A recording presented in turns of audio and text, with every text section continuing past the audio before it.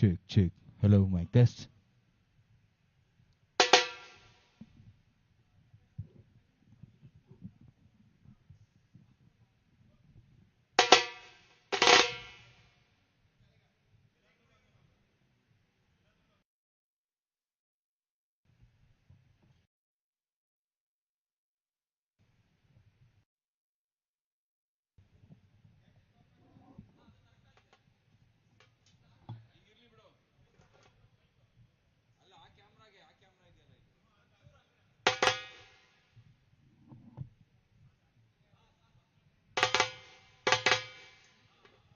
Check, check.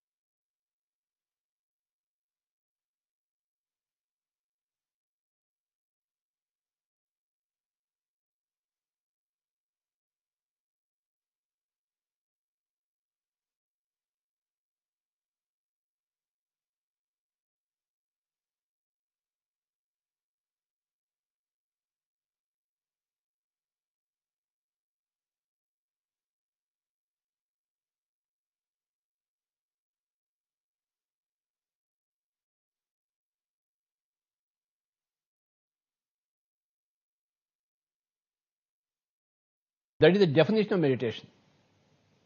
We are keeping on talking. When you have silence,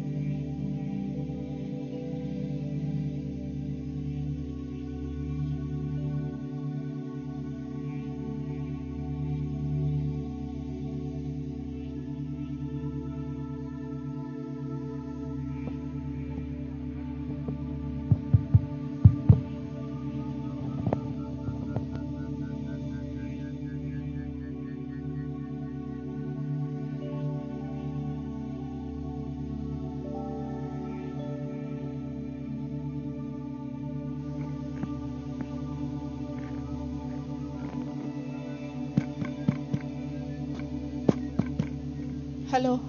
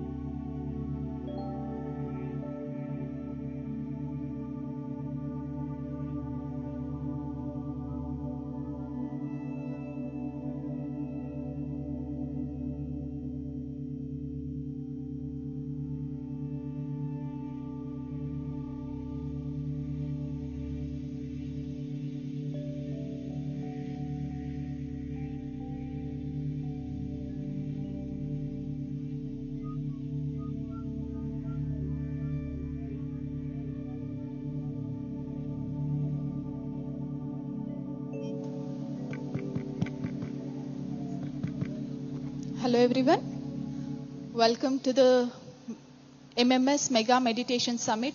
The program will start soon in 5 minutes. So please settle down. Thank you.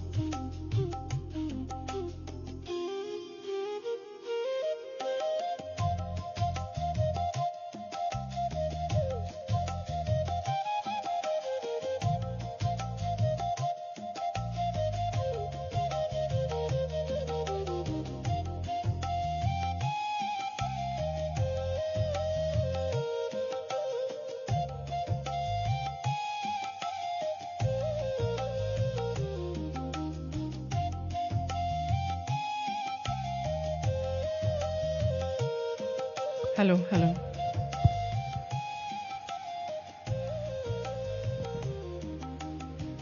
Namaste. Welcome everyone. We'll start in a short while, but before we start, we'll start with the basic principle, the foundation of PSSM, that Patriji laid long back in 1991, when Pyramid Spiritual Societies movement was just Pyramid Spiritual Societies. So I would ask everyone, if you're wearing glasses, please take off your glasses. Just sit comfortably. Clasp your hands, close your eyes, cross your legs. And we'll go into meditation for some time before this event kicks on. Because today, and as we do this, this is to a great start of 3 days. This is to a great start of what you're going to be in the next 3 days and what we'll be with each other. So I request everyone to please get into meditation. Just be with your breath and enjoy. Can we please have a light music for some time? We'll just meditate for 5 to 10 minutes and then we'll kick off. Thank you so much.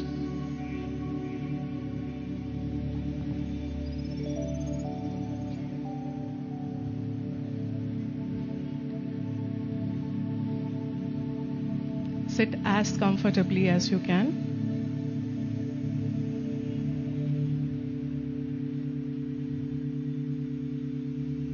Just be with your natural, gentle, easy, white breath.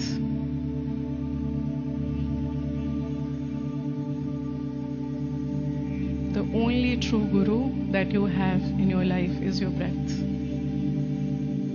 We learn from it, we become it, we live it in joyfulness, in heartfulness.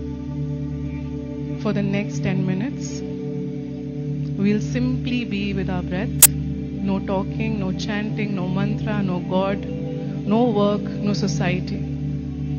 Just you and your gentle deep breath.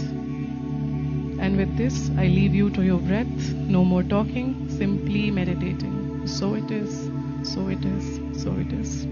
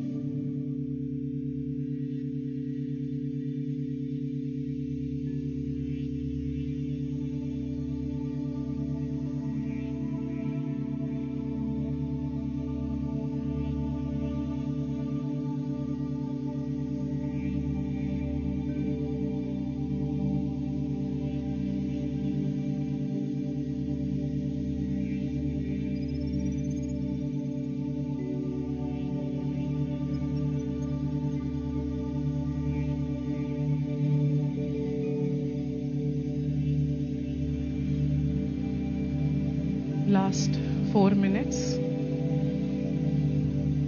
Just be with your breath. Do not open your eyes.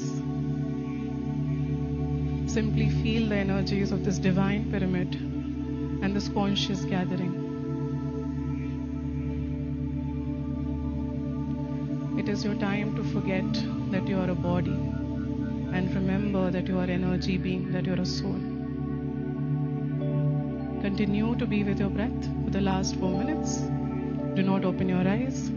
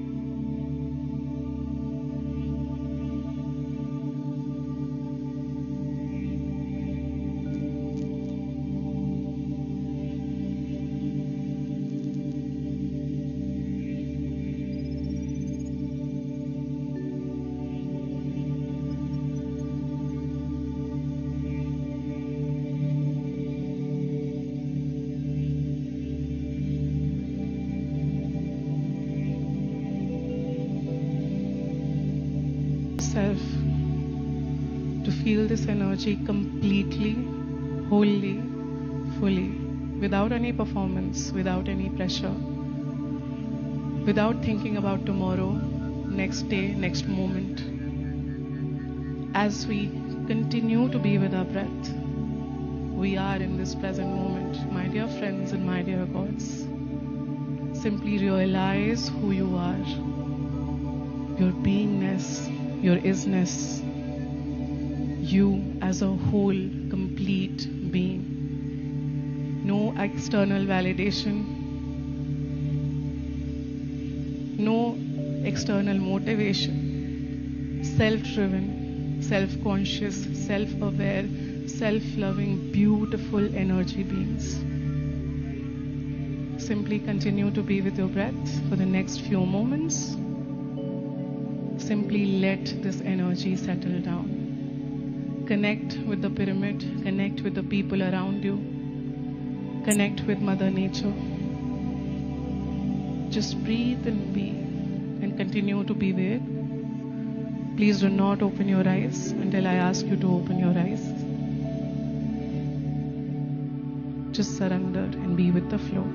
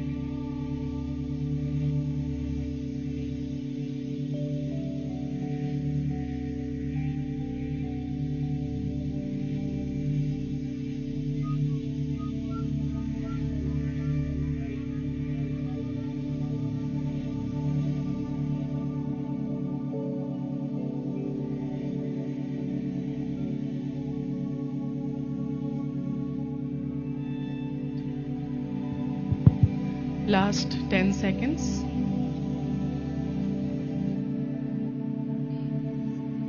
9, 8, 7, 6, 5, 4, 3, 2, 1, 0.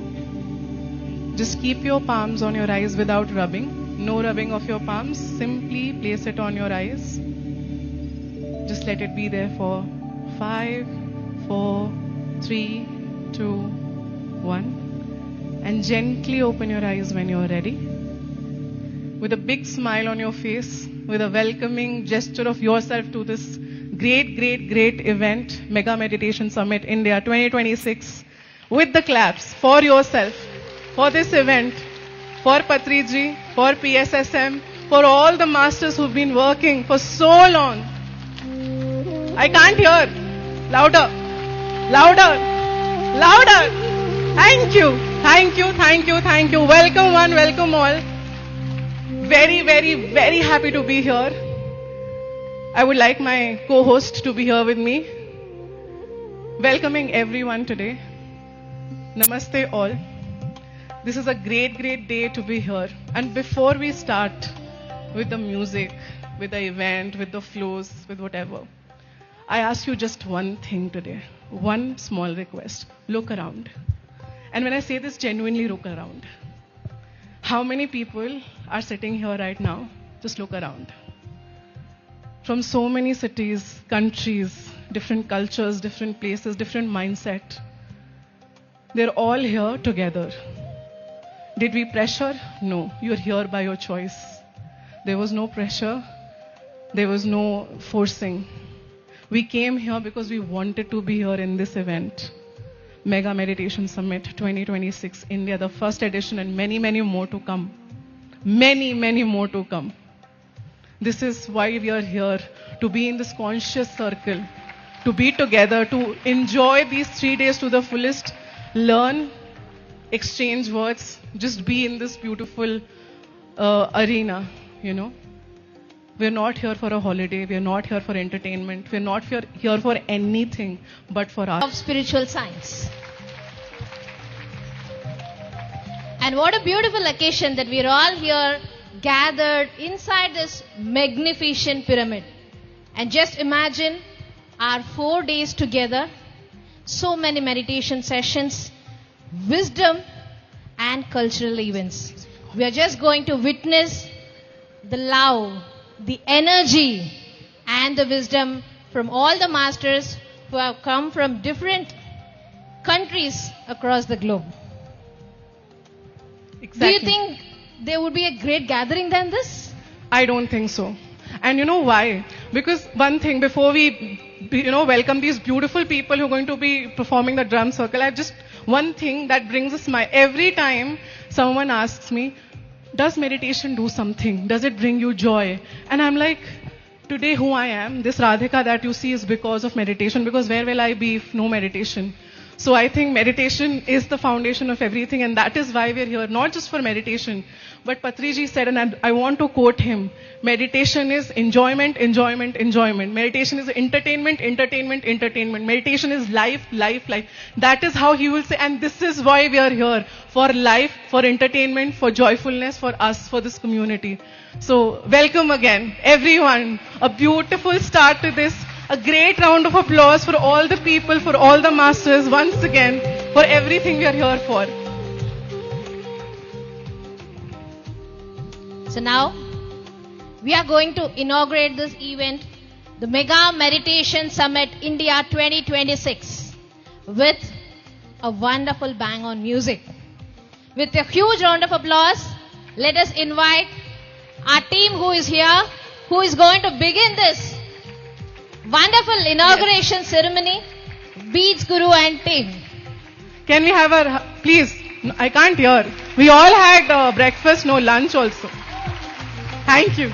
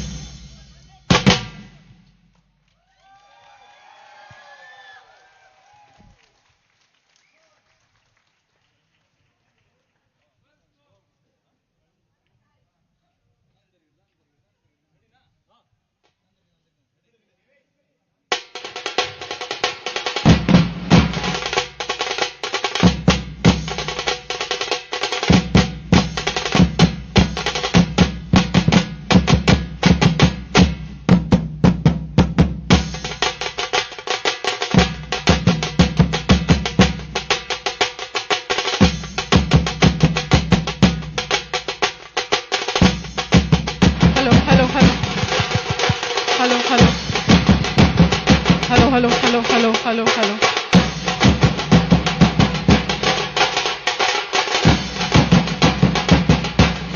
People at the back! Guys!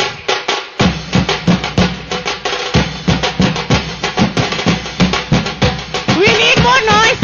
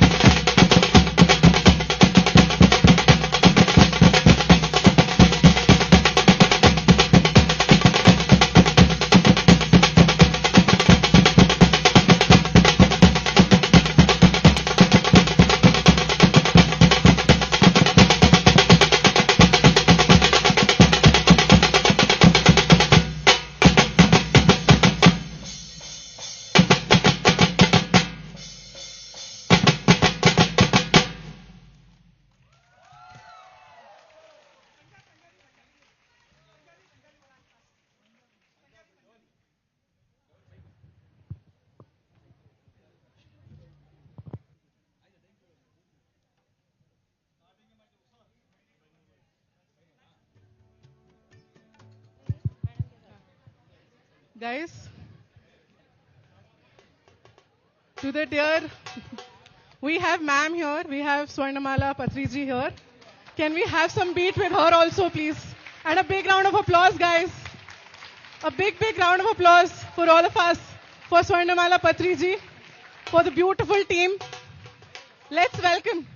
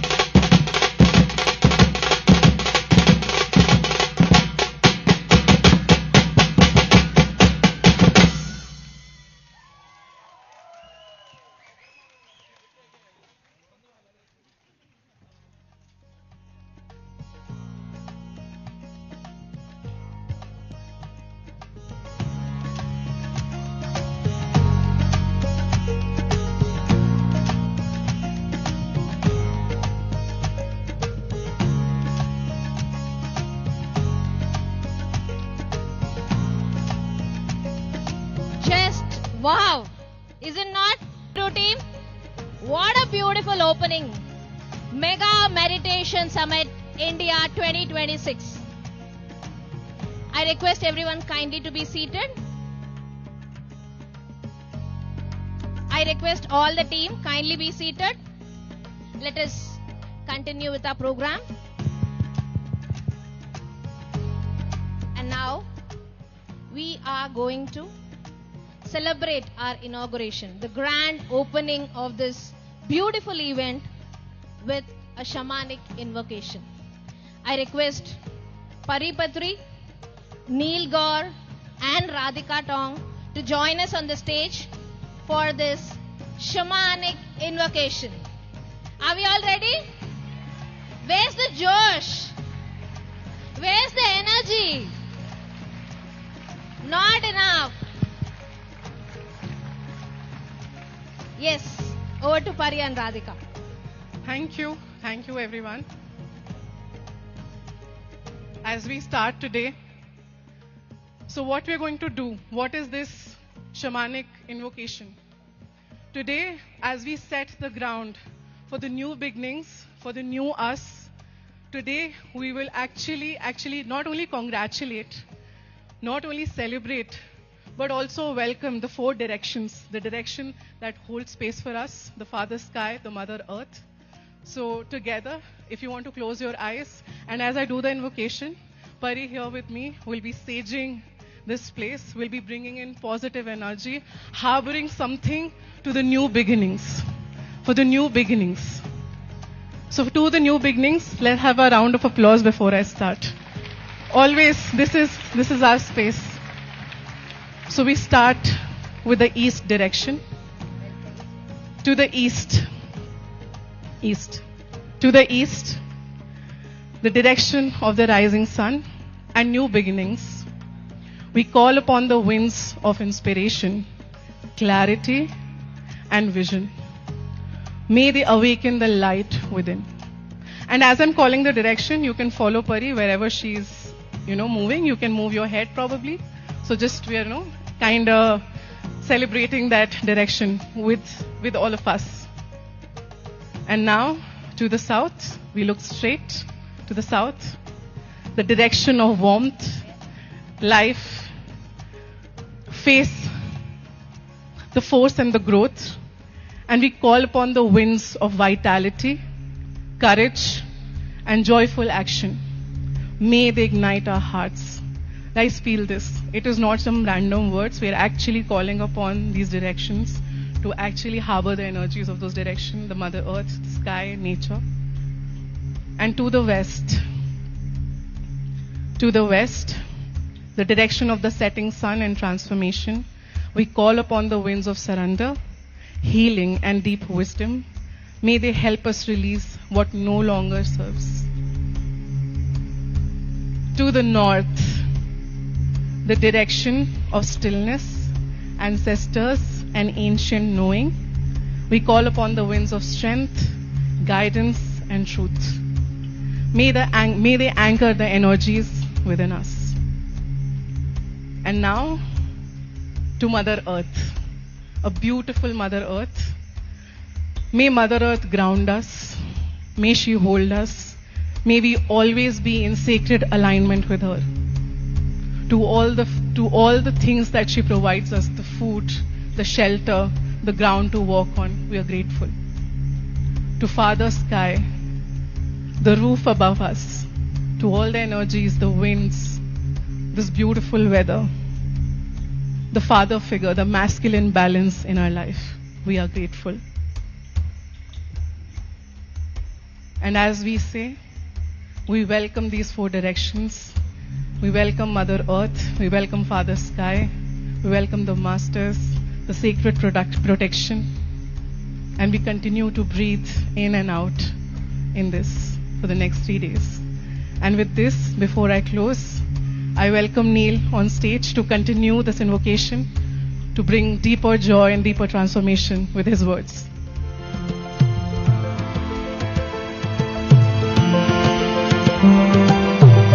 Over to you, Neil. Namaste. I feel before I do an invocation, I think there's this perfect opportunity for us to do 3 Oms together. So I would love for you to just take a deep inhale, exhale out, clear out your lungs. Inhale.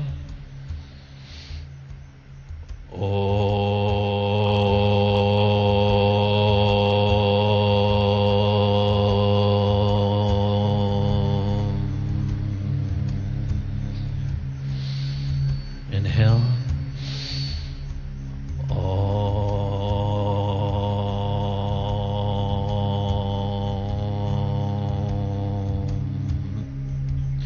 Deep, deep inhale in, filling up your lungs. One last time. Let it go.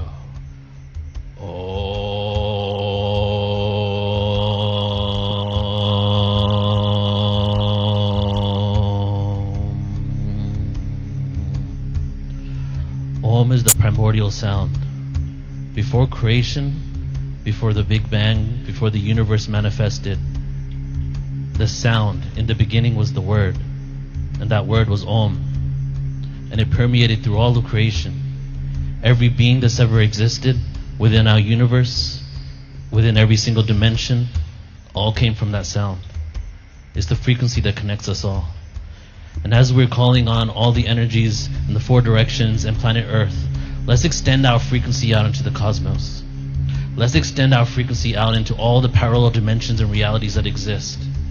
And send a beacon out to the universe that humanity is ready for the next level of awakening, for the next level of our consciousness. I call in not only all the beings, but we call in the highest aspect of ourselves. We call in our ancestors, all the great civilizations that have existed on this planet time before.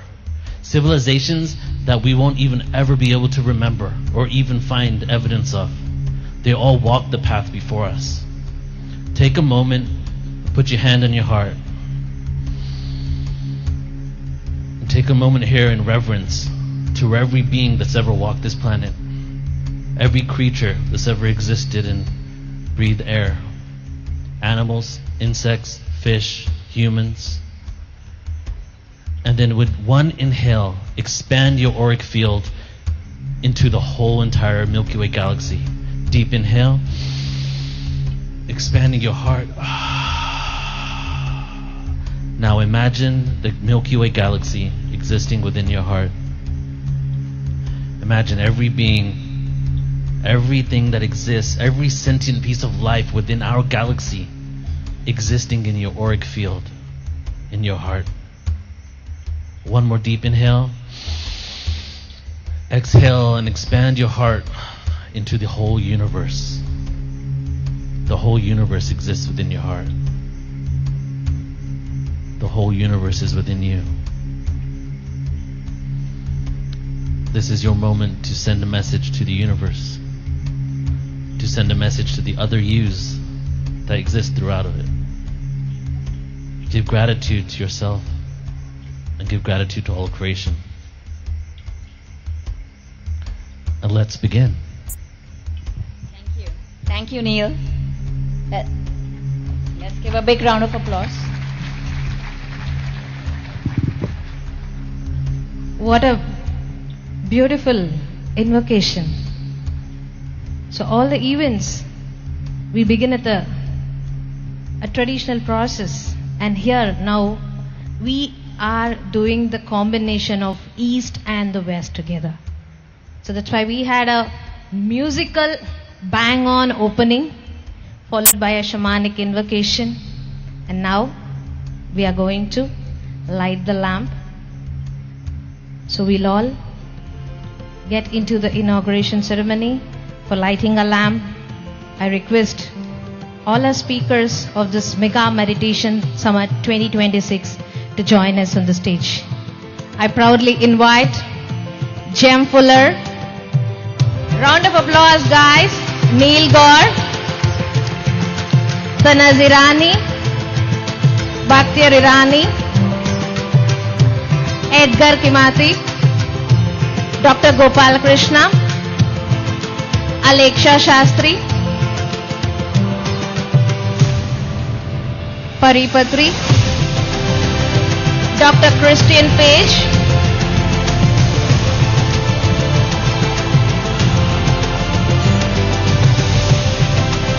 I invite our PSSM Global Coordinator Madhavi Mahakam, to join us on the stage for lighting the lamp.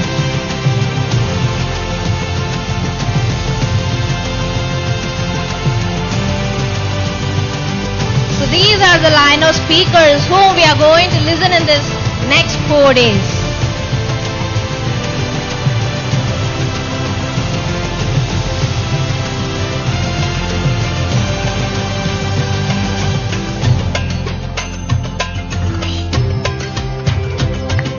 A huge round of applause to Swarnamala Patriji, who is the co-founder of Pyramid Spiritual Societies movement.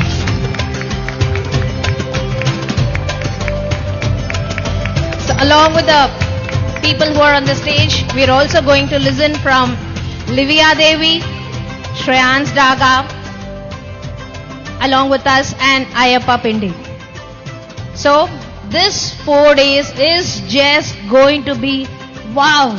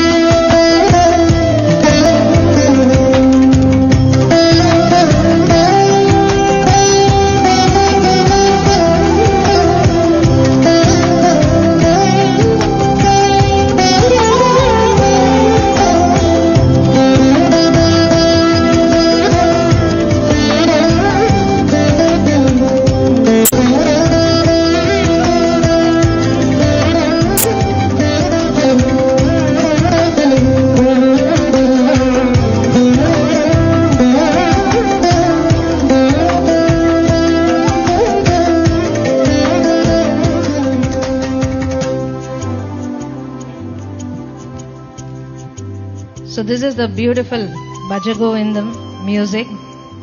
So the moment we listen to this, I too remember our dear Guruji Brahmarshi Patriji.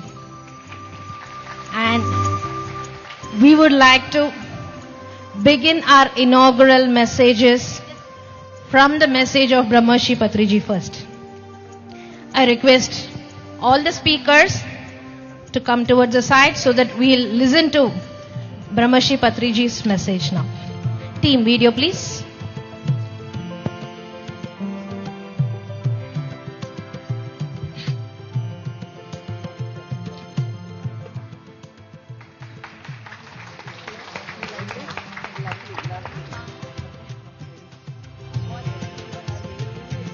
My pranams, my salutations to all the Pyramid Masters across the whole world.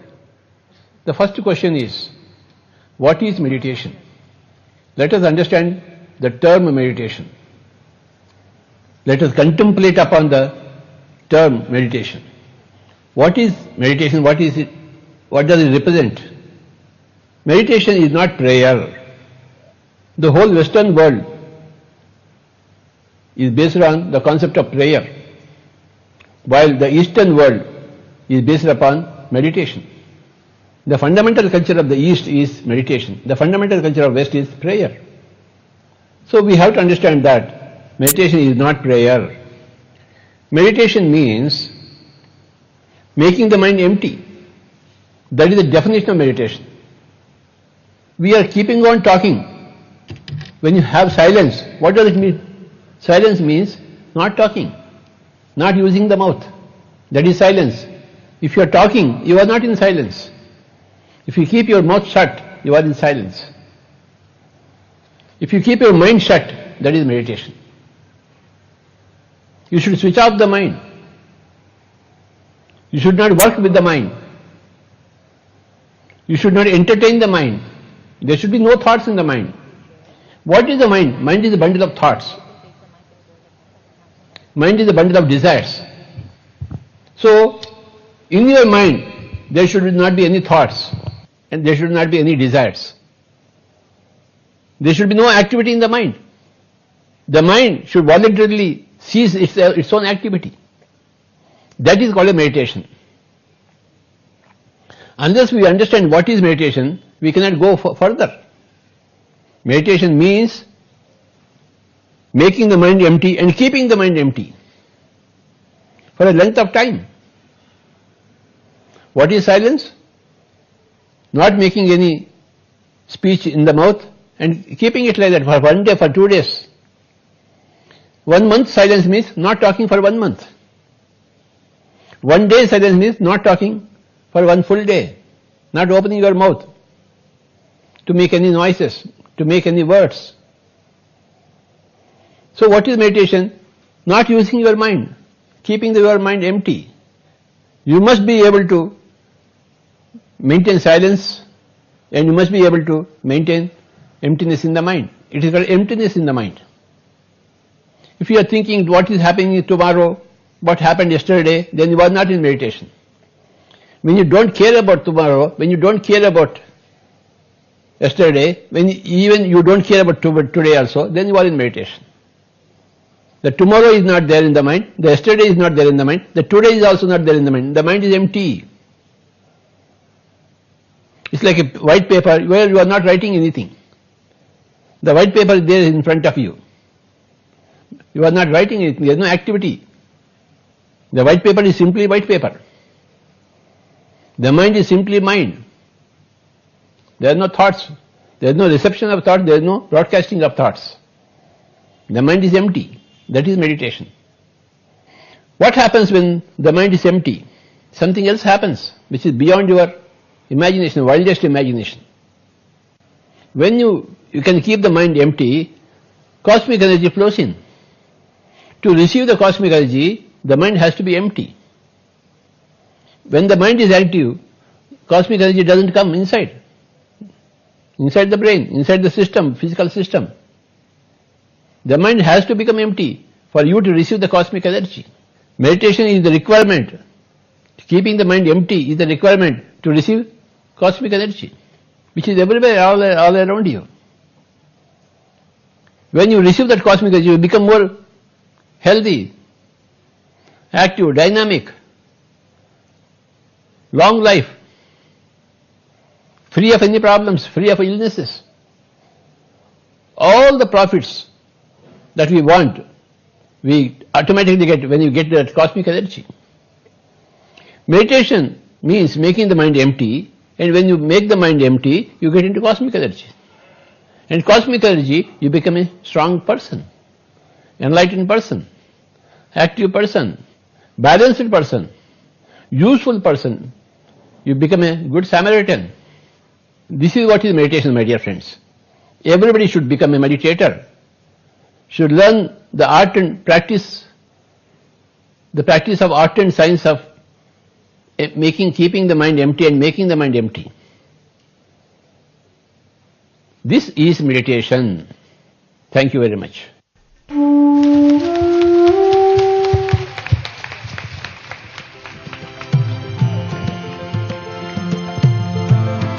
Radhika, do you think Patriji is the man of simplicity? Yes, absolutely. Because about meditation, making our mind empty, with just one statement, I guess he has given the encyclopedia in it. And that's how the Grand Master is. That's how when a person is with abundance of wisdom can give the whole of complexity into simple words.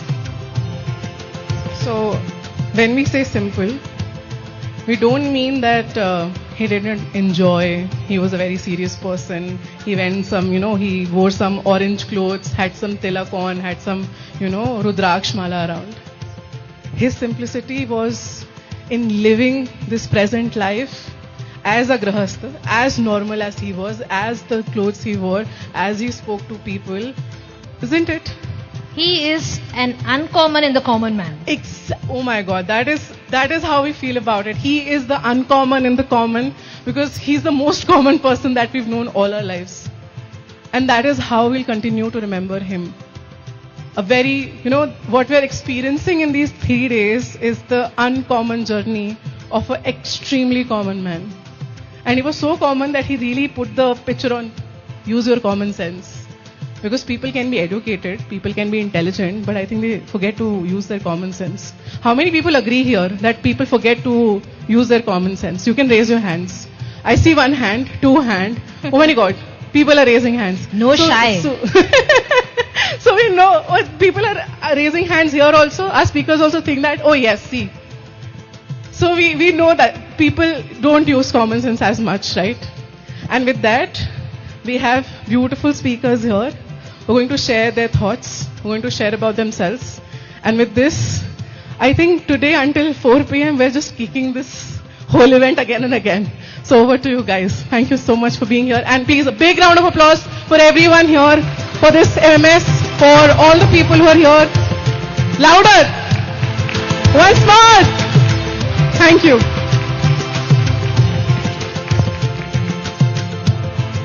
Welcome everyone. We are here in Mega Meditation Summit.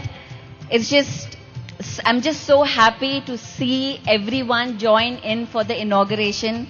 To all the masters around the world, the Kerala masters, the Andhra, the Telangana, the North, Gujarat, and of course to all our masters from all around the world who are here, from all the backgrounds. It's truly a global moment because on the stage, the stories that are going to be shared on this stage is that of an ordinary man, is that of an extraordinary story of an ordinary man, of every story here that is going to happen. So I'm truly, truly grateful to be sharing this stage with everyone. But before I say anything, I would like my mother, Swarnamala Patri, and the co-founder of Pyramid Spiritual Societies movement to say a few words.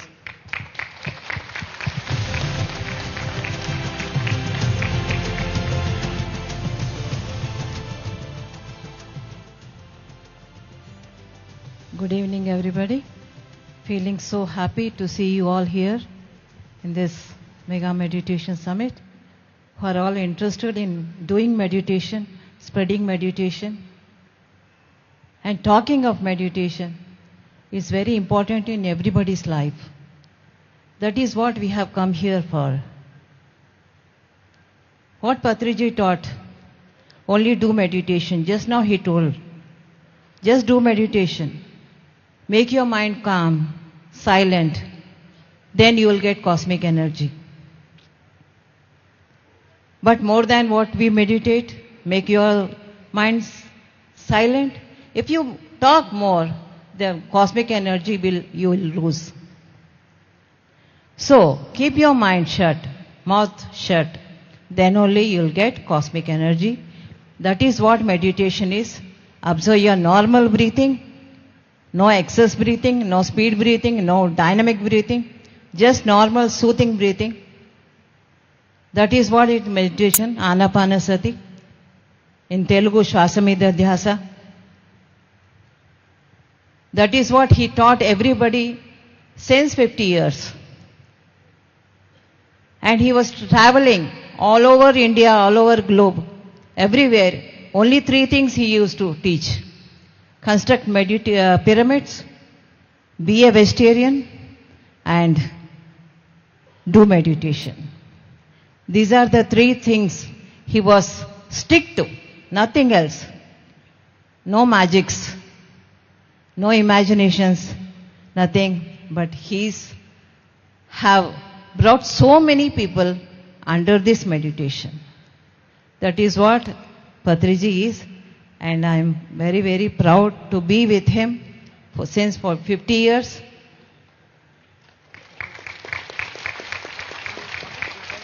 I have learned so many things from him.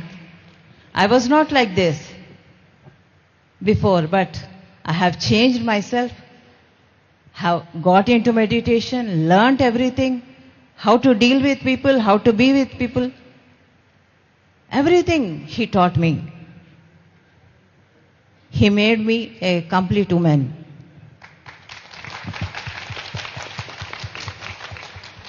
That is what is meditation for. That is what is relationship is for. You have to learn from each other and become complete. Thank you very much and enjoy 3 days. అందరూ బాగా enjoy చేస్తున్నారా? తెలుగులో చెప్తున్నాను. బాగా enjoy చేస్తున్నారా?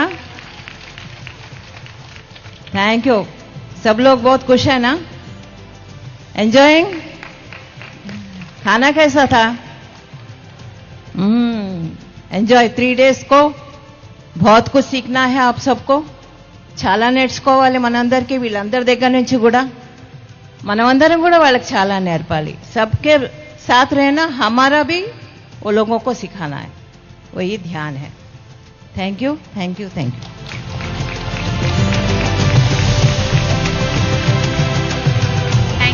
Thank you so much for this message. She was like, I'm not going to come on the stage, I'm going to watch on TV.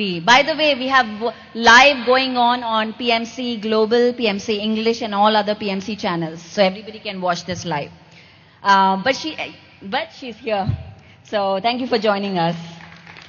And now I would like to invite, see this movement, Tanas and Bhaktiar, I have to introduce this movement to you guys. This movement is all about grassroots. Is all about the everyday common man realizing that they create their own reality. Realizing that there is no one who will give them approval or validation. It is their own self. So, from that stage, I would like to invite Dr. Gopal Krishna, who has been in the grassroots level and seen this movement, and he has traveled from village to village, not in cities, but villages, to teach meditation, to build pyramids, and to teach about how we can heal ourselves. So, Dr. GK. Thank you very much. So, pranams to Brahmarshi Patriji and all the dignitaries on the stage and Sonamala Patri madam. So this is really a great moment for me. As a medical doctor, young student, I introduced to Patriji 30 years ago. And then Patriji speaks just with a 70 to 100 audience in front of him. We are going to complete the Jnana Jagat, Pyramid Jagat and Shakahar Jagat. And that is the day we are here today, guys. Because initially 10 years ago he went to USA but spent most of the time in the room because he don't want to spend his time where there is no plant-based diet. But today, globally, with the great vision of Patriji through Pyramid Meditation channels, beyond the borders, the meditation, plant-based diet and pyramid power has tremendously expanded. And now we need to shift our focus towards the global level. That is what the great vision by Paripatri, and miraculously from US it was brought to India. And to capture this opportunity, I invited all the masters, and there are hundreds of people who gathered today to understand the vision of Pyramid Jagat, Shakahar Jagat and Meditation Jagat. We know we have all our relatives across the globe. We are just going and coming to meet them. From now onwards, we are going to other countries only to spread the message, and we invite all the global masters like who are all there here to India to show all the work that we have done, nook and corner of the village to big pyramids we built across the India. So thanks to all the global masters to come, and thanks to all the Indian masters and Asian masters to come to this first event.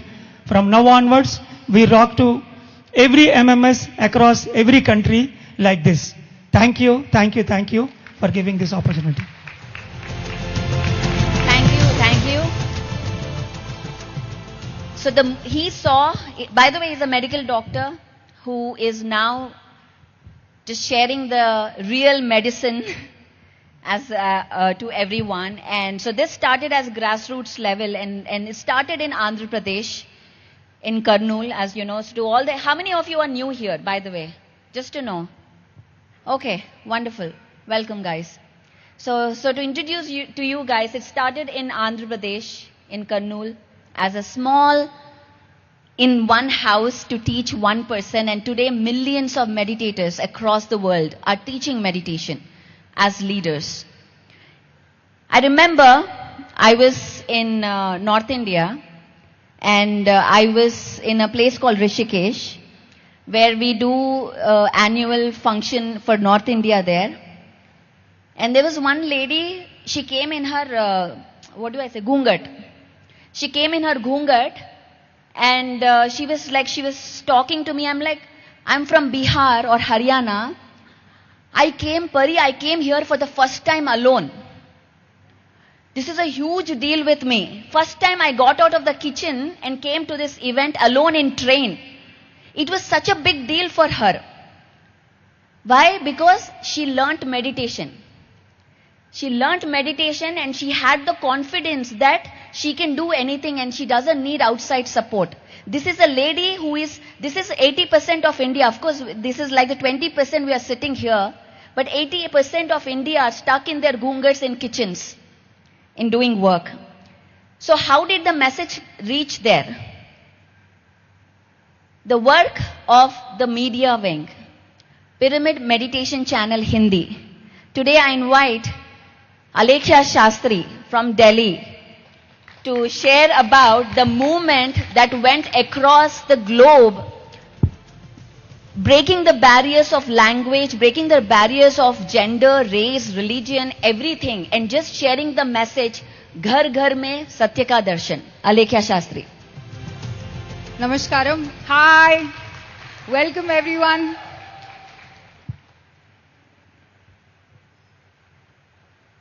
There has been an evolution of time. Samyam Kalam Paristitilo, things keep changing.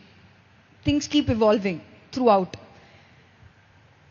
When information had to be communicated with each other through ancient times, they first found words. Earlier it was sound, then we got words to express what we wanted to say. Words got meaning. Then words became something more intricate, then there was scriptures, writing. And then they became different instruments to communicate, to keep sharing with each other. When the Vedas, the ancient scriptures of India, when they had to be communicated, it was first through sound and then through teaching. And today, the message of meditation that we all know, the need of the hour in the world where there's so much destruction, there's so much calamity, there's so much atrocity that is happening across the globe. We all know that we want peace. Is there anyone here who says, I want something other than happiness? How many of us want happiness? Can we raise our hand? Evarki anandam kavali valla jeevitamlo? Andarki kavali.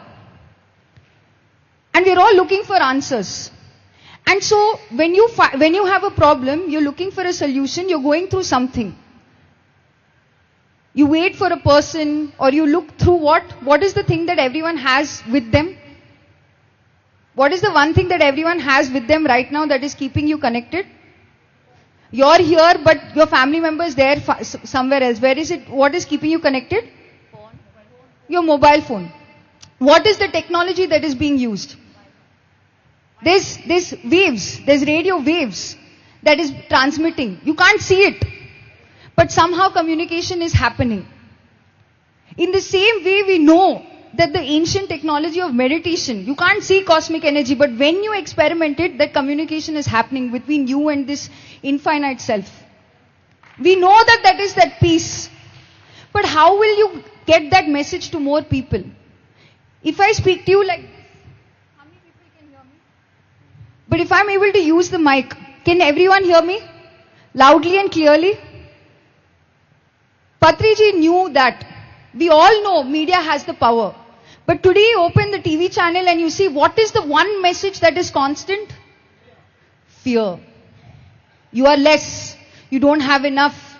You need Fair and Lovely to look better. Now in this time where media and education and health, GK sir spoke about health. Everyone has a health challenge. Everyone has one cell phone in their hand. In 2017, Patriji knew the revolution that is going to come. Everything that he spoke, he was a visionary. He was not a master who said, come touch my feet. He said, we are all gods. And that message, to transmit that message in 2017, from his vision came Pyramid Meditation Channel. You can't see in the waves. You will think it's a YouTube channel or a satellite channel. But the transmission of that positive message of you create your own reality. We create our own reality all the time through our thoughts, words and actions. Is transmitted all the time. So thanks to PMC Telugu, which became a satellite channel in 2018. PMC Hindi, which became a satellite channel in 2023. We have today Pyramid Meditation Channel in over 18 languages. The only positive media channel which only spreads one message, that we are all gods. And that is the power that we have today. Your one message, someone somewhere is waiting to stay connected, to listen to your message, to hear your inspiring story so that they can start their journey. Everyone is seeking the same thing, peace. We know the answer is meditation. And media is making that communication so much more easier. So Pyramid Meditation Channel is the third eye of Pyramid Spiritual Society's movement. The Divya Chakshu, the third eye which has only single pointed focus to spread the spiritual science truths of the spiritual realities to the whole of the globe. And through it, surely and steadily together, we will have Dhyana Jagat. We will have every person become a vegetarian, a meditator, a vegetarian, a plant-based diet, and we will use these mega structures to harness this cosmic energy to make this planet heaven on earth once again. And that is what the message is of Mega Meditation Summit, that we all come united together with that common message. We all have been transformed. And now we take this energy and transform the rest of the world. Thank you. Thank you, Alekhya. And by the way, this whole event is supported, has extreme support from PMC Telugu. Let's give a big round of applause to PMC Telugu team for dedicating their resources, their time to make this event possible. So thank you, PMC team, Telugu team here. And now let's go across the globe. Of course, we saw a rural beginnings from Dr. GK. We'll go into urban as well. So this stage is a combination of every sector of life, every background of life. I want to now invite my very, very, very dear friend who is from Kenya, Africa, who is here volunteering. He's a speaker, he's an anchor, he's like, just give me everything, I'll do whatever you like. And he's such an amazing human being, and who is here just to serve and take this message to Africa. He's been serving in Africa in 5 countries, taking this meditation, plant-based living to Congo, Uganda, Nigeria, Kenya and South Africa. Is that correct? Yeah. So 5 countries in Africa are now meditating. Meditation has gone there. And he is our dear pyramid master, Edgar. Thank you. Thanks, Pari. I'll start by saying hello in Swahili, which is my language. By the way, Hakuna Matata is Swahili. Okay. Hakuna Matata, probably know that.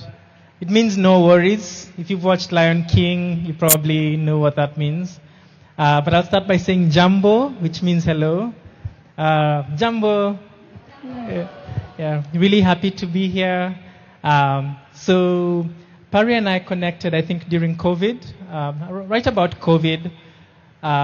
So what happened just before COVID is I had quit my job, and the plan was to travel for a while just to meditate and just see where life takes me.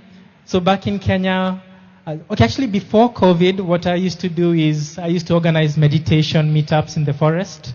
So I'd invite people, anybody really, just who wants to come and meditate, let's meet up in the forest. So we'd all sit there for a few minutes. So that's how it all started. Up until then, I used to do my own private meditation. So we used to have very small groups. And then I came to India, then COVID found me in India. Then when I went back to Kenya, we couldn't meet in person anymore. So that's where we went online. And since then, it's, from having a few people in the forest meditating, I think we have probably more than 5, maybe 6,000 people as a collective across different countries in Africa, which is what she mentioned. So we call ourselves Conscious Africa. Because I'm in Kenya, we've been going by the name Conscious Kenya. And it's basically it's a collective of anybody who wants to live a happy, healthy, conscious, kind, compassionate, awake life. And that's also when I traveled to Egypt, and then a friend who's also a meditator, who's a friend of Pari, mentioned me to Pari, and that's how, long story short, that's how I'm here now. So I'm really happy to be in Bangalore for the first time. And I think as the event goes on, I'll be speaking about meditation without borders. But also because I think I'm probably the only one from Africa here, so I feel like I represent a whole continent. So no pressure, right?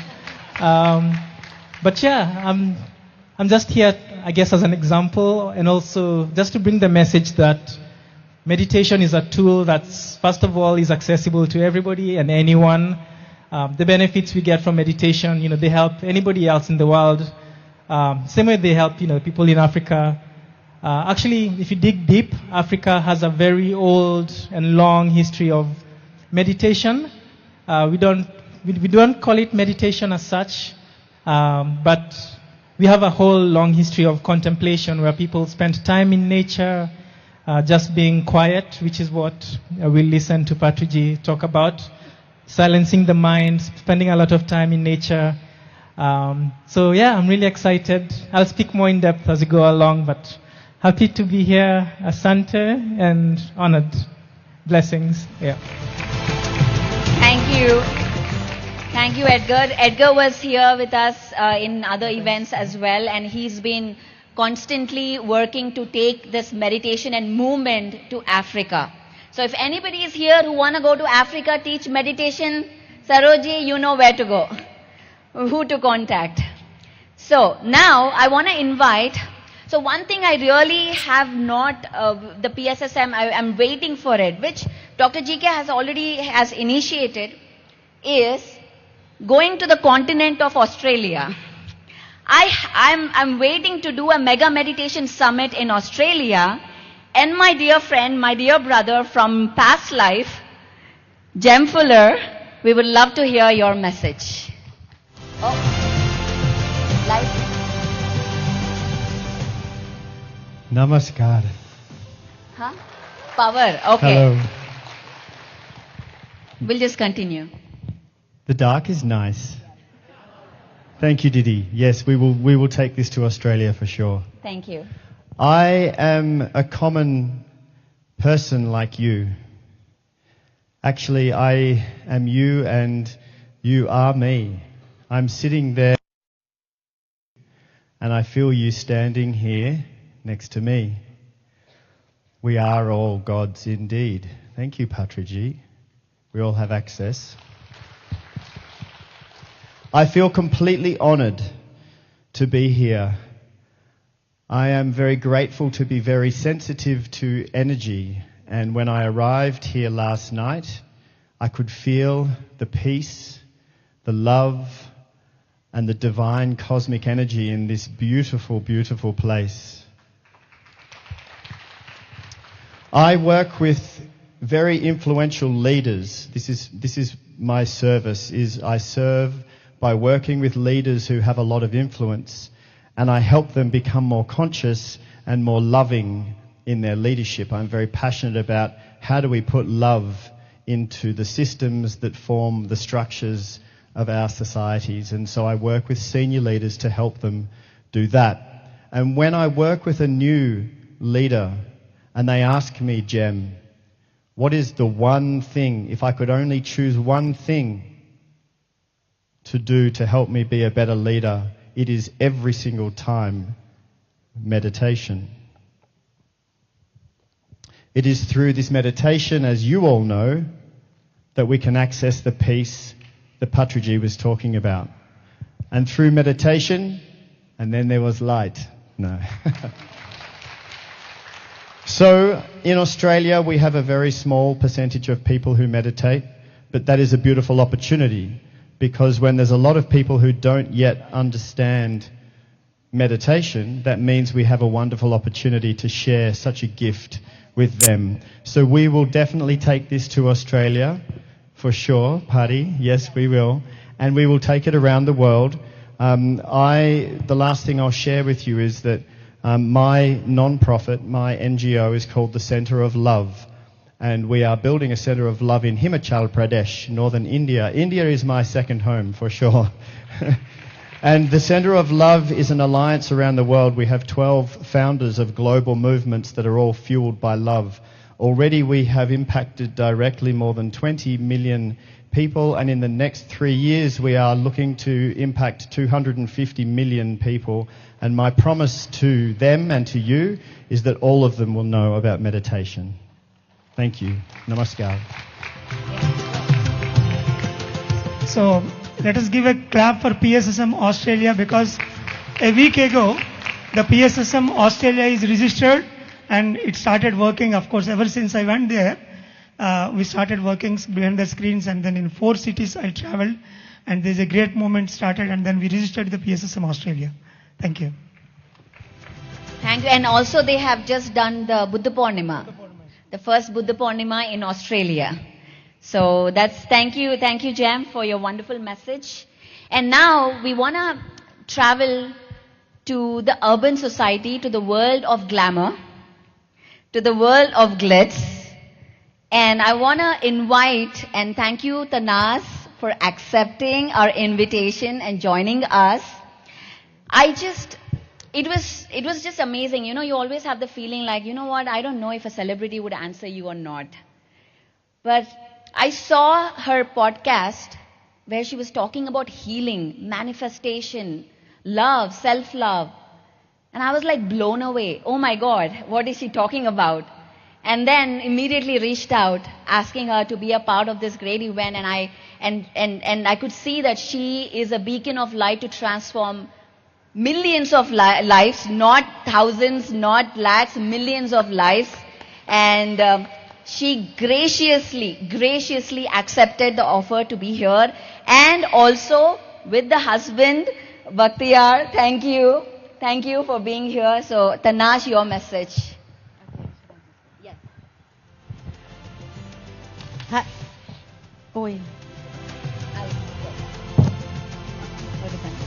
Hello everyone. Good afternoon. सब लोग सो गए क्या? तम लोग को सूता छो? जगाड़ी काढू तमने? જરાક તો એનર્જી, આપણે તે જ વિષયમાં વાત કરીએ છીએ ને? Energy. Yes? I just want to give a small introduction about myself. I have been in the entertainment business for the last 33 years. That was much before many of you all must have been born, maybe not in this room. And I always wanted to be an actress. I come from a very quintessential Parsi family where we only speak English, but I wanted to be a part of the Bollywood Hindi industry. I did not have the resources to be an actress. I just became very resourceful. And I'm talking about the time when there was no word like manifestation, there was no word like energy floating around the place. We had black and white TV. We did not speak about dreaming. We did not speak about, I'm going to, visualize this or manifest this or journal this. But I'm going to fast forward. But everything that happened in my life happened because of manifestation. I am a product of manifestation. From the age of 8 years old, in them days, I used to only eat, sleep, breathe, and speak about acting. The entire universe served me my career. The entire universe served me everything, my name, my fame, my accolades, my trophies. I never had to work a day for everything that I got.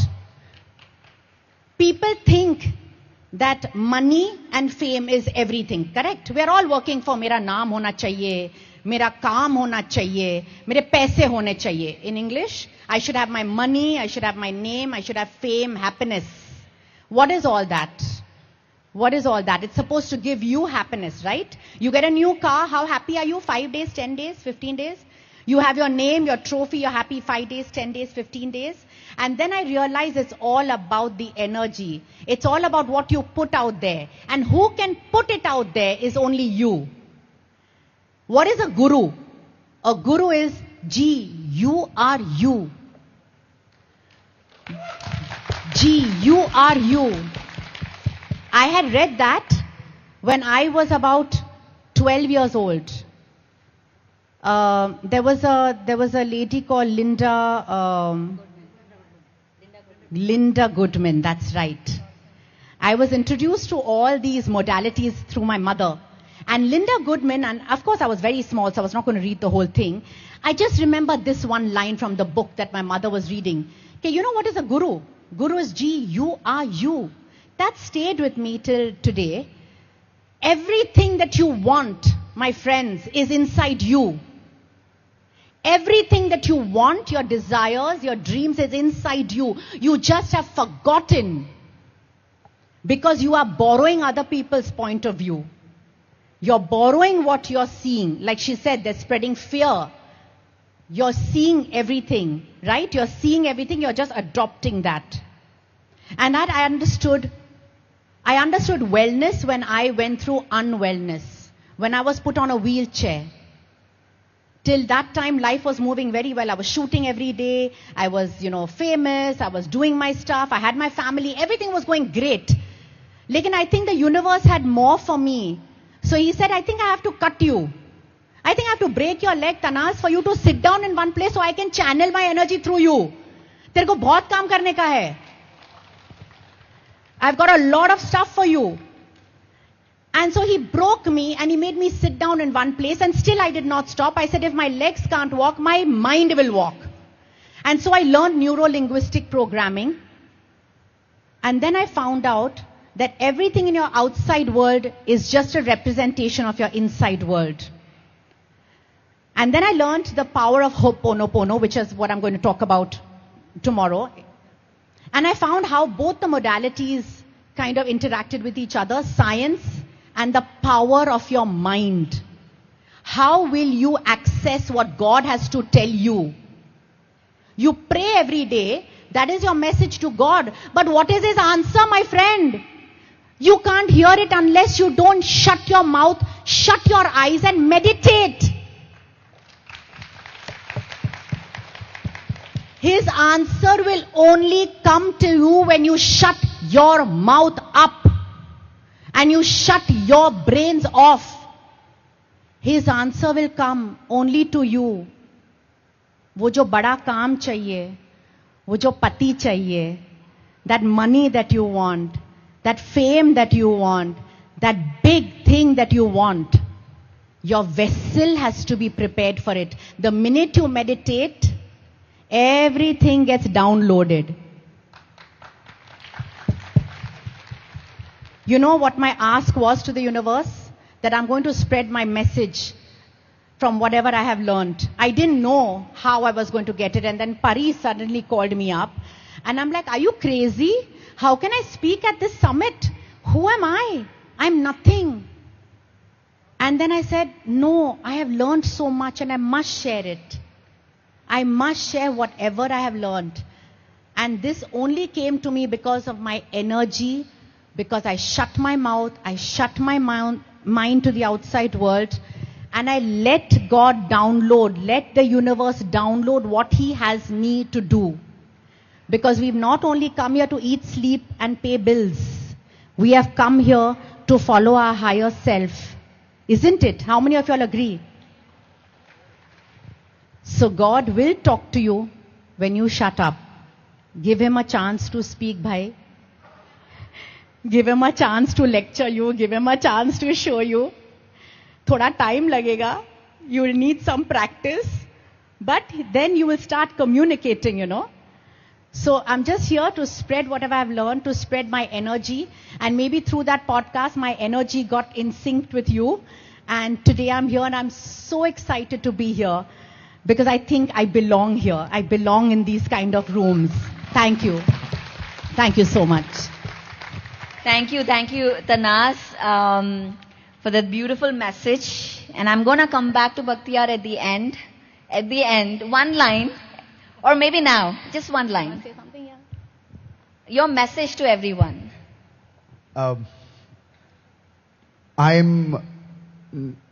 I'm just everything that all these people, lovely people have said. I'm just the opposite. Okay? I don't know meditation. I have never done it in Mumbai because if you sit down, there is one bhajiwala selling loudly something. Then there is a truck passing by with a lot of noise. But I don't know, just at the start, the video that I saw, that stayed with me. And I hope that stays with me. Because, in short, he said, shut up.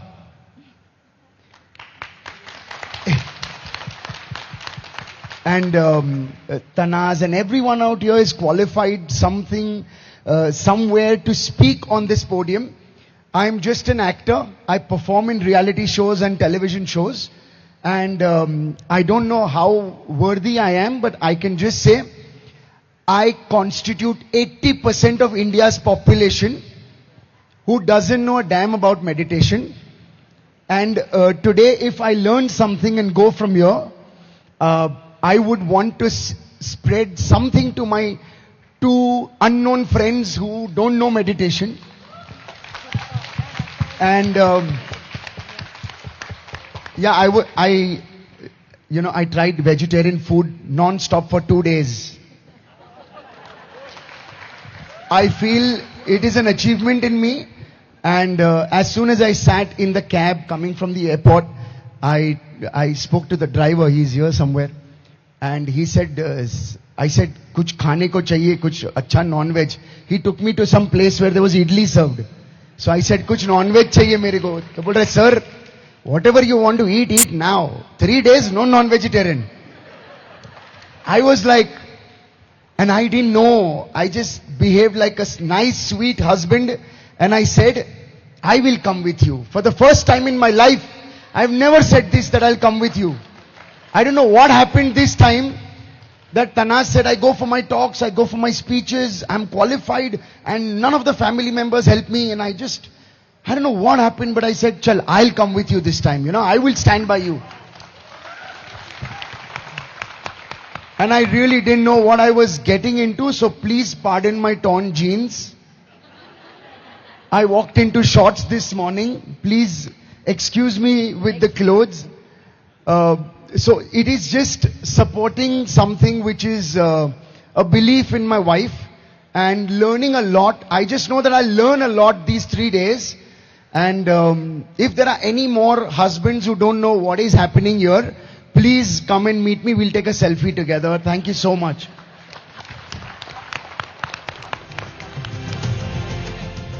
That was amazing. Thank you, Bakhtiyar, for your honest speech right there. Thank you for being authentic. This is a stage of authenticity and speaking your truth. So now, moving on to, I want to invite Christine, who I recently got in touch with her.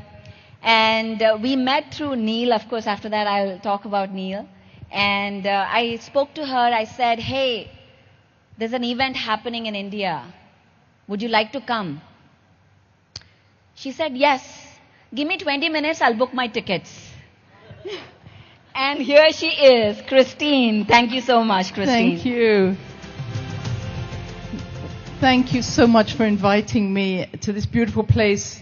I have to say this is a very new organization to me, and yet it feels very old. There's nothing you're saying that isn't true to my own heart. And to be in this amazing pyramid, I have traveled to many pyramids in the world. This just carries such a beautiful energy, a powerful energy of healing, connection, and oneness. I don't see common people out here. I see extraordinary beings out here. Thank you for coming into my presence. I am so honored. There is not one of you who is not extraordinary, unique, and has been called to be on this earth at this time. All that happened is you forgot who you were.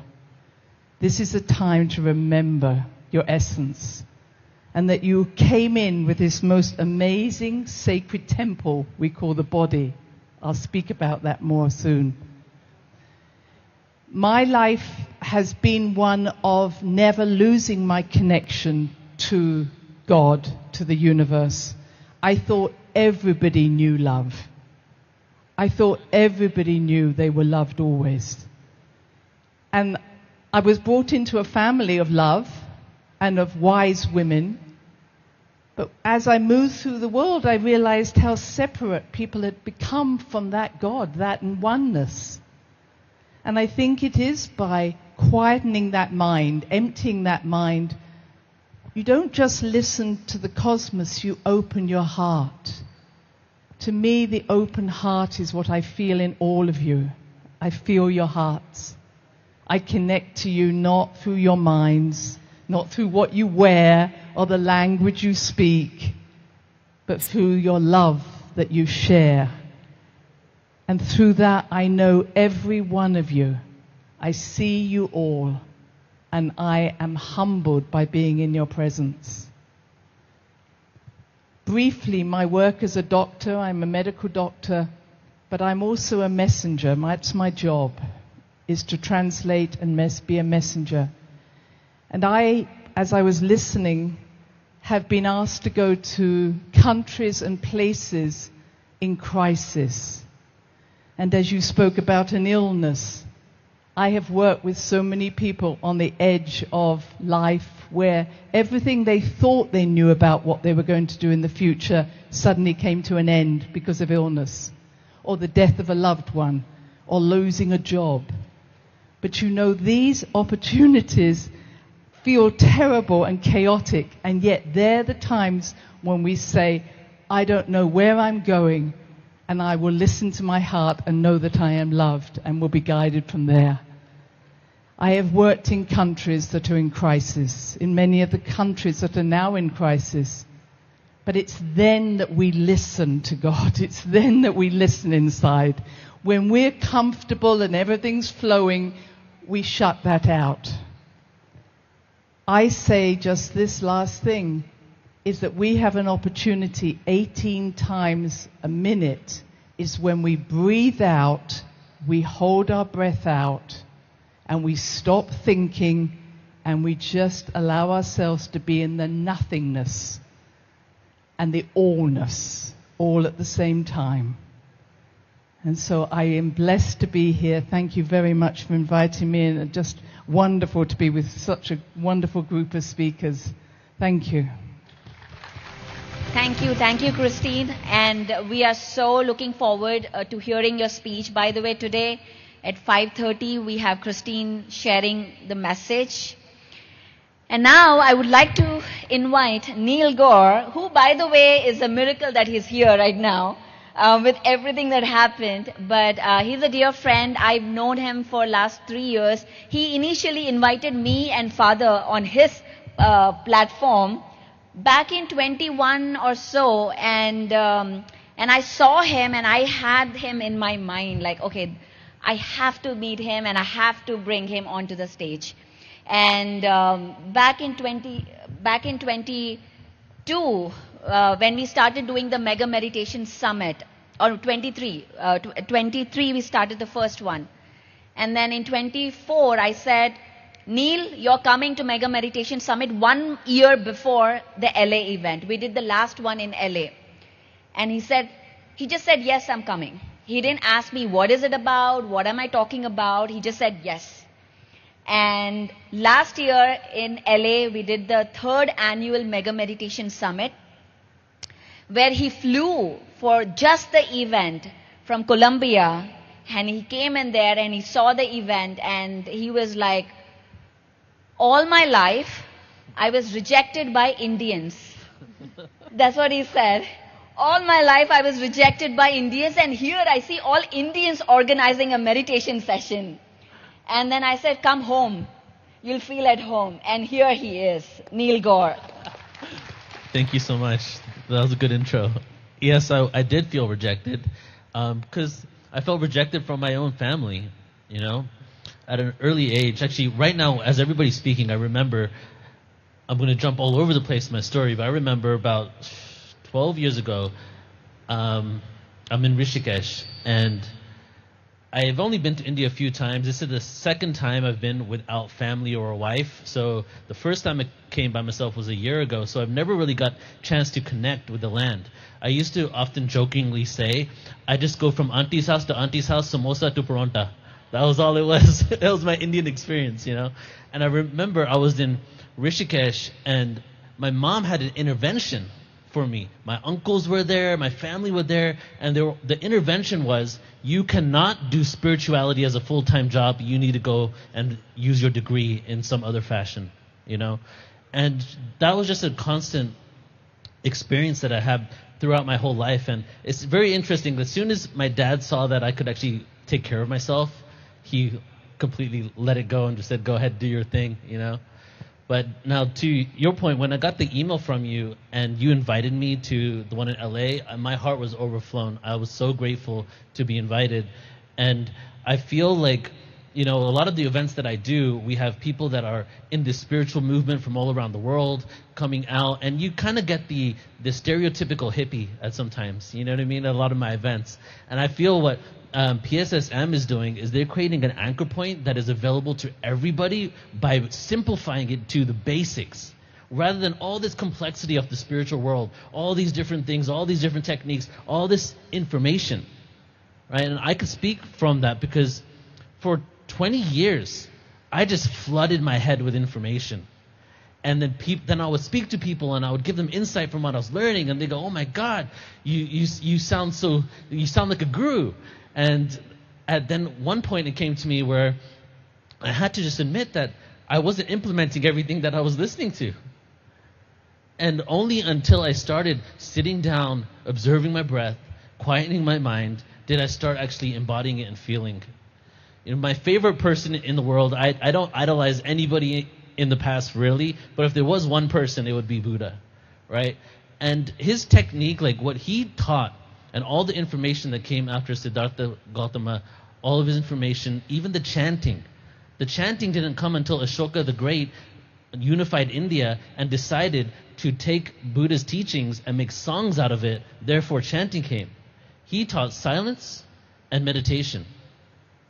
And I've been to a few Vipassana meditation retreats. I've been to around 6 of them, and they're 10 days. And I went to one a couple years ago, and on the 6th day of my 6th 10-day silent meditation retreat, all of a sudden I felt like, I'm finally getting it. And I felt what Buddha calls the kalapas. Right? Anybody heard of kalapas before? So there's 2 terms from Buddha's time that he came up with. Kalapas, it translates to subatomic particle. Sankhara is impurity. And the technique with anapana and breath is that when you get to a place where you're not reacting to the physical sensations, the emotional reactions, all of a sudden, the gross sensations on your body, you feel some air on your face, you feel some perspiration, becomes the subtle sensations. And then the subtle sensations become the kalapas. You start feeling the subatomic particles. And inside the subatomic particles that we're all made out of are your sankharas, the impurities, everything that you acquired in this life and all the other lives. And by not reacting and being in a meditative state, and literally not only physically reacting to yourself, but also emotionally reacting to situations, you allow the sankharas to leave and you clear out your impurities. And that's what he did. And what did he do after he meditated and cleared out the karma of this life? He went and did that for all of his other lives, right? And then he achieved nirvana because he quite literally did spring cleaning on all of his incarnations, which is why he wrote a book about all of his incarnations, because he meditated to the point where he could see it all, right? And so I feel what we're doing here is we're finding not just a spiritual understanding, but a science, an ancient science of consciousness that is now presenting itself back on the planet. We're all acoustic quantum physics machines. We're made out of vibrations. Everything vibrates around us. And as one of the panelists was sharing earlier, that the signals are all around us always. The material, the subatomic particles that make up the stage that I'm on right now, on the subatomic level, look no different than I do. But then why is it that I see myself as physicality and you as physicality? What is going on? Who is the coder? What does consciousness project, and how does it project reality? We're only beginning to scratch the surface of what and who we really are.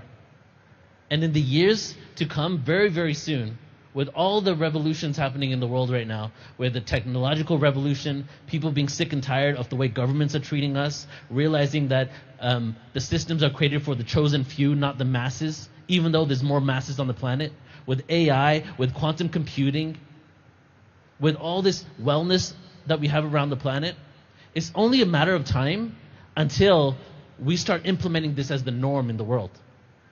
Right now, we have the ability to live in happiness, peace, and unity. There is no reason why, there's enough science behind meditation. There's no reason why every government in the world can't fund some sort of center that is a meditation center that is for everybody to go to for free. Right? And I feel what's happening here by this grassroots movement and creating this and taking these pyramids around the world, we're getting closer and closer to that point in critical mass. So I just want to share a couple more things about my life and what brought me here, because I'm going to be speaking on my journey of understanding the different religions and what they represented in regards to the quantum physics that we're now understanding, that we're all vibration. So I was born in England, and I was born Hindu, and I pretty much called myself an atheist Hindu my whole life. So when I was 18 years old, people asked me what religion I was, and I'll say, I'm an atheist Hindu. And what does that mean? It means basically I had no belief, but I still went to mandir. I still did everything I was told. From age 5 to 12, I was singing bhajans in temple, and I had no idea what I was doing it for, no idea what it represented. I was just doing what I was told. And then when I was 17 years old, I started finding out that Krishna and Christ have a very similar story. And there's a reason why both of them have Christ in the front of their name. The root of their name, Christ, for Krishna and Christ, Christ, is not by coincidence at all. It's the same root. And I saw these similarities, and I was like, wait a second. I was told that these two religions, monotheism and polytheism, both evolved separately from each other, have nothing in common. But obviously I'm seeing there is some sort of connection here. So when I turned 18 in California, I would go to the cafe and I would read the Bhagavad Gita, the Old Testament, the New Testament, the Quran, and I would highlight similarities throughout it all. And I realized all these texts have the same information in there. And all the stuff that wasn't the same information were all the things telling you you're not the same as the other person. All the man-made stuff, right? And that took me down this journey where not only did I rediscover Hinduism as an ancient science that we're now rediscovering, but it also put me on this journey to find the root of all religion. What is the root of everything? If we all came from one group of people, right? If there was less people on the planet at one time, then obviously we all came from one culture, and then we spread over the planet, and different faiths, cultures, and religions came out of it. Maybe if we could find what the root of everything is, that we could find that we have so much more in common with each other than we have this separate. And once we realize that not only do we have so much in common with each other, but we also share this beautiful planet, and we're all one human family, right? How amazing is it that we're sentient and awake on this planet? Think of all the other animals. Look at what we're doing on this planet and what we're capable of doing, right? It's a gift. And it's up to us to be intentional with that gift and give back to the planet and give back to each other. So I'm just really excited to be here and to present. I'll be presenting in I think on Saturday, and we're going to be going a little deeper on everything I just shared. So thank you all so much. Thank you, Neil, for your amazing message. And I'm getting curious to listen more about all of this stuff. And now I would like to invite a beautiful Livia Devi, who is originally from Romania, but she is a global traveler. And we instantly, and by the way, I have to tell you a story, the way I met her. So we in LA to promote our Mega Meditation Summit. We went to a expo, Conscious Life Expo, taking pamphlets. You know what it is. Me andarki telsu. Pamphlets తీసుకెళ్ళి పంచడం అందరికి event కోసం. So the thing that I went, and then GK came and said, you know what, Pari, I'll go to all the workshops and I'll see who will align with us and I will discuss. I said, okay, great. So GK went to a workshop and he came back smiling, running and full face like happy. Pari, you have to meet this woman. She is amazing. You have to bring her. And then, right, GK? You tell the story. So we just attended that program out of around 400 programs happening there with 100 speakers. And really the way he spoke, she conducted the workshop, and then whatever we learned from Patriji, the same into and the same way she is giving her truth in that hall. That is the only speaker I resonated, and now I am seeing her here. And because of Pari and this, thanks to you especially, and this Mega Meditation and all of us. Thank you. Thank you. So, Livia Devi, Thank welcome. you so much. Thank you, Pari, and yeah, it was so lovely to see you, and I'm happy that, you know, the divine alignments are happening in divine timing. And hello, everyone. It's nice to see you. And hello, Neil. Hello. I'm so happy to be here. I can feel your beautiful hearts and I can tune into your frequency, so it is a truly honor to be here with you today. My name is Livia Devi, and as Pari said, I was born in Romania, but I lived all around the world. My first time in India was 8 years ago in Rishikesh, where I had my first initiation. And, you know, as many of you here, I was not born awakened, I was not born spiritual. I was born with, you know, this divine heart and, you know, with the birthrights that we all have, but we don't know how to access them. And for many years, I followed the path like many of you had. You know, we went through all these years of preparation, I could say, you know, following the third dimensional flow. And I worked for corporate America for 15 years. And in 2016, something happened. The divine gift and everything that I was meant to do on planet Earth got activated. So in 2016, after being an executive in corporate America and, you know, negotiating millions of dollar contracts for, you know, others, I was activated in becoming a trance channel. And I don't know if you know what a trance channel is or if you saw anyone going into a trance, but I know that here in India there are some people that are able to access trance states. So what does it mean? It means that I connected with a higher dimensional consciousness, an interdimensional civilization called the 7D Arcturian Council of Light. They are coming from another planet called Arcturus. And this is the moment when my life completely changed, when I had to let go of everything I was before. I let go of my entire career as an executive. I let go of all the identities, limiting beliefs, everything I thought I was. And I became who I was meant to be, like who I was at my core. You know that saying, you have to unlearn everything about who you are in order to learn who you truly are in your essence, in your soul, at the soul level. And this is what happened to me. It was like a huge mega shift, and I had to completely deprogram, and everything was collapsing in my life.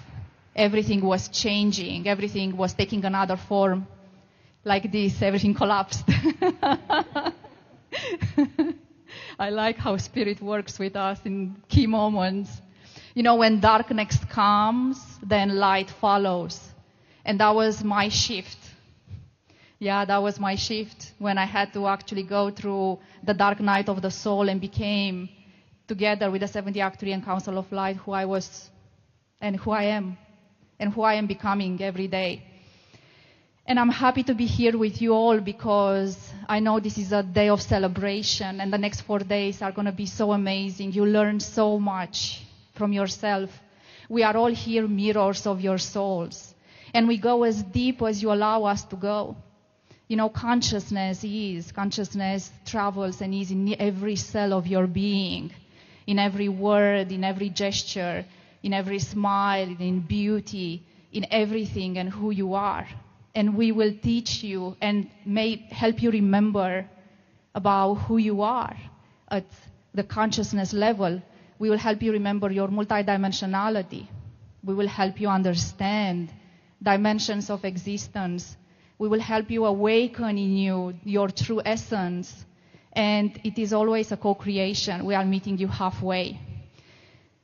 And I have no enough words to describe and to express my gratitude for being here today, because yes, we do work with people all around the world. We have a global community. We work with people from Europe, United States, Asia, Canada, Australia, New Zealand.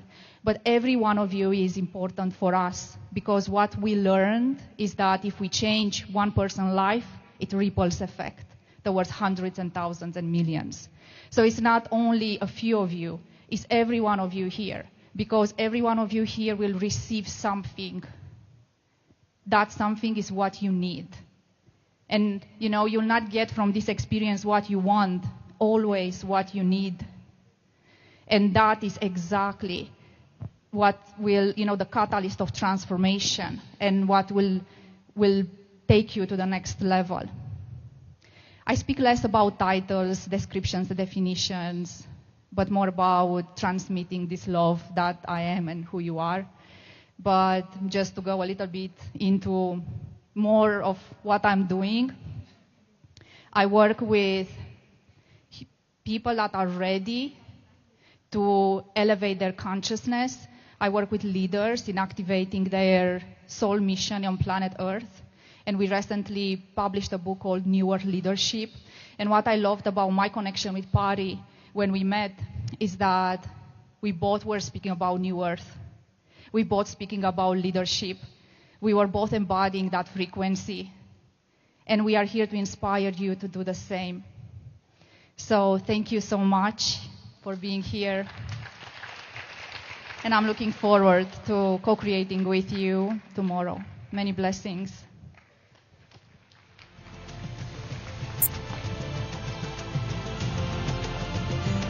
Thank you, Olivia. So wonderful. I didn't hug you, so I'll just hug you. Welcome to India. So now, thank you so much for this, for your patience and support here. We finished the inaugural messages today. And now we're going to get ready for meditation in just a bit. But before that, I would like to invite back our great host. Let's give a big round of applause to Shalini and Radhika. How is Shalini?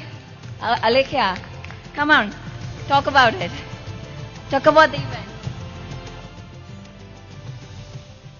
We've had many events across the globe, across India. Every city we have a meditation program, yes or no? Every Purnami, full moon, Amavasya we do a program. So what is different here? We've come here for next level of shifting our mind. What we are thinking that we are limited by our place, our nationality. Now we've gone a step further and now we're dropping that nationality and we're saying we're one earth humans. So that is a beautiful message of Mega Meditation Summit. And yeah, Shalini, we've seen Shalini. Shalini is our favorite person on stage in all Pyramid Valley programs. So, liking this new avatar. Are we enjoying this new avatar? Yes, yes. Thank you, Alekhya. So we had a music bang on inauguration, again shamanic invocation, messages from all our speakers, and our dear master Patriji. What did we listen from Patriji? about meditation. And now we are going to meditate. So before we get into meditation, shall we have a talk with all of our audience? I think it's much required because we need to know how they're feeling, right? I mean, Yes. we're already, I think, 2-3 hours into this program, and I'm sure that some feeling must be happening right now. Okay, I'm feeling nice. I think I want to try more. This is good. I should keep going. So I think, yeah. But should we do it from here? No, I want to go down. Yes. I want to go down. So before we get into meditation, we will listen to masters and seekers, participants who have come from different states of India and from different countries. So now, let us listen from a newcomer. How many of you are here for the first time to Pyramid Valley? Wow, a special welcome to you all, guys. So, we would like to listen from you. How did you feel and what made you come here? There is no words to say. There is no words to say. It is wonderful experience. There is a wonderful energy. Okay. Where are you from? I am from Nizamabad. I am near to Patriji Janmasthal. Wow, the moment we listen Nizamabad, it is the birthplace of Patriji, yes. Bodhan. Yes. A round of applause to that district, Nizamabad district from Telangana. Yes. Who else is a newcomer? I think that fellow wants to Yes, speak. sir. So. Thank you. Actually, I am from Maharashtra, Chhatrapati Sambhajinagar. So, today I am very grateful to this all Pyramid Valley International. Actually, I met today Pari Patriji and Alekia Shastri before they came in Chhatrapati Sambhajinagar, Maharashtra. And our Kishore Patil has come. He has built the, he's built the pyramid. And madam, really I am very grateful. And first time my heart is open. Wow. So, actually I can't describe in words. So, first time my heart is open and it is open to cosmos. Thank you. Wow. Can we have a round of applause for these two amazing people? You know, who shared? I think this is the best open heart surgery. Yes, it is. Without even trying, I guess. Yes. So now let us listen to a master who has come from Karnataka. Madam, your words.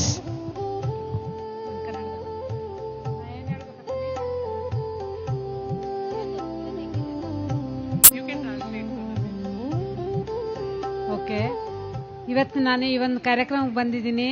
ಅದರಲ್ಲೂ volunteer work ತಗೊಂಡಿದ್ದೀನಿ. ತುಂಬ ತುಂಬ ತುಂಬ ಸಂತೋಷವಾಗಿದ್ದೀನಿ. ನನ್ನ work ಅಂದರೆ ಸಖತ್ತಾಗಿದೆ.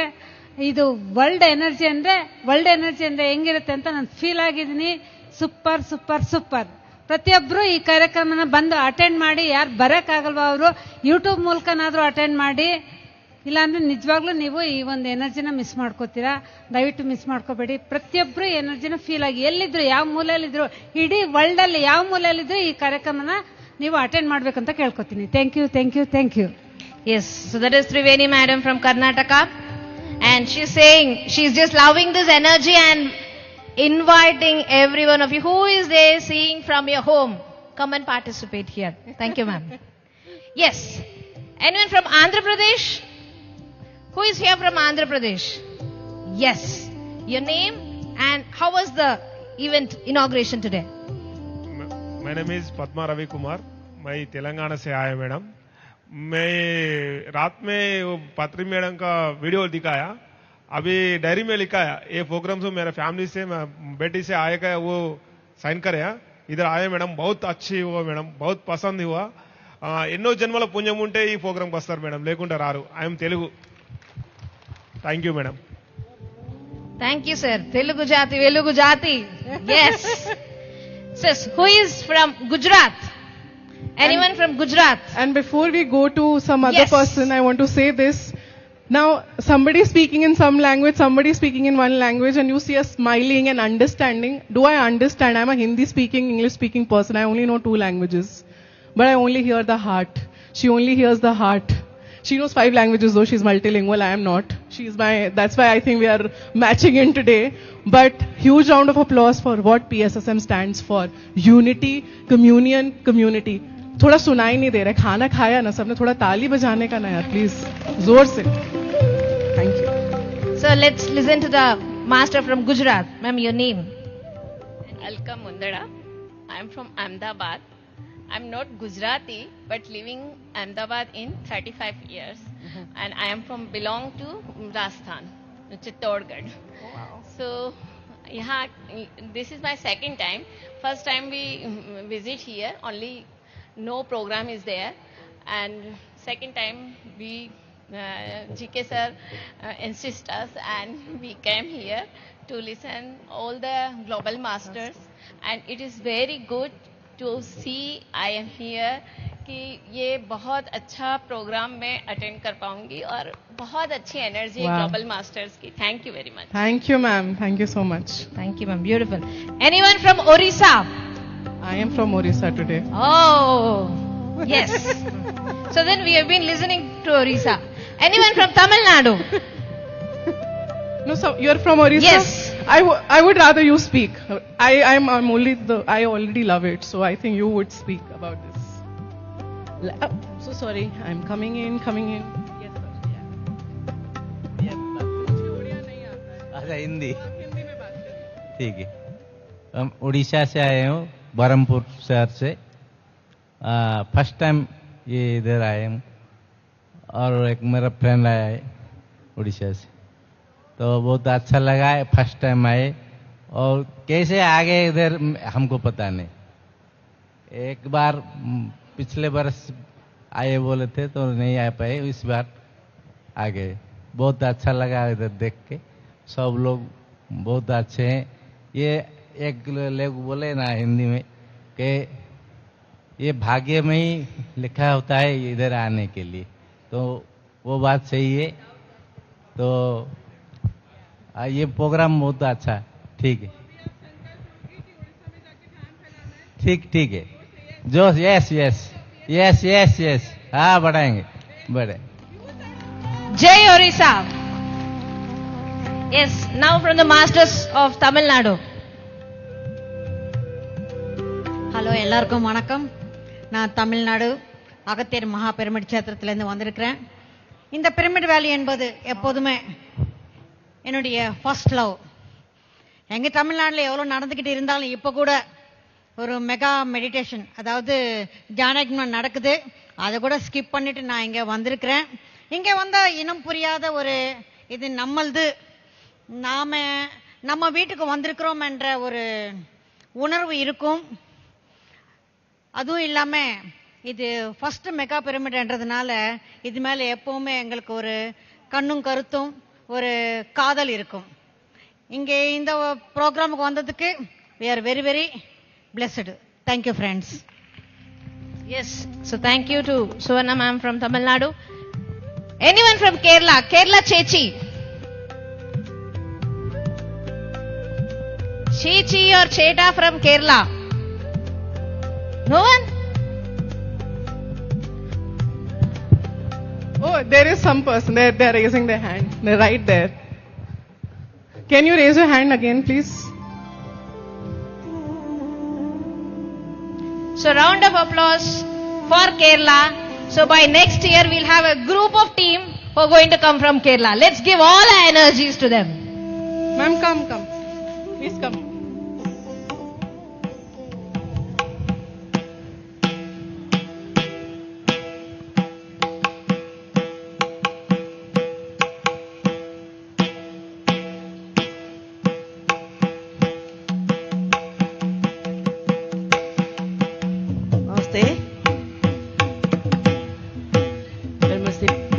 पत्री जी की only Malayalam?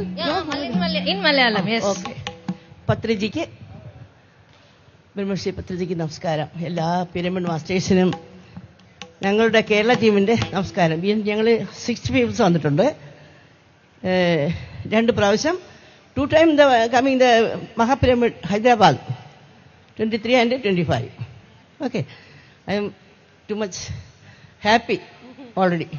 all 5 years ago, ഞങ്ങൾ 5 വർഷത്തിന് മുമ്പെയാണ് തുടങ്ങിയിട്ടേക്കുന്നത് ഇത്.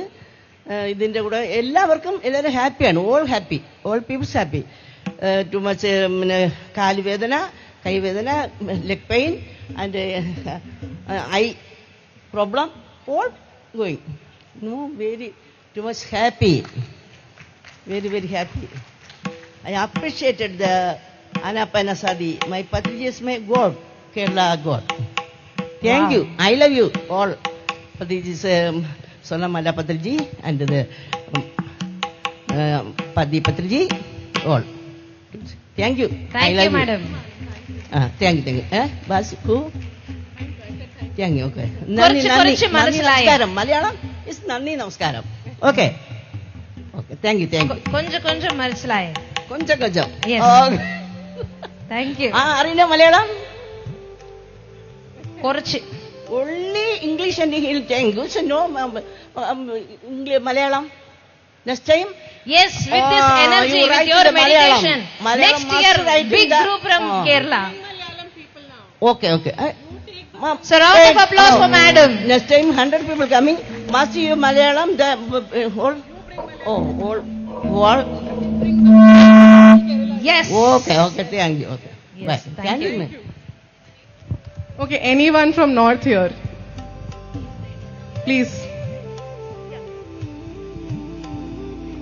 Hi, I'm from Jammu. I stay here in Bangalore. I've come to BVI for the second time.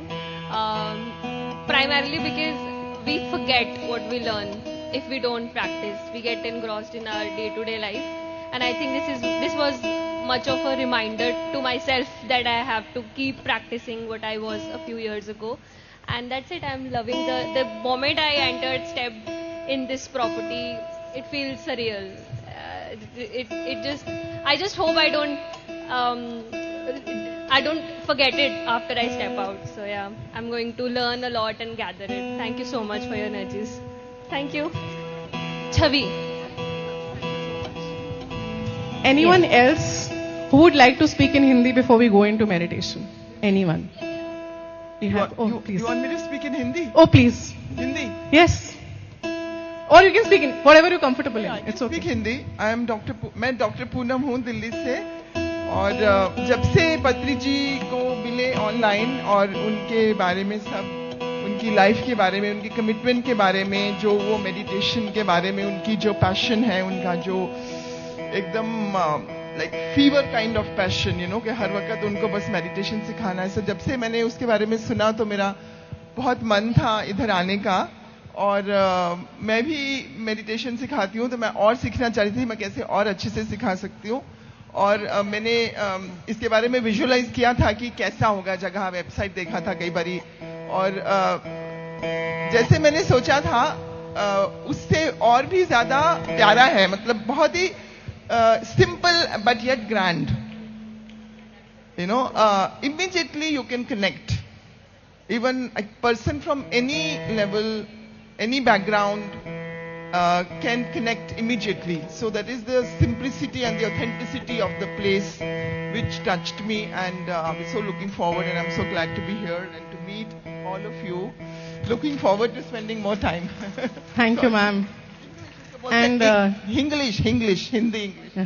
And now that we've spoken, I would like to take this opportunity. Ma'am, we'll come to you. Just give me 2 minutes. We have a very beautiful master between us, Chandra sir. He's right there. I'm walking towards him because I can see him speaking. So I would like him to say a few words. Sir, would you please join us and say something? Radhika, I would say Dr. Madam spoke from Delhi, which is the India's capital. Yes. And this is the spiritual capital, Pyramid Valley. Yes. So he's been from the day one. Oh yes, sir, over to you. Well, this feels home. So many masters here. Wonderful. I just saw, yes madam, great to have you here. So it's our dream to be having an event like this in Pyramid Valley. It reminds me of a global conference that spiritual scientists used to hold a few years ago, and then for whatever reason we stopped and then now resumed. So beautiful, great job, wonderful work by Pari and the entire PSM Global team. Thank you. Right, thank you. Can we have a huge round of applause, please? So all the people who have been speaking on stage, Sir, Pari, everyone, Pari has been meditating since she was a child. They have been meditating for many, many years. I started young. So all that we want to tell you is you don't have to be 50 or 80 to start meditation. Meditation is not something you start when, अब मैं जब बुढ़ा होऊंगा ना, जब बुढ़ी होंगी तब करना है. ऐसा कोई बुढ़ा बुढ़ी का there is no concept. First of all, there is no buddha, no buddhi. We are all young people. We are always young. And meditators glow. Meditators glow. There is no age. Age is just numbers. So whether you are 80 or 8, whether you are 90 or 9, doesn't matter. 19, 22, whatever. I started as a 24-year-old girl who hated Baba concept. It's like all of them are just not right people. You should not be there. And Lokam Patriji, I see him and I'm like, okay, he's my best friend. And when I'm saying Patriji is my best friend, I'm not trying to put him at a pedestal or something. I am who I am today and I stand here because of him. And my only aim today is to spread how much ever information that he has taught us, or we learned through the actions or whatever, however we learned everything, that we can spread it all through these 3 days to many masters who are joining us globally. So I'm glad that all of you are speaking, and now, ma'am, please. नमस्कार, मैं Indira कौशिश PSSM Punjab Chandigarh की team से हूँ. तो मेरा एक सपना था कि मुझे पिरामिड वैली बेंगलोर आना है. मैं 2020 में मैंने PSSM को ज्वाइन किया था. तो आज मेरा वो सपना सच में पूरा हो गया है. और बहुत ही सुंदर एम्बियंस भी सुंदर, एनर्जी इतनी अच्छी, जहाँ बैठ जाओ वहीं मेडिटेशन इतनी अच्छी हो रही है ना कि हमने वाटर बॉडी के पास बैठ के किया तो हर जगह जैसे चल रहे हैं, ध्यान में चल रहे हैं. पत्री जी के मैसेज तो हम डेली सुनते ही हैं. मैंने श्रेयांश डागा सर की कितनी क्लासेस जब देखी हैं ऑनलाइन, यहाँ से ये पूरा वॉकिंग मेडिटेशन ये वो करवाते हैं. हर वक्त यही सपना देखती थी, मुझे जाना है, मुझे जाना है, मुझे जाना है. तो फाइनली मैं कल यहाँ आई हूँ और मुझे बहुत ही अच्छा लग रहा है. और आप सबको देख के भी all over the world. Thank you so much. Thank you. Bale, bale. Guys, one small information. We have a QR code, okay? That QR code is very easy. You just have to scan and you can see your pictures day-wise. And you can also upload any pictures that you click. You can upload on your Instagram. You can tag PSSM Global, so @PSSM Global or @PMC Global. So PMC Global is the Pyramid Media channel of Global. So you can tag that. Hashtag MMS 2026 or Mega Meditation 2026 or MMS India, however you want to do the hashtags. So if you tag us, we'll repost. Of course, I mean, there's no pressure. You can do it if you like it. But yeah, you can definitely take the photos from that QR code day-wise. You might see your face and you might get the photos. So it's, I think, down somewhere. We'll keep repeating this information so nobody loses on this. And shall we take one more experience before we move? We're ready to meditate. Yes, we're ready to meditate. Yes. Before we start meditation, today we did meditate. Anyone wants to, like very quickly, in not many words, anybody wants to share meditation experience before we start meditation? Please come. Because we're going to start meditation, I just wanted someone to speak on meditation.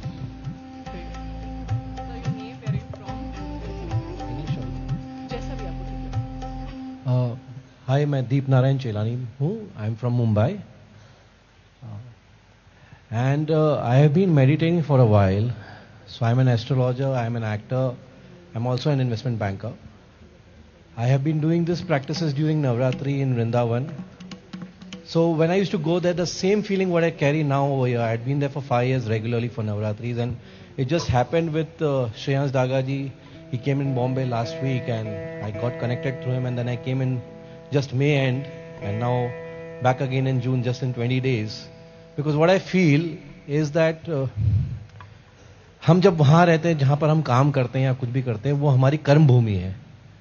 But जो energies हम वहाँ डालते हैं वो हमारे अंदर हम एक कोई भी घड़े की तरह है जिसमें एनर्जी फ्लो होती है, फिर उसके बाद हम इसको बाहर वितरित करते हैं, तो हमें उसको वापस भरना होता है।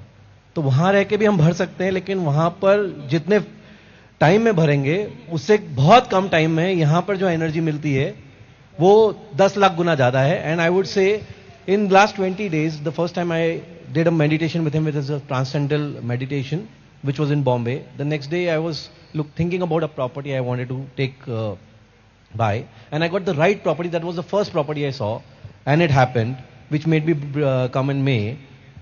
And this time when I'm coming, everything I'm thinking, which is as small as I want to work with this particular channel, and in 2 days I got a requirement, this please come in, which is eventually today, but I said I can't come in for this time, but I'll send you the requirements.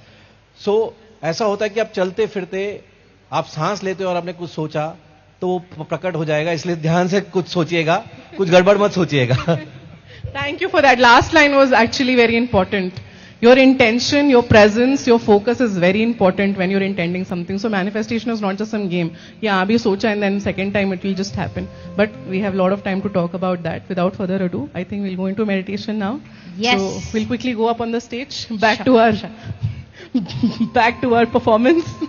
The spiritual performance. We are all performing, by the way, guys. We are all in this human form performing here. All of you are characters. We are all Bollywood, Hollywood actors here. I'm telling you, there is someone, pulling all the strings, and you're just acting up here. So with that, we have very beautiful masters. So before we get into meditation, a kind request. Please do switch off your mobiles. Now we are going to disconnect from this world and connect to the higher dimensions. With a round of applause to our musicians who are here on the stage with us. We are going to meditate with Veena music, Carnatic music. Patriji always emphasized about music meditation to us.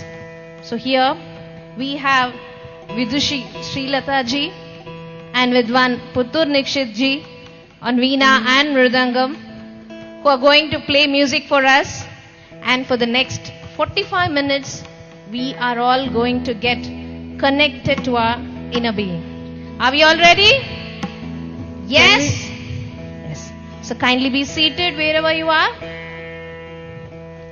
Can we have a huge round of applause for Vidushi Srilata ji and Vidwan Nikshit ji? I can't hear. We want it louder. Every time we ask you to clap, please show energy, because clapping is energy. Thank you so much.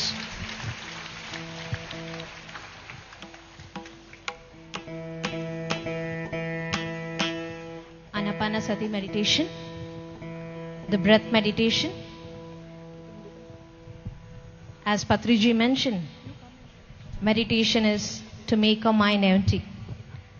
For the next 45 minutes, let us all travel into that nothingness.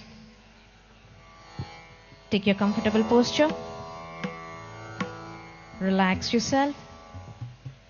If you're wearing specs, please do remove your glasses. If you're sitting on the chair, kindly cross your feet.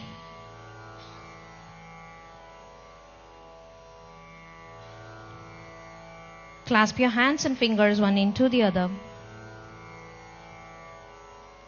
Close your eyes and be with the breath. Be with your normal, natural, easy, soft flow of breath. With a combination of music and pyramid energy, let us get into that meditative state.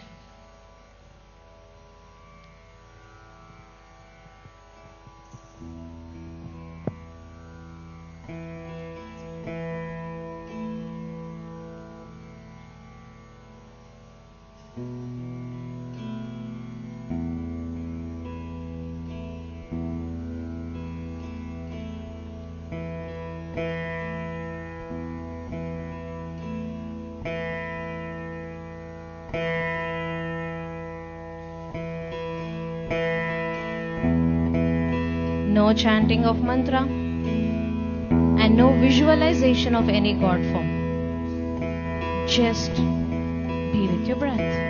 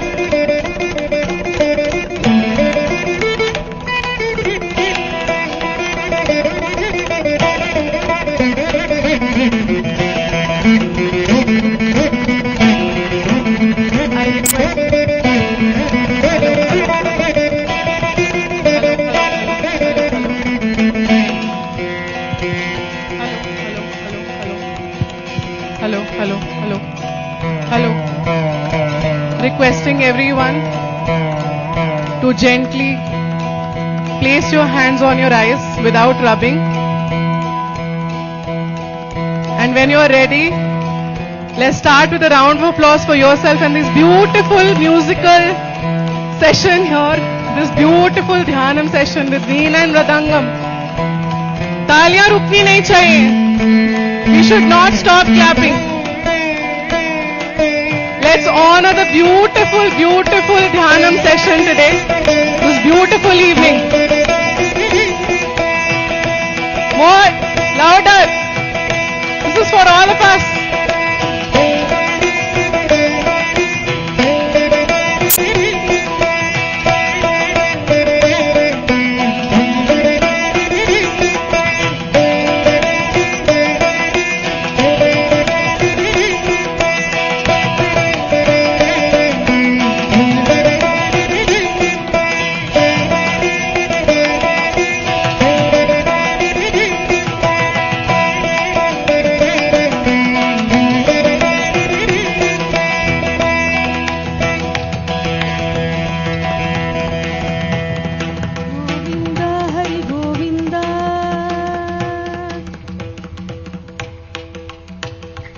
After this beautiful meditation that you all sat through, you can all now rejoice and celebrate music and sing along with me.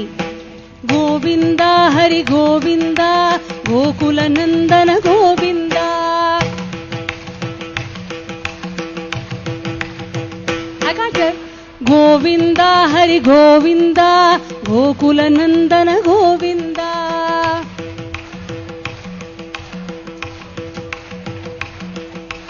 Govinda Hari Govinda, Gokula Nandana Govinda.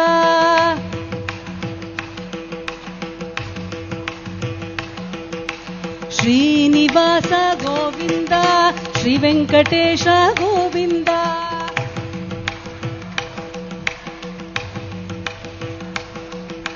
Bhaktavatsala Govinda, Bhagavata Priya Govinda.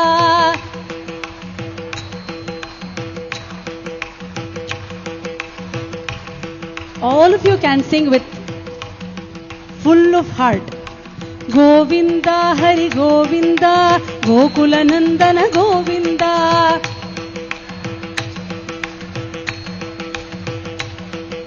Govinda Hari Govinda, Gokula Nandana Govinda.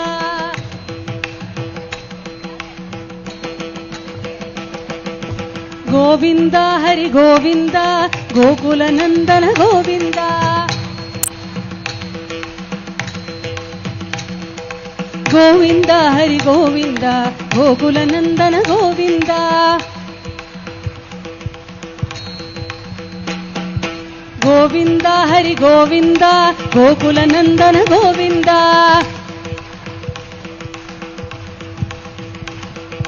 Govinda Hari Govinda, Gokula Nandana Govinda. Govinda Hari Govinda, Gokula Nandana Govinda. Govinda Hari Govinda, Gokula Nandana Govinda. Govinda Hari Govinda. Govinda Hari Govinda. Govinda Hari Govinda. Govinda Hari Govinda. Govinda Hari Govinda. Govinda Hari Govinda. Govinda Hari Govinda. Govinda Hari Govinda. Govinda Hari Govinda. Govinda Hari Govinda. Govinda Hari Govinda. Govinda Hari Govinda. Govinda Hari Govinda. Govinda Hari Govinda. Govinda Hari Govinda. Govinda Hari Govinda. Govinda.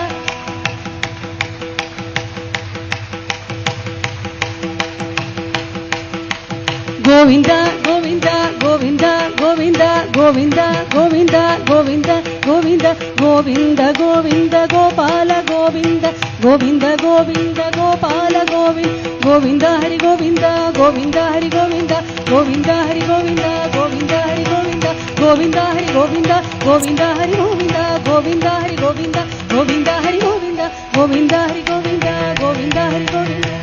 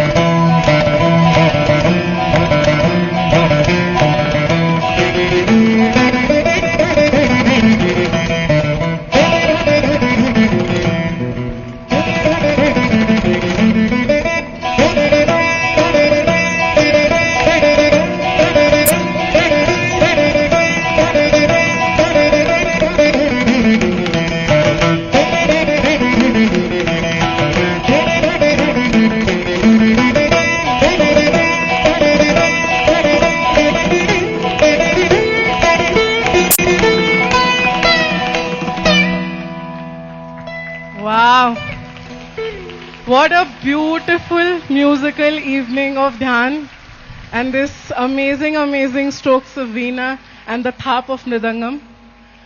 For this beautiful musical couple, I would like everyone to applaud again. Lots and lots of gratitude to both of you for being here, for doing this.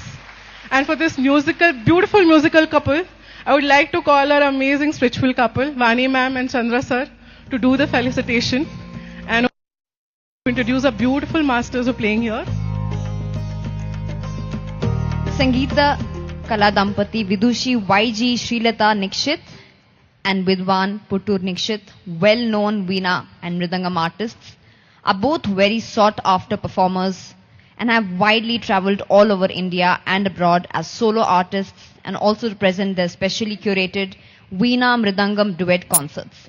They are recipients of several awards, including Bharat Ratna, Dr. M.S. Subbulakshmi Fellowship from Shanmukananda Sabha, Mumbai, Saptarang Kalashri Award, and have performed at some of the very reputed organizations, including the prestigious Spikmakke, Netherlands chapter, Indian Embassy, Belgium and Luxembourg festivals at Germany, Switzerland, France.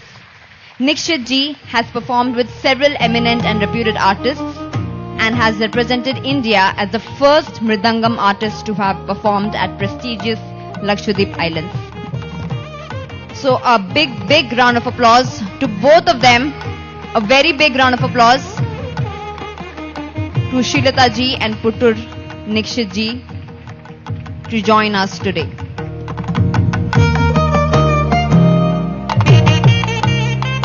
So to all the masters present here, I want to share something very beautiful. All that you see here, the speakers, this management, this amazing thing, all the teamwork, this is basically community work. A lot of people came forward for donations. A lot of people have sponsored, and one such beautiful sponsor is Gautami Pyramid, Vashishta Gautami Pyramid. So I would like everyone to give a huge round of applause for all the people who are standing strongly behind PSSM, this event, Mega Meditation Summit India 2026. All the people who have made this possible, thank you on behalf of all of us, because this would not be possible without you. And as we go deeper into the evening, we have a beautiful speaker. I have no words to introduce her because we'll introduce her through the AV, but I would like to say a very few words, very short words for her. She is like a sister to me. She's my soul sister. She's my family. I think who I am today is also because of her, Pari Patri. She's going to be speaking about something that I truly love, because this is what we believe in. This is what we are doing for the next 3 days. She'll be talking about a beautiful topic. I'm going to keep it a secret. She will introduce that herself. But can we have the AV, please? And can we have a beautiful speaker for the evening on the stage? Thank you. I would like everyone to please be seated. This is one topic that you don't want to miss. This is one talk that you don't want to miss. It's going to be life-changing. That's a promise. So stay tuned, stay seated, and I promise this will be worth your wait. The AV, please. In every generation, a soul emerges who doesn't simply inherit a vision, they expand it. She carries timeless wisdom into a new era, inspiring new possibilities for humanity. Born into a deeply spiritual family, Pari Patri is the younger daughter of Brahmarshi Patriji, the visionary founder of the Pyramid Spiritual Societies movement, whose teachings have touched millions of lives around the globe.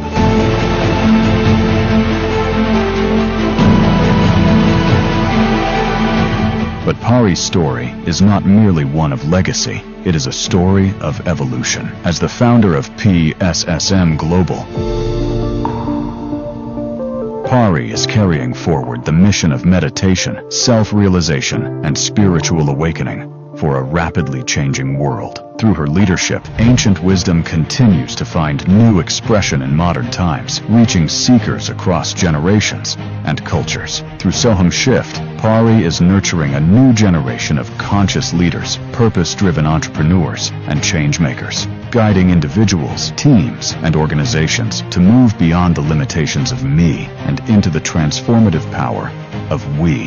Her work bridges the worlds of inner transformation and conscious leadership. As a certified stress management trainer, energy worker, and crystal therapist, Pari brings together practical wisdom and spiritual depth. Her passion for feminine leadership and sacred living inspired the co-creation of the Sacred Goddess Tribe and transformational goddess retreats, empowering women to reconnect with their innate wisdom and authentic power. For Pari, spirituality is not separate from life. It is life itself, a force that inspires resilience, a pathway to conscious leadership, and a reminder that purpose, possibility, and magic exist all around us for those willing to awaken to them. Join Pari Patri at the Mega Meditation Summit 2026 and discover how conscious leadership can transform lives, communities, and the future we create together. Because true leadership is not about standing above others, it is about rising together.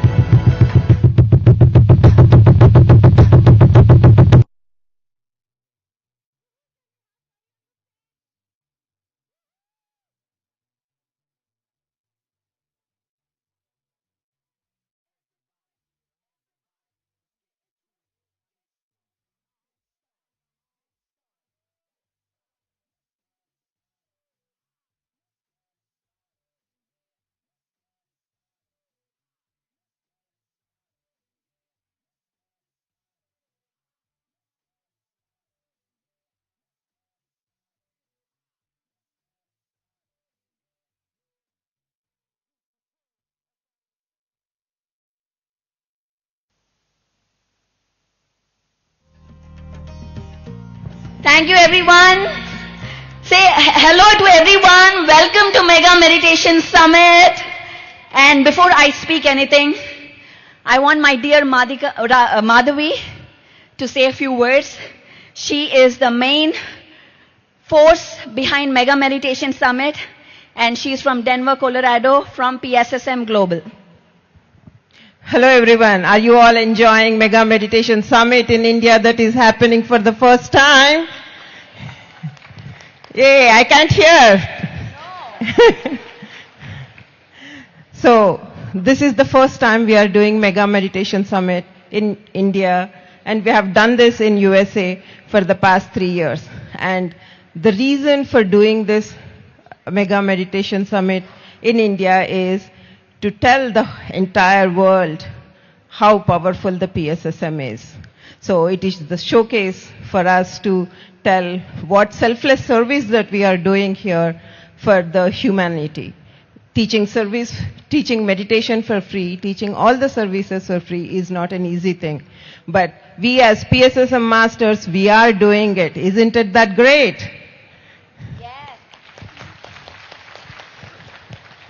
So the vision here is we want to make a Dhyana Jagat, and this event is one of the important things for PSSM to make a Dhyana Jagat and make Patriji's vision come true. Thank you all. Big round of applause to Madhavi Makam from Denver, Colorado. Thank you, Madhavi. Stay here. And Andarki Namaskaram, Sabko Namaskar.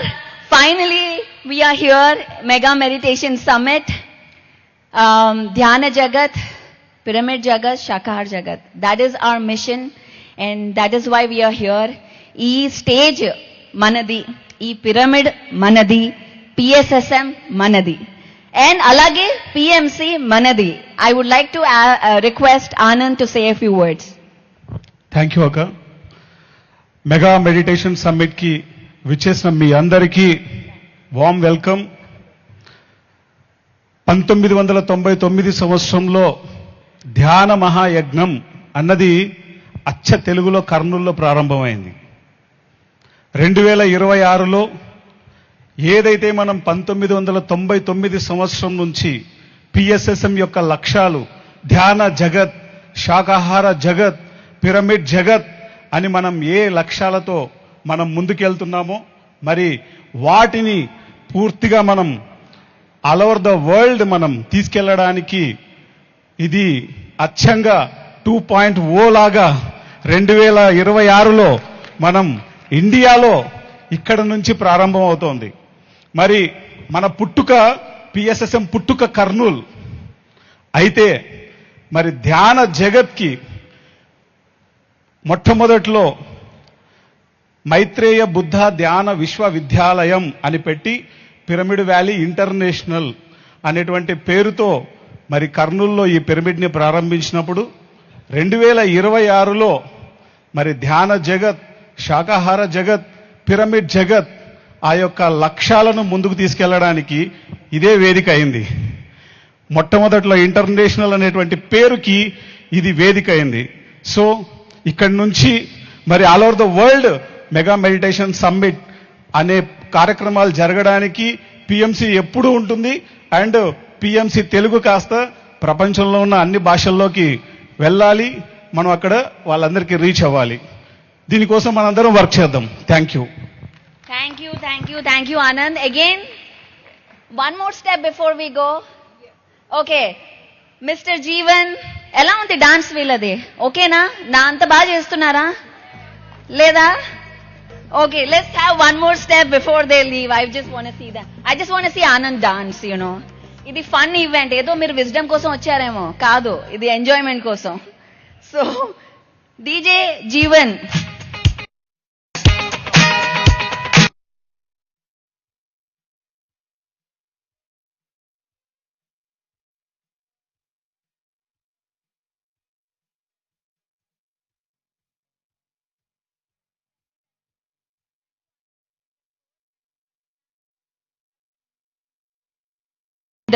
Joining us tonight.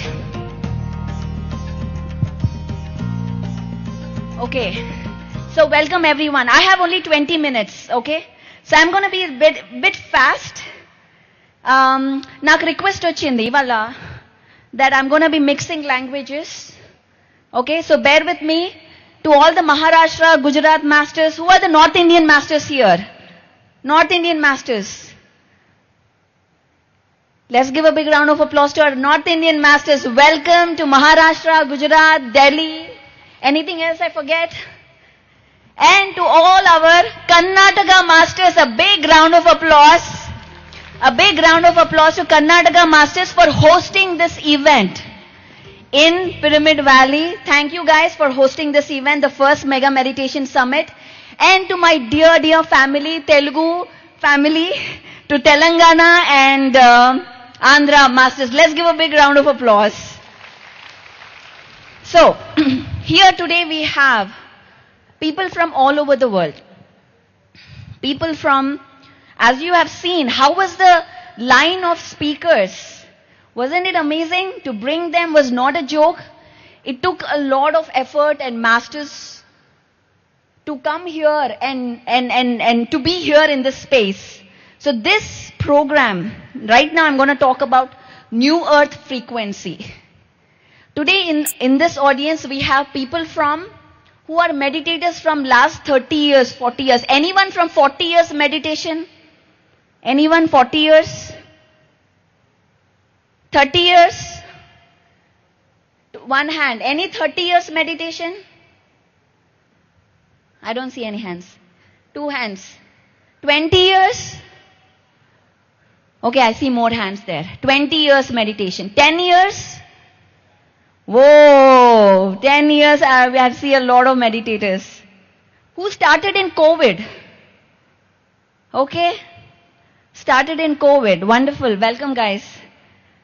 Who just came here for the first time? Welcome. Welcome to Mega Meditation Summit, PSSM.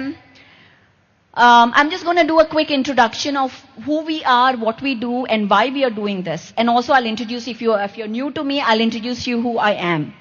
Okay? So let's introduce. What is New Earth Frequency?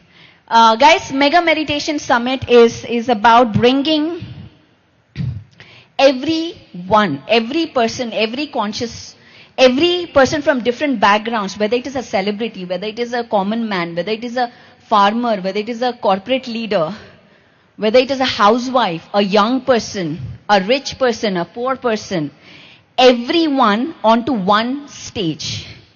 That was the mission of the one and only man you know. Let's give a big round of applause to him. Mr. Subhash Patri, Brahmashri Patri ji. He had a vision to see everyone equally, to see the rich and poor stand on the same stage, to share wisdom to one and all that you create your own reality. That was his vision. That was his drive to see that. And he started this whole movement, and today I have a privilege of standing between a lot of great masters. I know Surendra Chadda ji is here. A big round of applause to Surendra Chadda ji. Are you here? Yes, and we have Ram Babu Garu from Hyderabad. A big shout out for him. Is he here? Okay, I can see because the lights are all on me. But these are all the great people who have joined here from different parts of the country and here. So this man started this vision with nothing. With nothing, with no money, no status, no power. With only the knowing that you can believe in himself, that he can do anything, that you can do anything, you can become anything, and you can achieve anything if you set your mind to it. Did you know what is ego? Can anybody tell me what is ego? Madam, what is ego? Huh? Telugu. Ego. Anyone English? What is ego? Nene cheyagalugutanu. Superiority complex. Nene cheyagalugutanu. Superiority complex is ego. But did you know that inferiority complex is also ego? Yes, did you know that? Superiority is ego. Feeling inferior is also ego. So what do we feel? We are always, the ego comes from the mind, from the resistance. So when I feel inferior from you, I have ego. It is a spectrum. Where there is light, there is darkness. When there male, female, good, bad, it is a world of duality. This is the matrix. So if you believe in inferiority, you also believe in superiority. Somewhere you are superior also with somebody. So the key is to become zero. The key is to become neutral at every point, at every state. And that is what being a pyramid master means. Being zero. Receiving and giving, always. Not just giving, or not just receiving. It's about receiving and giving, being in balance. And that is what this movement is about. This mega meditation was started back in 2023 in Dallas, Texas. Then we went to North Carolina, then Los Angeles, and finally we came to India. Finally. I wondered how come we didn't come before. What happened? Why did we not do this before? But the time has come. The time has come for the new earth frequency. This is a word that you will hear now. New earth frequency, the new earth leadership. What is this? What is new earth frequency? Before we get into that, I would like our guys to play a quick recap of what PSSM is.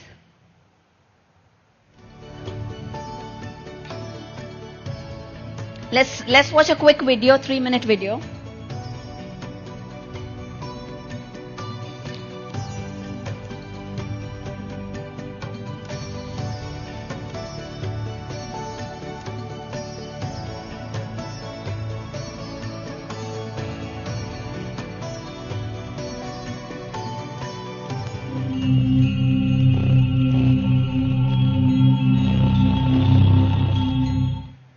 In a world of chaos, confusion, and questions, a quiet revolution began.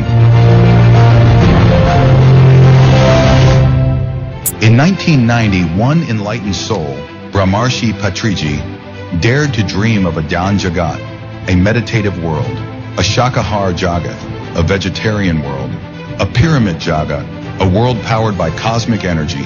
That dream became PSSM, the Pyramid Spiritual Societies movement.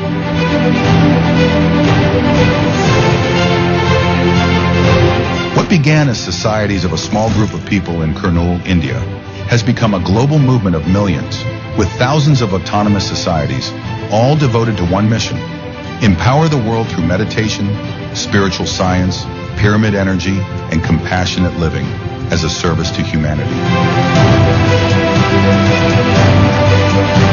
PSSM is not a religion, not a cult, not a profit machine.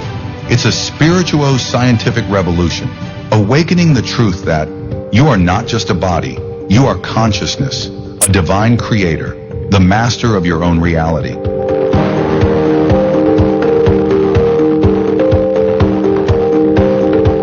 Today, PSSM is active in over 60 countries and growing, from Beam Meditation in Germany, from PSSM USA, UK, Australia, Nepal, Malaysia, to our international coordination hub, PSSM Global. We're reaching seekers in every corner of Earth. Every day we offer thousands of free meditation workshops. We build pyramids on rooftops, in backyards, and in city centers. We host grand gatherings, Maha Yog Dhyan Kumbh in Rishikesh, Patriji Dhyana Mahayagam in Kathal, Hyderabad, and the Mega Meditation Summit in the United States, uniting tens of thousands for planetary healing.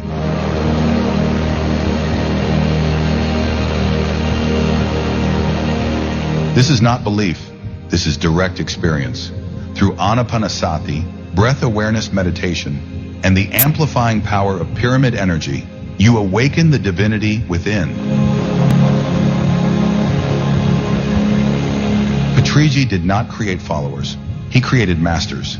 He taught us, your breath is your guru, be your own master. And now, you are part of this global awakening. If you're done living a half-awake life, if you're ready to reclaim your truth, your voice, your power, join us. This is the movement. This is the mission. This is PSSM. Together, let's co-create a golden age for our planet. Visit the links below and begin your journey inward. Thank you. So that was a quick recap of what PSSM is about. It is a non-religious, non-cult, not for profit. What is a non-cult? What is a non-cult? Anybody knows what is a cult means? Huh? Acharya and Sampradaya. What is a cult? You guys know because you attended reInvent. A cult is somewhere where once you get in, you cannot get out. There is emotional manipulation. There is physical manipulation. You cannot get out of a cult. There is one specific authority in a cult. That is a definition. One prime leader in a cult. Okay? You should know what a cult is. And also a cult is where the prime leader says, that becomes the law. Whatever the prime leader says, that becomes the law for the entire community. In a cult. This is the definition of a cult. So, once you get in, there is a really not very difficult to come out. You will be guilted. You will be like getting into manipulation. And the second thing is, once there is supreme leader who is dictating the rules of a cult, there is a specific wardrobe that you have to wear to describe that you are part of that cult. It can be a tattoo, it can be a dress, it can be something that tells me you are part of that cult. Okay? Understood? Is PSSM a cult? Because there is no supreme authority here. Who is the supreme authority here? Your breath, your heart. Always listen to your heart. Everybody is treated equal. Is that right? Rajita ma'am, if you want to leave PSSM, will I hold you back?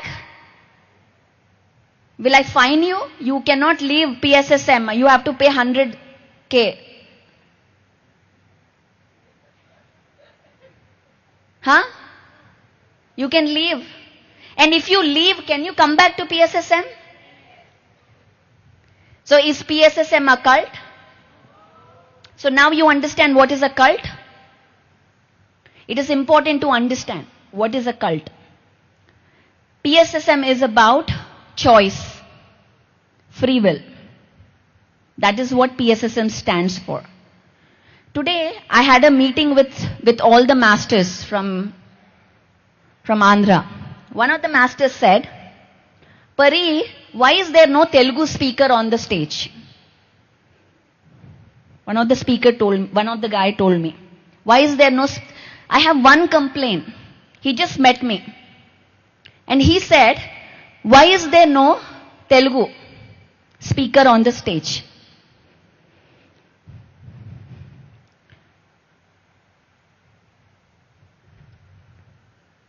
One thing we learn in PSSM to all the new people.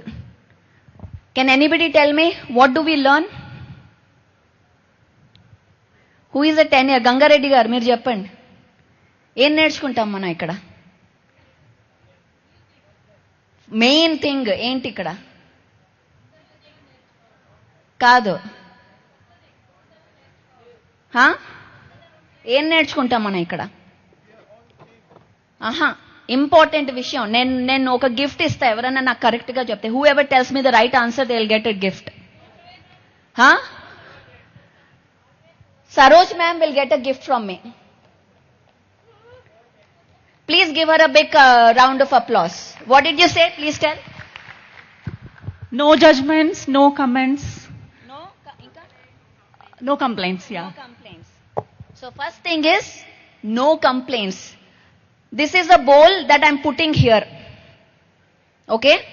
I'll put a label here. In the next 3 days, if anybody complains, justifies, judgments, you will put 100 rupees here. Okay? For every complaint, 100 rupees. I want to buy a dress for the next day. Okay? They don't have budget. So I need budget. Every complaint, every judgment, every story, why this did not happen, why that did not happen, why there is no Telugu speaker here, why English is happening, why there is no Telugu here. 100 rupees here. అందరికి అర్థమైందా? తెలుగులో చెప్పాలా? అర్థమైందా? Yes or నోవా? ఏం అర్థమైంది madam మీకు? మళ్ళీ చెప్పనా? ఎవరైనా కంప్లైంట్ చేసినా, జడ్జి చేసినా, స్టోరీలు చెప్పినా, ఇలా ఎందుకు అంది, అలా ఉండాలి కదా, ఇలా ఉండాలి కదా అని నాకు వచ్చి చెప్పితే 100 రూపాయలు వేయాలి ఇక్కడ. అర్థమైందా? ఇప్పుడు అర్థమైందా? అందరికి అర్థమైంది కదా? మళ్ళీ రిపీట్ చేయనా? I will repeat the whole day. Okay? It will stay right here. I want money here. If I hear. So everybody see each other. If you hear complaint, please. Integrity. What is integrity? Can anybody tell me what is integrity? No, meer cheppaddu. Can anybody tell me what is integrity? Do the right thing. Do the right thing when no one is looking. Please give a round of applause to Tanas. Do the right thing. ఎవ్వరూ చూడనప్పుడు correct పని చేయాలి, right పని చేయాలి. That is integrity. సర్లే complaint చేసేసామా, ఎవ్వరు లేరులే చూడ్డానికి కాదు. You are your own witness. You will with integrity come and put 100 rupees here if you complain. Okay? I'm trusting you. Madam,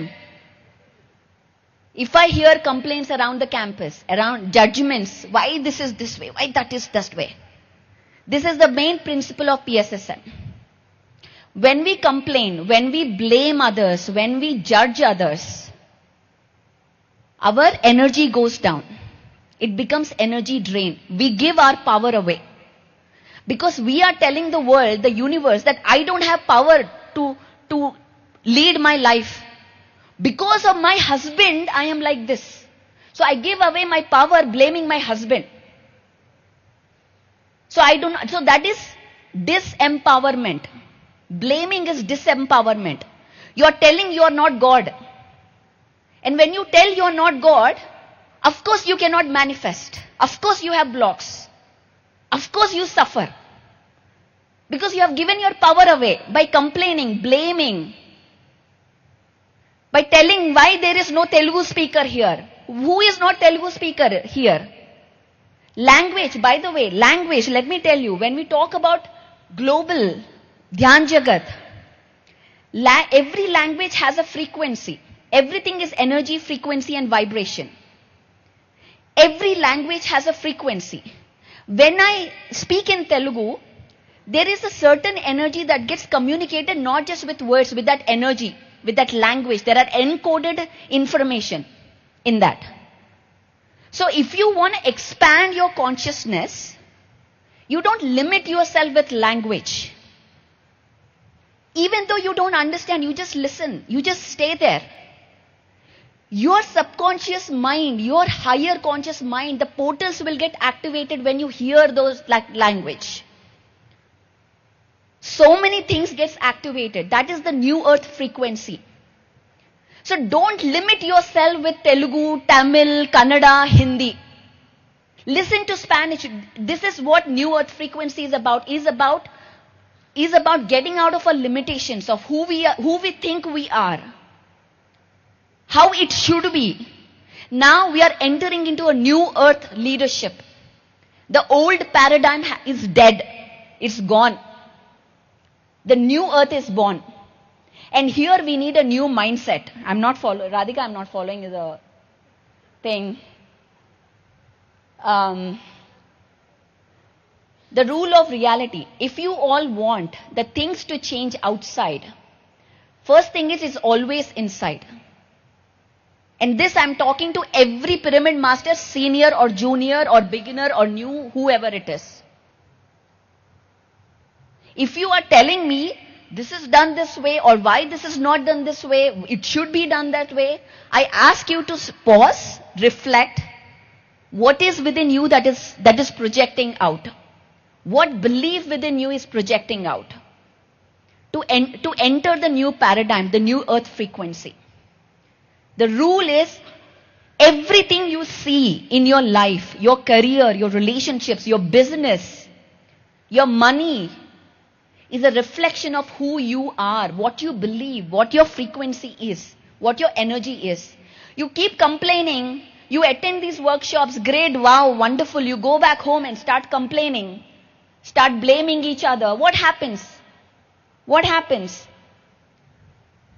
You know what happens? You have bottle filled in, but you create holes here. It is never full. You keep complaining, a hole is here. You keep blaming, another hole is here. The water is going. You will I'm meditating, I'm doing dhyan prachar, I'm doing everything, but the bottle never gets filled. Money never flows.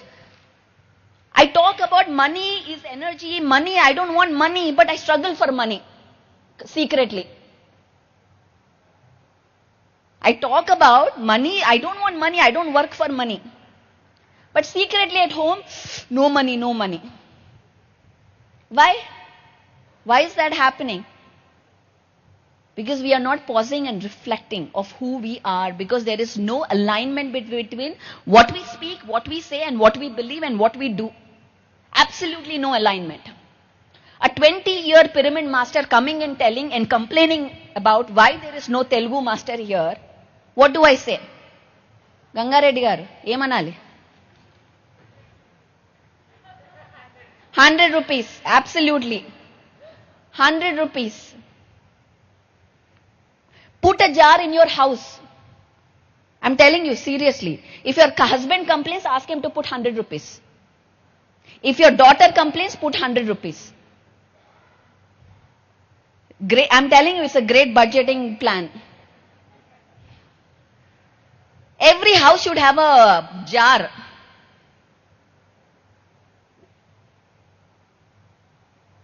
Stories that we tell ourselves. It's always been this way, so it should be this way. It always happened. These stories, the more we keep repeating, the more we create in our life. The more we repeat, the more we create in our life.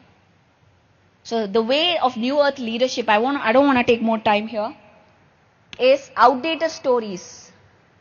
Sovereign power, there is no guru, nobody is coming to save you guys.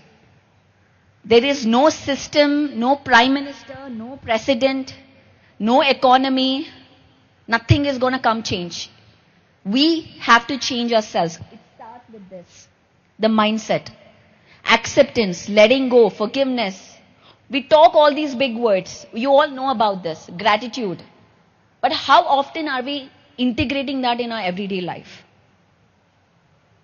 How often are we elevating our consciousness to start creating the reality we want? It's basics. There is no new wisdom that I'm here to give. I'm just here to remind what you know. If you want to enter into New Earth leadership, New Earth frequency, it all starts with you. Breaking your limitations. Go beyond language, beyond your territory, beyond. This is Dhyan Jagat. This is the global meditation. This is what it is about. Forget that I should be on the stage or who is on the stage. Just receive. Be open to receive. Whatever comes to you. I'm surrounded by great masters. I'm surrounded by great masters. I'm surrounded by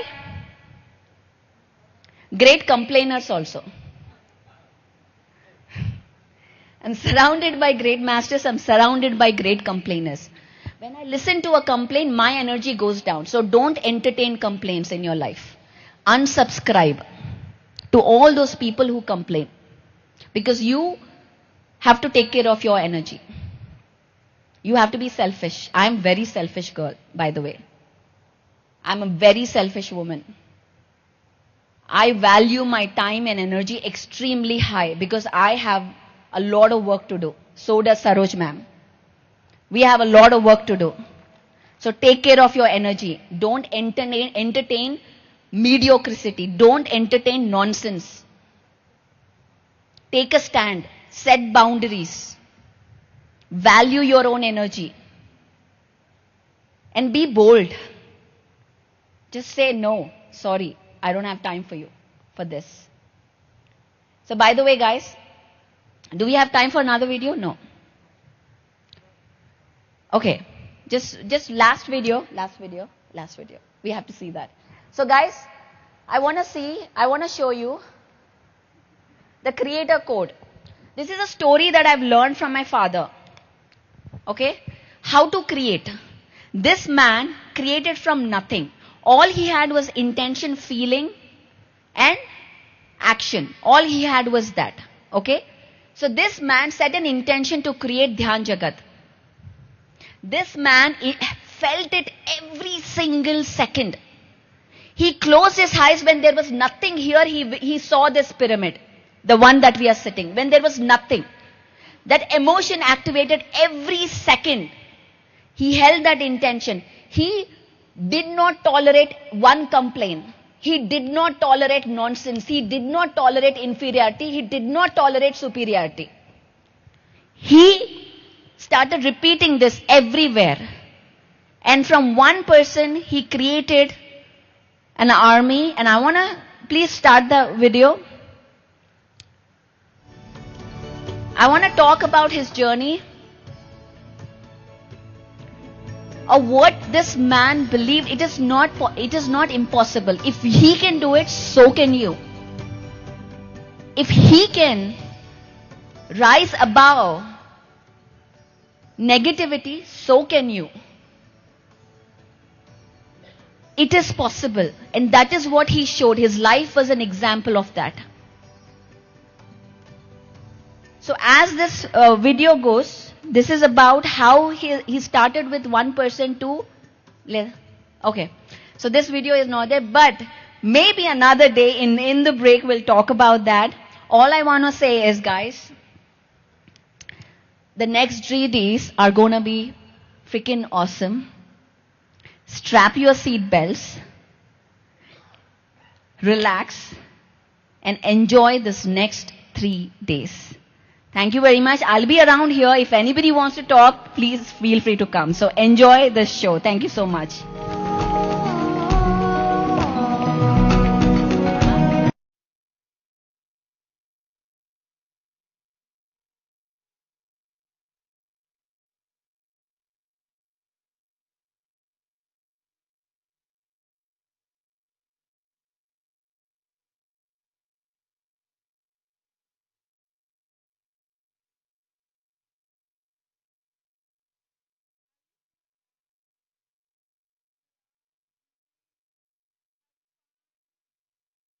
hear some noise?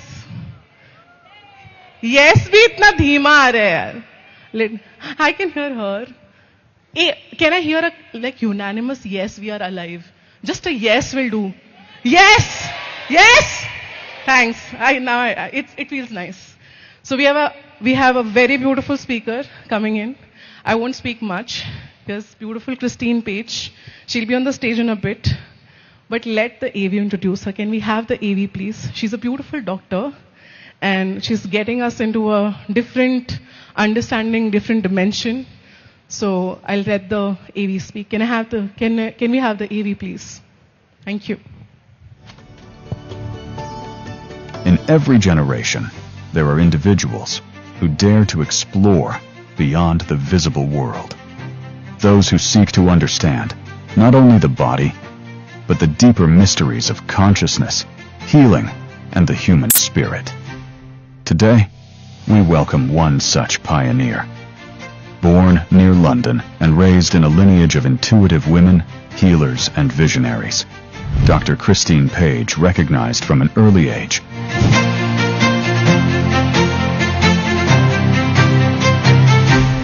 that life held dimensions far beyond what the physical eye could see. Guided by both science and spirituality, she earned her medical degree from the University of London and embarked on a journey that would transform the way thousands understand health and healing.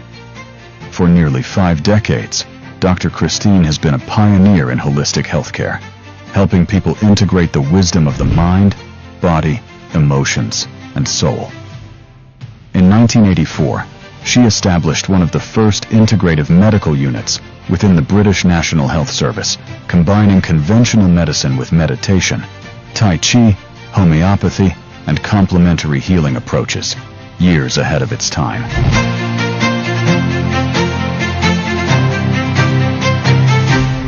Today, she is internationally respected as a physician, spiritual teacher, keynote speaker, and best-selling author. Through her seminars, teachings, and 10 influential books, including the acclaimed Frontiers of Health, she has inspired audiences across the world to awaken their intuition, embrace expanded consciousness, and rediscover their innate power to heal. Her life's work beautifully bridges science and spirituality, ancient wisdom and modern understanding, guiding humanity toward greater awareness and transformation. Ladies and gentlemen, please join us in welcoming Dr. Christine Page. As we have the speaker here, guys, and before I hand over the mic to her, I just want to say something. We will not anywhere. Please make the most out of it. The food can wait, but this cannot. So over to you. Beautiful Christine, thank you for being here. So much. Thank you. What a pleasure. Thank you for being here and for inviting me to this amazing place. I have traveled quite a lot of India in my time, and I realized I was last here in 1999, which was a very significant year for many of us as we moved into the new millennium. And it was, in fact, just before my mother passed into the other world. And she freed me to then leave England and go to America, which is where I have lived now for the last 26 years with my wonderful husband. I want to share with you a little bit of my journey. This was a lovely video of my life. I've been so gifted by the universe to be able to go to places in the world and meet people heart to heart. I didn't necessarily want to be a doctor, even though when I was very small, I was always putting bandages on all my dolls and everybody had to be looked after by me. But I will say, because I have always been intuitive and I could feel, I see everybody's energy so easily, I first of all found it very difficult to see so much as a small child that I hid away. I would never have been on the stage like this. And then as I was in my teenage years, I felt everybody's pain. And I imagine there are a few of you who feel other people's pain. And I learned to faint, which was even better. I could avoid pain by just disappearing. So people say, you became a doctor, and I say, why did I become a doctor? Because people suffer. And this was a soul decision, not my personality. My personality would have gone and done something where there were no people suffering. But my soul said, this is what we want you to do. And you have to build good boundaries if you're going to be any use on this planet. And I imagine some of you have had to learn these hard lessons of how to be strong, how to not take on the suffering of others so you can truly be of service. And that's my journey. And that's now a 50-year journey from being qualified. So I want to talk about a very favorite subject of mine, which is listening to the loving wisdom of the body. And I want to start with some undeniable truths. I think I'm not seeing the screen. There we are. I want every one of us to know we are loved unconditionally and always will be and always have been. So many of my clients and patients have said, have I got guides? Do people love me? And I say, you will never know how much you are loved. You are never alone. And the love that the spirit world have for us cannot be measured. I want you to know there's not a moment you're alone. You are always in the arms of those who love you on so many different levels. So when you feel that way, ask for help. Because what I have always spoken to what I call the spirit world, and they say, why don't they ask for help more often? Instead, what they do is they say, why me? Why is this happening? They say, we can't answer those questions. But if you say, I need love now, they can deliver. Ask them to help you in your decisions. One of the most important things I've found is to say, if I am not meant to do this, make it really clear now. And immediately I can't open a door or my car won't start. Ask for help.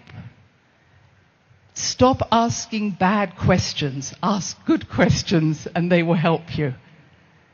Because there is so many cheerleaders. Every one of you has so many people on the other side who want you to succeed. So do not think you're alone. Your family, your other ancestors say, ask for help and we will make it happen. Yes? How many of you know that? You've heard those experiences. All right? My mother loved me and my brother and sister so much. She would do anything for us. So when she died, I felt very sorry for God because she was not going to stop helping us from the other side. She was going to do everything she could to protect us and make sure we were happy. I hope you have that much love coming from you from that other side. There is so much love. The next thing is that we are perfect spiritual beings already. Too many teachings talk about us. We're on a path. We've got lessons to learn. No, you chose to be here. You're already perfect. But you said, let's go to this place that is rather chaotic and difficult, and let's be creative. On another slide I have this, but 95% of your consciousness isn't here. It's in the fifth dimension and above. It's only 5% of you that's here. You're already a light being. You're already enlightened. But you came here to bring energy, and I'm going to explain about that. Humanity is in the midst of one of the greatest evolutionary shifts that has ever been on this planet. That's why there are so many humans here. Everybody wanted to be here. You won the ticket. You said, can I go? And then when you got here, you say, can I leave? You chose to be here. Make the most of it. We are in this 12,000 year galactic wave of energy that's coming from the center of the galaxy, reaches us every 12,000 years, and is reversing and transforming everything it touches. So what we are seeing is massive changes that are coming out of the sun, massive changes to all the planets in our solar system. The magnetic field of the Earth is getting weak. That's why we're seeing strange lights and lightning and strange weather. It's not because we're doing something wrong. It's because the galaxy, the Great Mother, is talking to us and say, time to change, time to take that leap of faith. That's why you're here. And I have spoken to many indigenous people, and they say this is the first time that humanity will walk fully as fully evolved spiritual beings here on earth. In other words, ascension is not about leaving. You can do that anytime. Ascension is becoming all that you are. And that's what we're here for. I've mentioned that first piece. The second one is 5% of our 100% consciousness chose to be here. And this piece said, this is such a unique place to be, this third and fourth dimension, with time and space and other playground creative energies. Let's go there and be creative. The word human means creative being. So what have you created today? What have you done differently? What talk have you had with someone else that created new consciousness? Every day we want to say, have I been creative? It might be in sowing or planting, but it's in conversations. How have I grown today because of my conversations or because of my meditations? These are the unique conditions that are here. And so our mission, people say to me, what's my destiny? Your mission is to become all that you are, to incarnate every part of who your soul is here on earth now. So I see it like a jigsaw. Every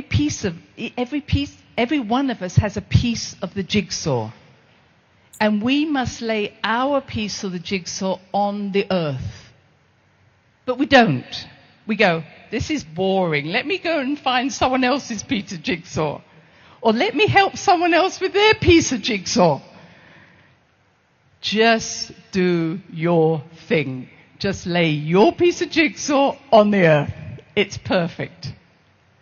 That will be the saddest point for your soul if when you do pass out of your physical body, you go home with the same piece of jigsaw and your guides will say, why are you still carrying that piece of jigsaw? You was not supposed to bring it back.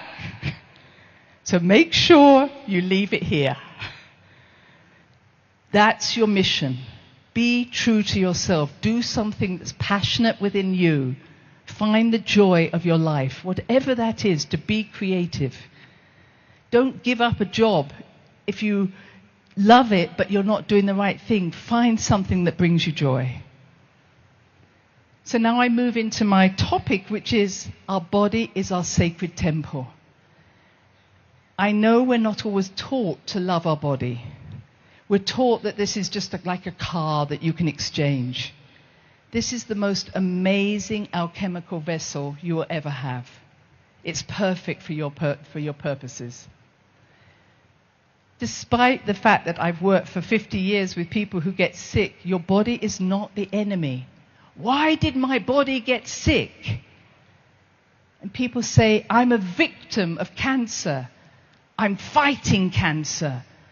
I'm suffering from. All these words. And every time we're battling against, every time we talk to our body in that way, the body feels unloved. But the body is your greatest friend. It will do anything to help you get on your soul's path. So when you get sick, it is not some failure or something you've done wrong. it's actually your soul saying something has to change. And that's why I call it a solution. That's being a little clever in English. And I want to say that if you do get sick, it doesn't matter, if I may say, if you physically get well again. How many of you have been ill and have changed your life because you were ill? How many of you are here because you've been ill? And something changed.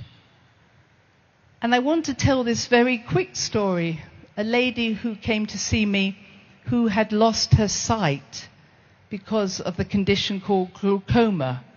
She had pressure in her eyes. And she was very angry because the doctor she saw had missed this.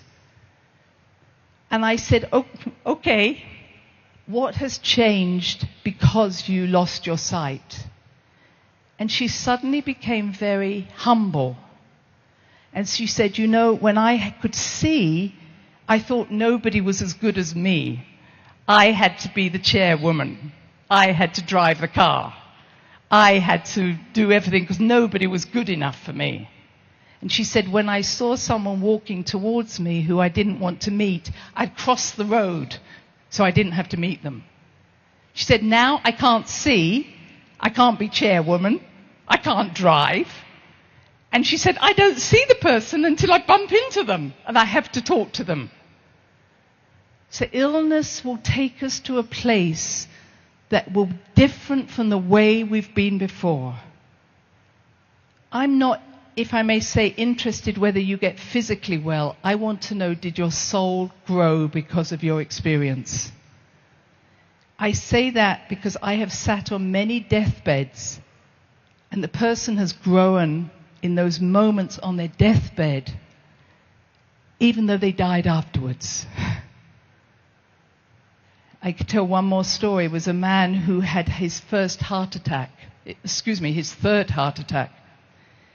And he was very seriously ill. And he called me over and said, for the first time in my life, I want to live.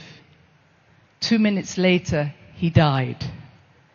Because for 72 years, his soul had been asking him to say, I want to live.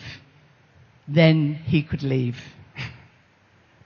Please do not see death as a bad thing. It's literally another stage, a rites of passage. And I just feel it's appropriate for me just to tell one more story. I worked in pediatrics with a lot of babies, children. And this grandmother said, I want you to know a story that happened to my daughter and her 9-day-old baby who died. She said the baby was born with many problems and it wasn't going to survive.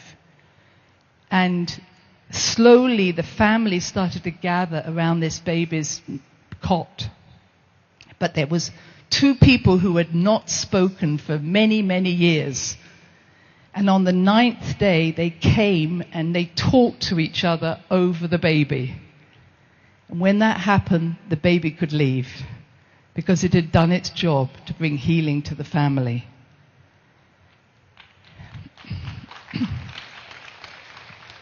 When the grandmother showed me the pictures she wanted to show me, she showed me the grave of the baby. All it showed was bright white light coming out of the grave. So I want to let everybody know, however small the baby, it is a mighty soul that came here to do a job. And when its job is done, it's ready to leave. And we need to honor those wonderful souls who visit us, maybe for just a short time, and then leave. There's nothing we've done wrong. They give us a gift. And I've seen that so many times. I love telling these stories because they're so powerful. I want you to know that every cell of your body, every organ of your body is intelligent. It's not just a piece of meat. It's a living being. And it's interacting constantly with the quantum universe, with the whole. It knows exactly what's happening. And I'm going to give you just this little idea that one of the things I get my clients to do is to write, like, if my heart could talk to me today, it would say. And just let your pen write whatever your heart would like to say.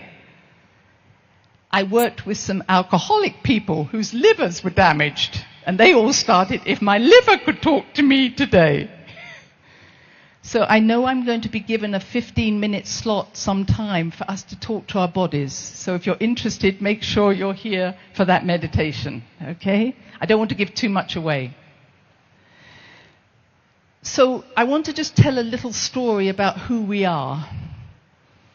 In the beginning, there was an eternal God, the one, whatever you want to call it, the one and the all and the nothing. But it was eternal. It wasn't growing. So it said, okay, I want to grow.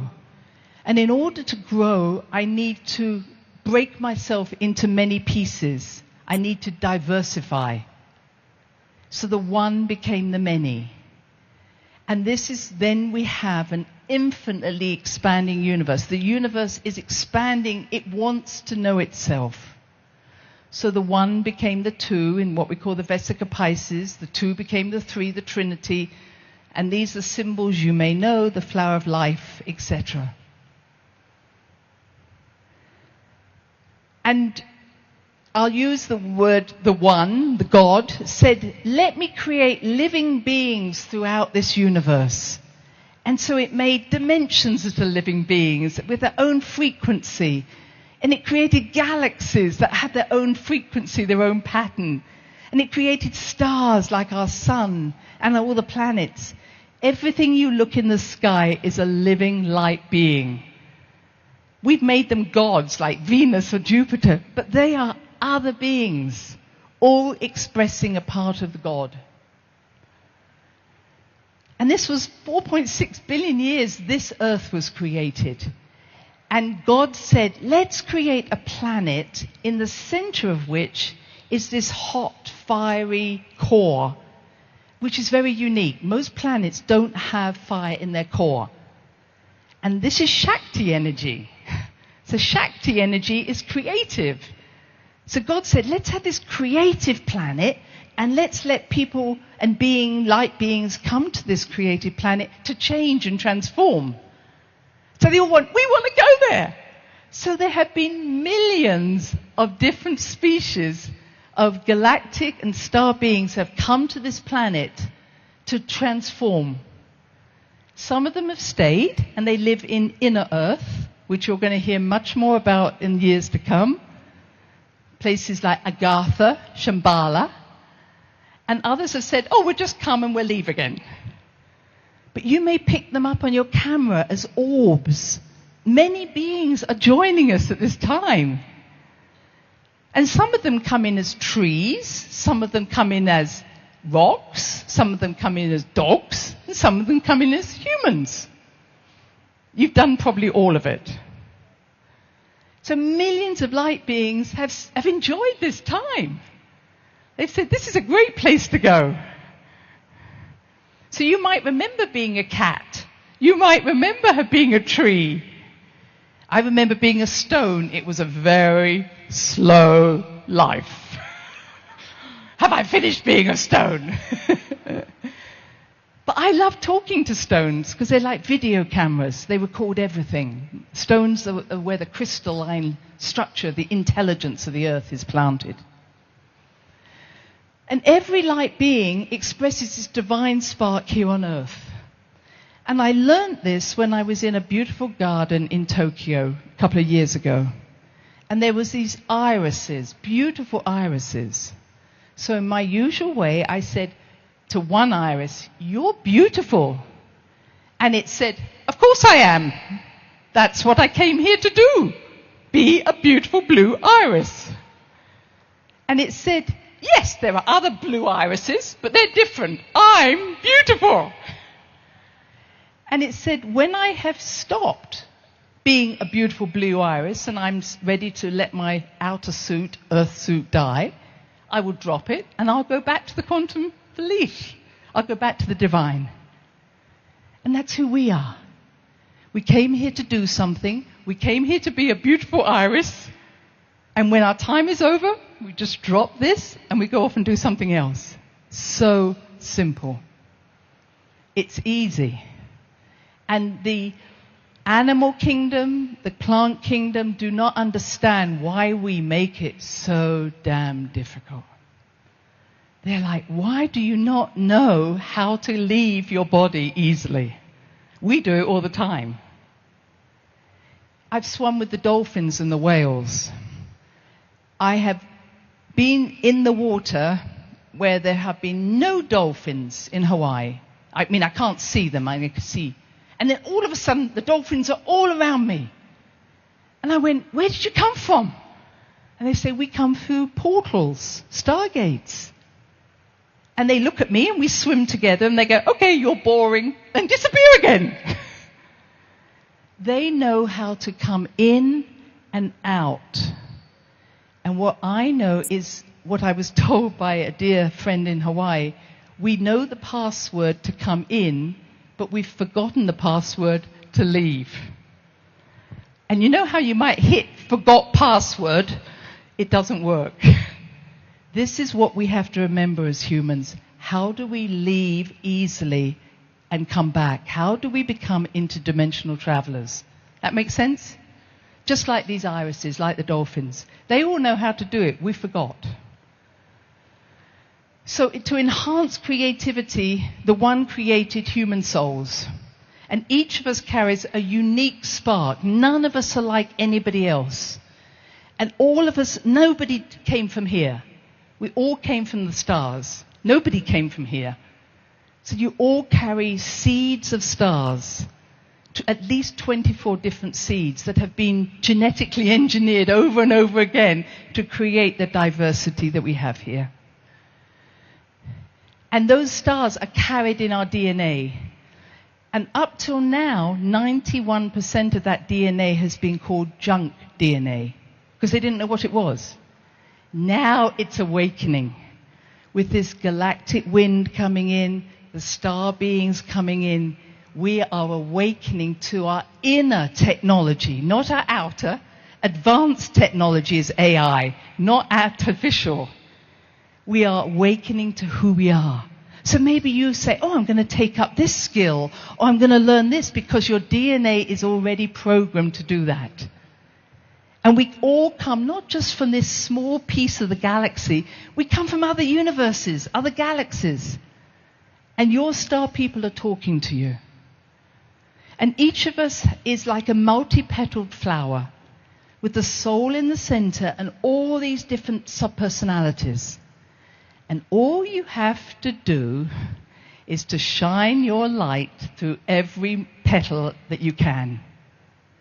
The trouble is, we try and shine our petal through the same we shine our light through the same petal. Excuse me, I'm going backwards on myself. Can I go? I don't know if I can get back. No, can someone take me back? Maybe I can take myself back. There we are. Just because you do something well, it doesn't mean you should keep doing it. Stop doing something if you are not growing from it. How many of you are in jobs or relationships when you are not growing? You're bored. How many of you are bored? You're looking for other diversity. I imagine there's many more hands that would go up. If you are starting to get distracted by doing computer games or not taking an interest and you've lost the passion, leave now. Or change the way you're doing it. Because your soul will not grow. And the sad part is, every time you move to a new petal, your consciousness changes. If you stay in the same petal, your consciousness never changes, folks. You come in at this level of consciousness and go out at the same level. It is not what you know in your mind, it's what you do. What have you laid on this earth that is different from anybody else? Your actions are going to take to show us what you've been. I just wanted to say all of us are designed in the same way as this pyramid, by the golden mean 1.618. Even your body is designed in the same way. So from my navel down to the ground, it's 1.618 bigger than my navel to the top of my head. So you're all perfectly designed. So don't ever think your body is strange. It's only strange to someone else. It's perfect. We also possess our own pyramid, which is the pineal gland. And the pineal gland maintains our connection to the cosmic oneness. It is so important. This is our pyramid, based on the golden mean. And I just want to say, sorry, I'm going back on myself again. The pineal gland is damaged by fluoride in the water and by chemicals that we put into our body or we are allowed to put petals in. This is our crown chakra. When we take certain chemicals, our crown chakra stops allowing that contact with our divine selves. As long as you are meditating and humming, humming is the way to wake up your pineal gland with the breath. And that wakes the pineal up. I'm sorry to say that the vaccine that many of you may have taken did a lot of damage to the pineal gland. So start humming now, all the time. The bee, wake it up. 5. So here I just want to finish with saying, here are some of the things that really get us stuck. We live with outdated and limiting beliefs that our parents have taught us, our grandparents. We forget that we're amazing beings who have chosen to be here. We're not here as a victim. We stay in one petal. And we don't listen to the advice of our body and our intuition. We listen to other people. Why don't we listen to our intuition? Oh my goodness, I might have to change. I might have to be different. I may be illogical. Crisis such as illness pushes us to change.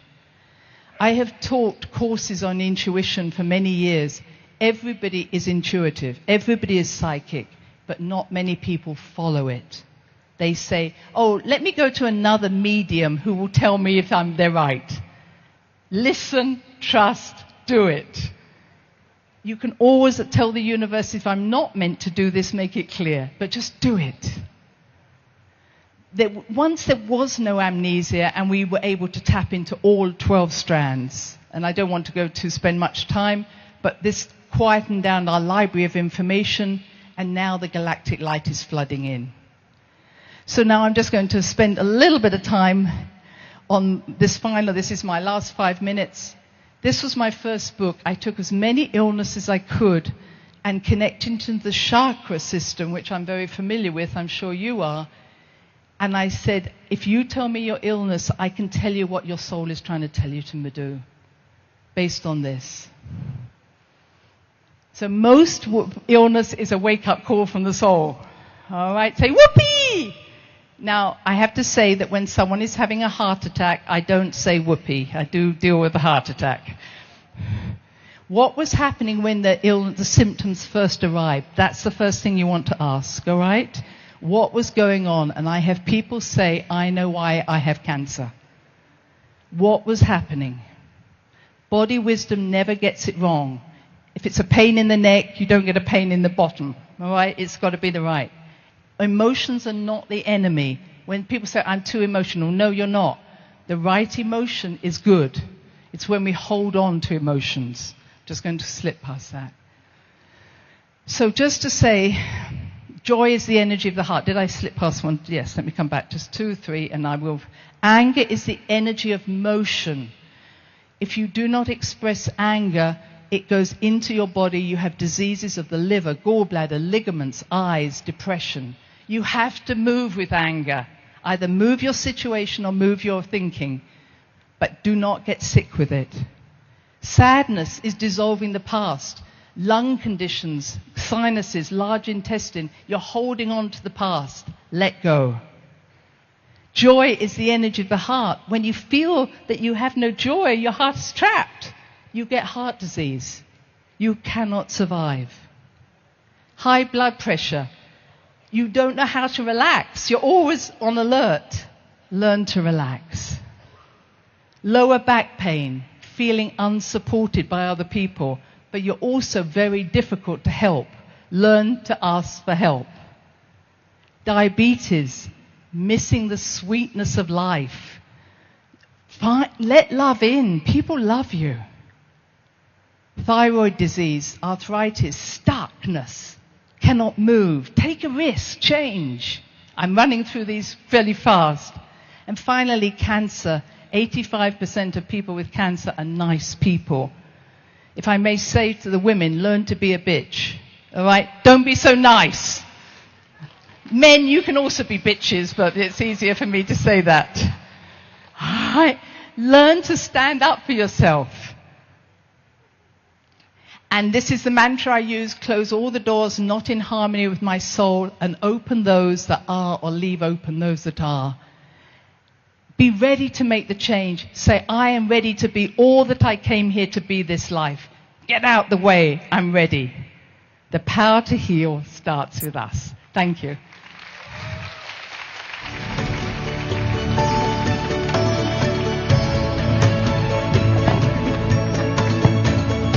I want to hear more of clapping for her, please. Just tell me something. Christine, please just stay here just for a moment. How many times do you witness or see someone speaking like how she spoke? How many people cried while she was speaking? I just want hands raised. You cried.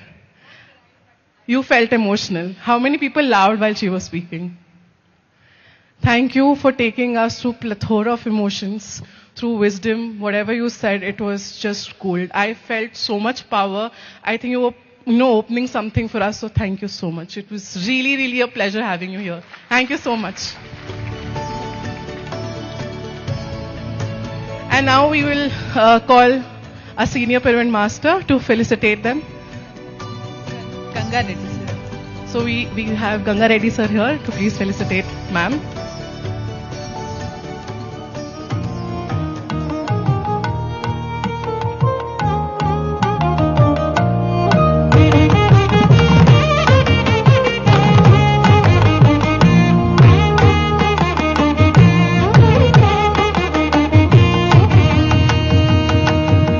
Keep hearing the clapping, please. Thank you. This is not what you experience every day. This is what you experience once in a lifetime. Did you think 2 days ago that this is something you want to experience here? Trust me, there are a lot of surprises for the next 2 days. You will be mind blown. Your heart will go out. You don't even know what you're in for. I can tell you this, because I was once where you're sitting today. And this is one person who couldn't even stand on stage. I always had the gift of gab. I could speak, but on the stage I'll be like, I can't speak. So I think all credit goes to Patri ji for making me who I am today. So through this beautiful event, I want to take a moment to show my gratitude to my best friend, Patri ji, for making me who I am. A lot of credits to him.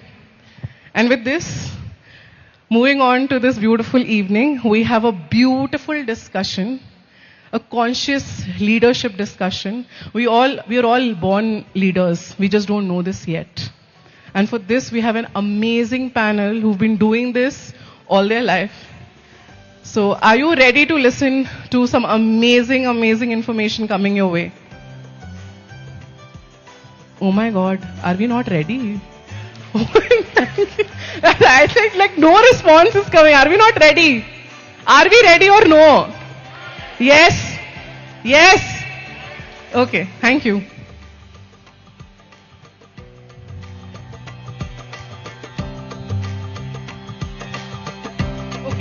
And as we're moving to the evening, I know we've been here for a long time, but I'm sure you're enjoying the whole fiasco that's happening here. This is actually a very beautiful fiasco, to be very honest. So after this panel, we have a beautiful cultural performance. Post that will be followed by dinner, your chill time, whatever you want to do. And in the night, we also have campfire to sit together, share experiences, share our heart. That's what PSSM is all about. That was this event is all about, sharing and caring. That's what we do together. So please stay tuned. I hope that we stick to the end, because we have a panel, and then we'll end this beautiful evening with cultural program, beautiful dance that we'll conclude with. And with this, I call upon Prithvi on stage. She'll be our moderator for the evening for this beautiful panel. We have amazing people joining in. Can we have Jem Fuller, Mihir Sangvi, Saikropa Sagar, and a beautiful Tanaz Irani on stage, please? Talia!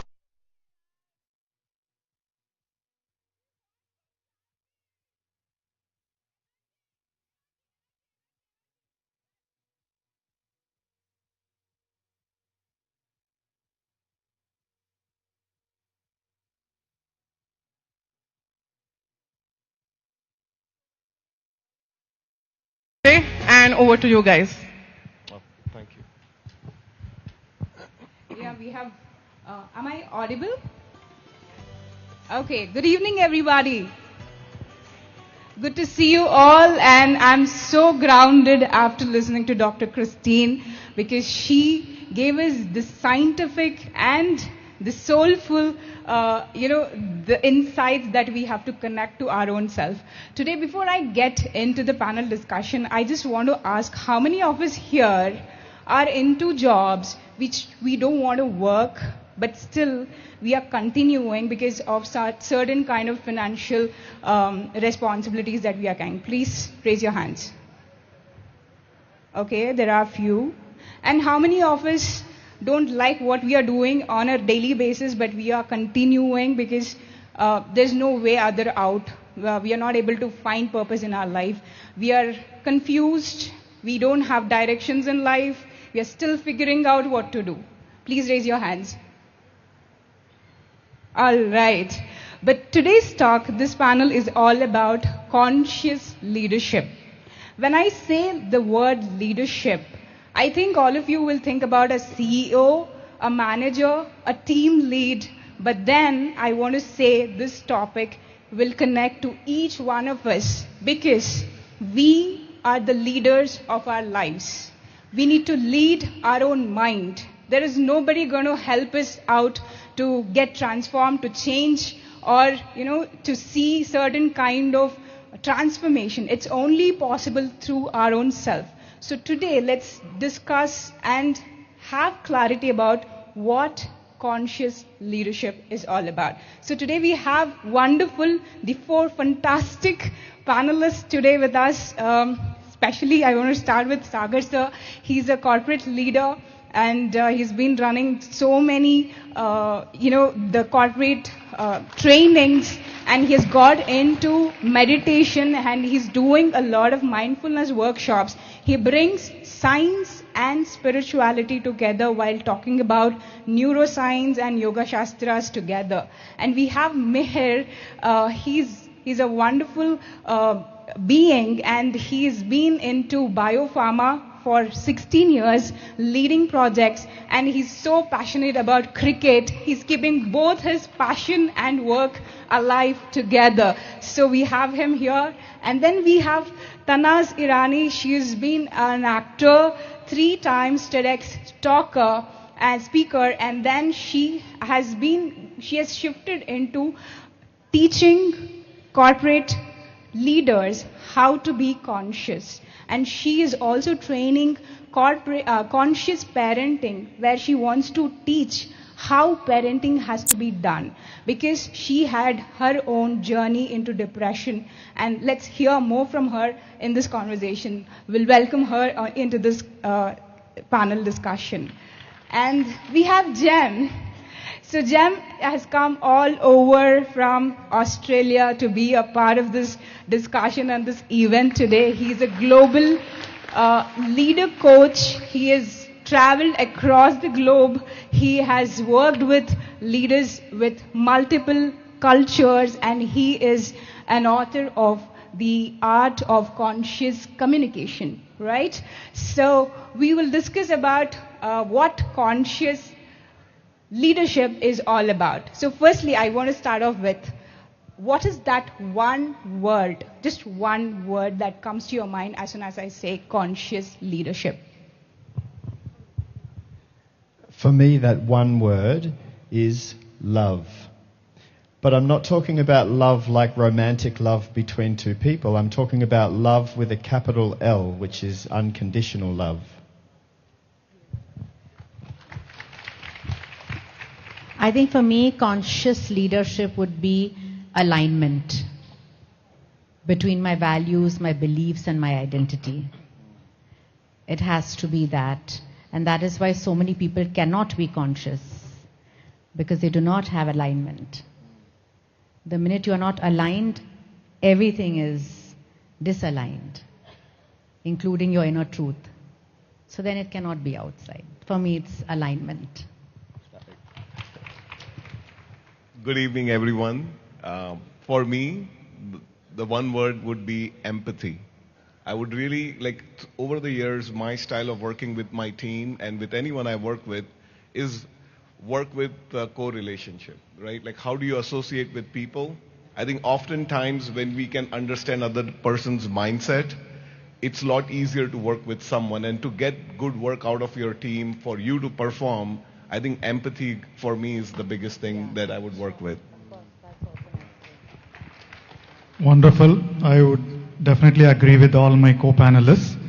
But for me, what resonates more is that one word is authenticity. And that includes most of what my co-panelists have said. And authenticity needs courage, right? And in today's world, being who you are and acting from that place or leading from the place of who you are, not what the society or what others want you to be, requires real courage, and that's authenticity to me.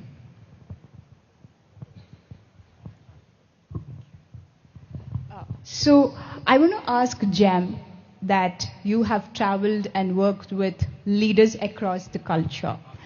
So the qualities now that all of you said, love, alignment, empathy, and authenticity, all these qualities, can they be intentionally cultivated through meditation and self-awareness, or is it coming to a person through how they have been brought up, with their conditioning or the culture they have been coming up?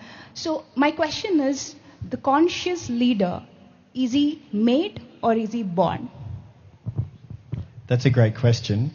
Before I answer the question, I just want to let you all know, we didn't plan that. We didn't sit together and say, now you say that and you say... We just organically, authentically shared, and I could not agree with you more. All of those aspects are so important. So the good news is that what we're talking about, these emotional intelligences, can be learnt and practiced and developed. So some people are born and they're naturally more inclined towards leadership. Maybe they're a bit more extrovert, they want to be heard, they speak out, they come to the front. But some of the best leaders that I've ever had the pleasure of working with are more introvert. They're more quiet. They listen. They speak a little bit less. But as they develop their confidence in being aligned, and as they develop their confidence in empathy and being authentic, they can be some of the strongest leaders. So, in answer to your question, nurture and nature, some people are naturally born certain ways, but our environment also shapes us. But when you come to a point in your life where you decide to step into leadership, you can learn to be a better leader through practicing these things, and meditation is one of the most wonderful ways to practice these, for sure.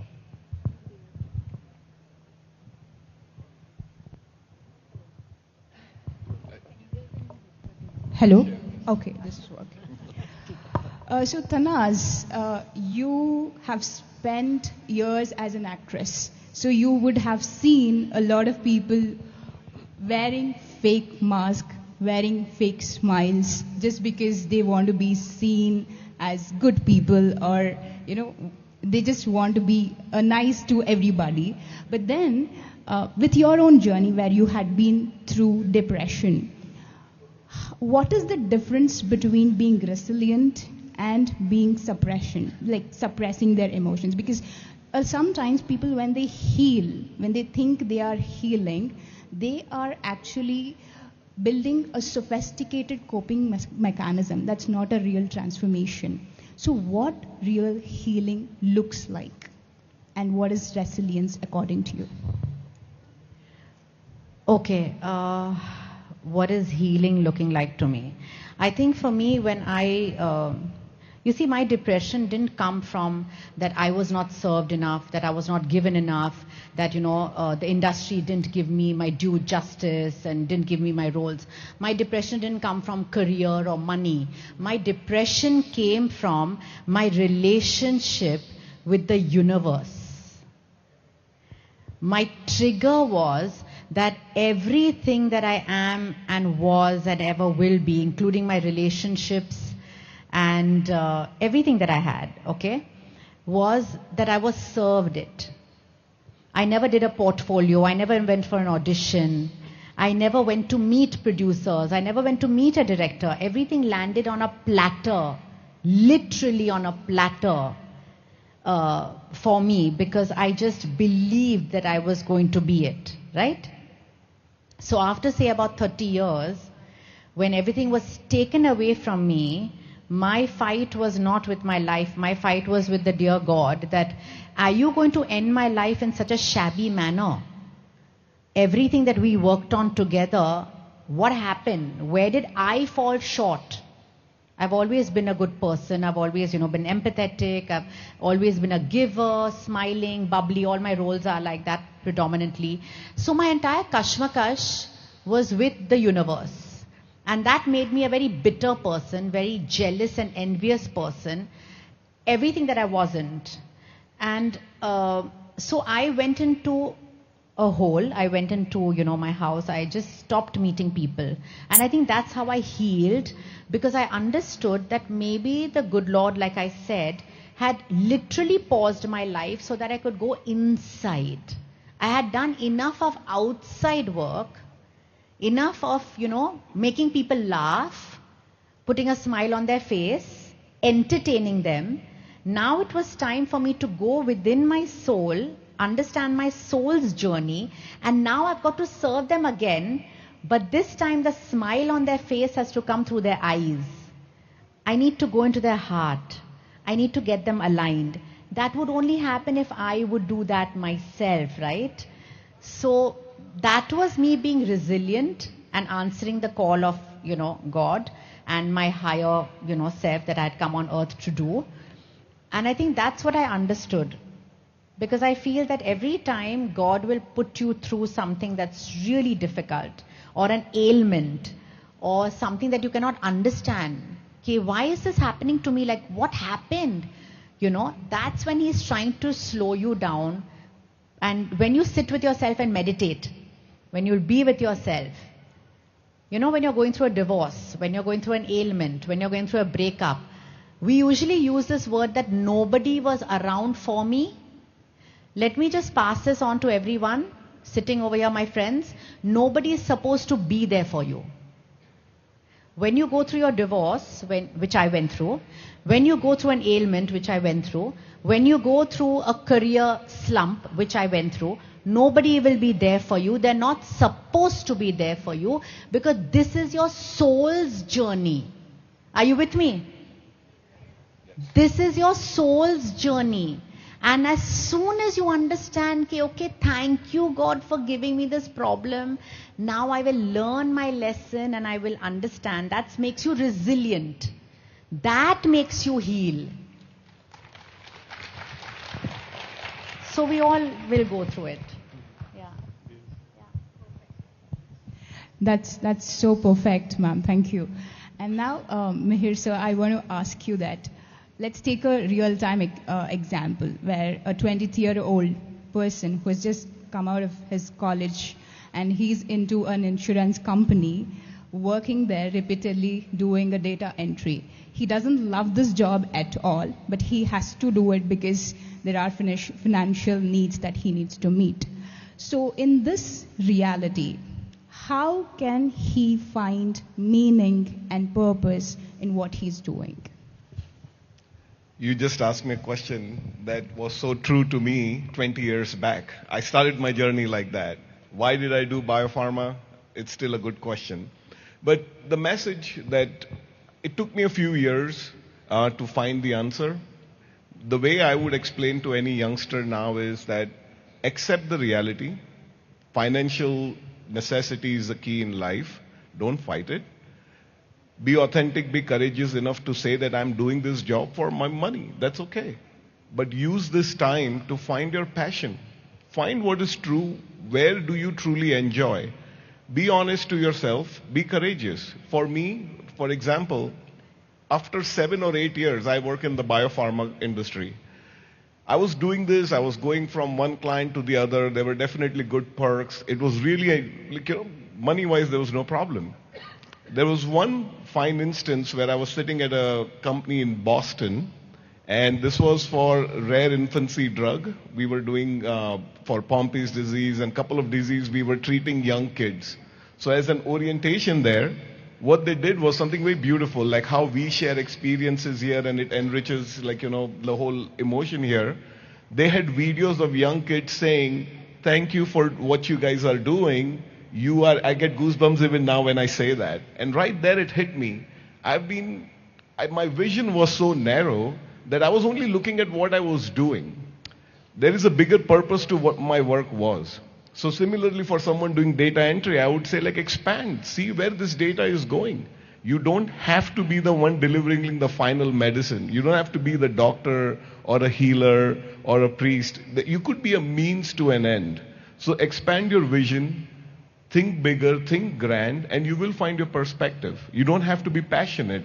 Very few people are lucky enough to be passionate in doing what they do. But finding perspective is step one. And then in parallel, be courageous, be authentic. Say, okay, I'm doing this.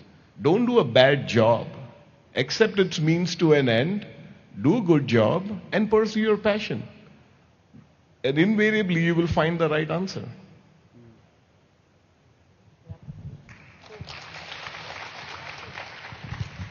Yeah, that's a beautiful way of putting it, sir. Thank you so much. And to Sagar, sir, I have a personal question. As being a Veena player, I've seen this. The instrument cannot be played with having the right tension in the string. If it is too loose, there's no music coming. If it is too tight, it'll rip off. So in a corporate culture, if there is no stress at all, are people going to really perform? Or you are doing corporate trainings where you want to make the space stress-free and completely be away from the stress and perform in a relaxed mode. So is that really possible where we can see output without stress? I wish there was a world without stress, right? But the reason we are doing what we are doing is taking meditation to corporates is not to be stress-free. It's for them to cultivate resilience, cultivate the equanimity to handle stress better. Right? I think just like some of my panelists mentioned, and we just saw Dr. Christine Pate's session as well, lecture as well, that pain happens, sorrow happens, sadness happens, right? Stress happens. All that causes stress, and there is a reason for that. And that's for our learning, right? That's a soul's way of telling us this is a lesson to you. Either change or this is for something for you to do better, right? So meditation allows us to handle stress a lot better, right? Earlier, in fact, from my own personal life, before meditation, I used to take things too seriously. Someone remarks something in a meeting, I used to take things very seriously, right? And then I had to be perfect. But then through the wisdom of Brahmarshi Patriji, through the neuroscience, through the meditation techniques that we learn, the mind stops chatting, mind stops telling what other people are thinking about you, right? And then as the mind stops chatting, you start looking at situations, all situations the same. And that's the ultimate goal of spiritual science and meditation as well, right? Getting to that equanimous state, right? So conscious leadership, that is where being conscious of things comes up, right? You don't label, oh, this is stressful, this is joyful. To a conscious leader or a conscious person, everything should be the same. And meditation develops that resilience, right? Be it a stressful situation, a stressful boss, stressful some pain causing a spouse or a partner or a parent at home or a kid at home, you're able to handle that everything equally. I mean, obviously you will feel stressful, you will feel bad. Sometimes you might feel, oh, I've been a meditator, why am I feeling stressful? But the degree of pain or degree of stress that you feel and then let go will definitely be a lot lesser than you must have felt when you were not doing the practice, when you're not doing meditation, right? So the answer to your question is yes.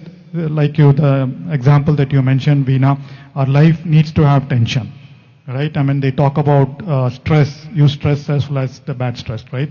So only with stress, our body kind of starts meeting up. Once we start getting over that stress, we are able to achieve a lot better. We are able to achieve a lot more. So that is, stress to me is not something that I pray to God or do meditation, I should not have stress. That is not the goal, right?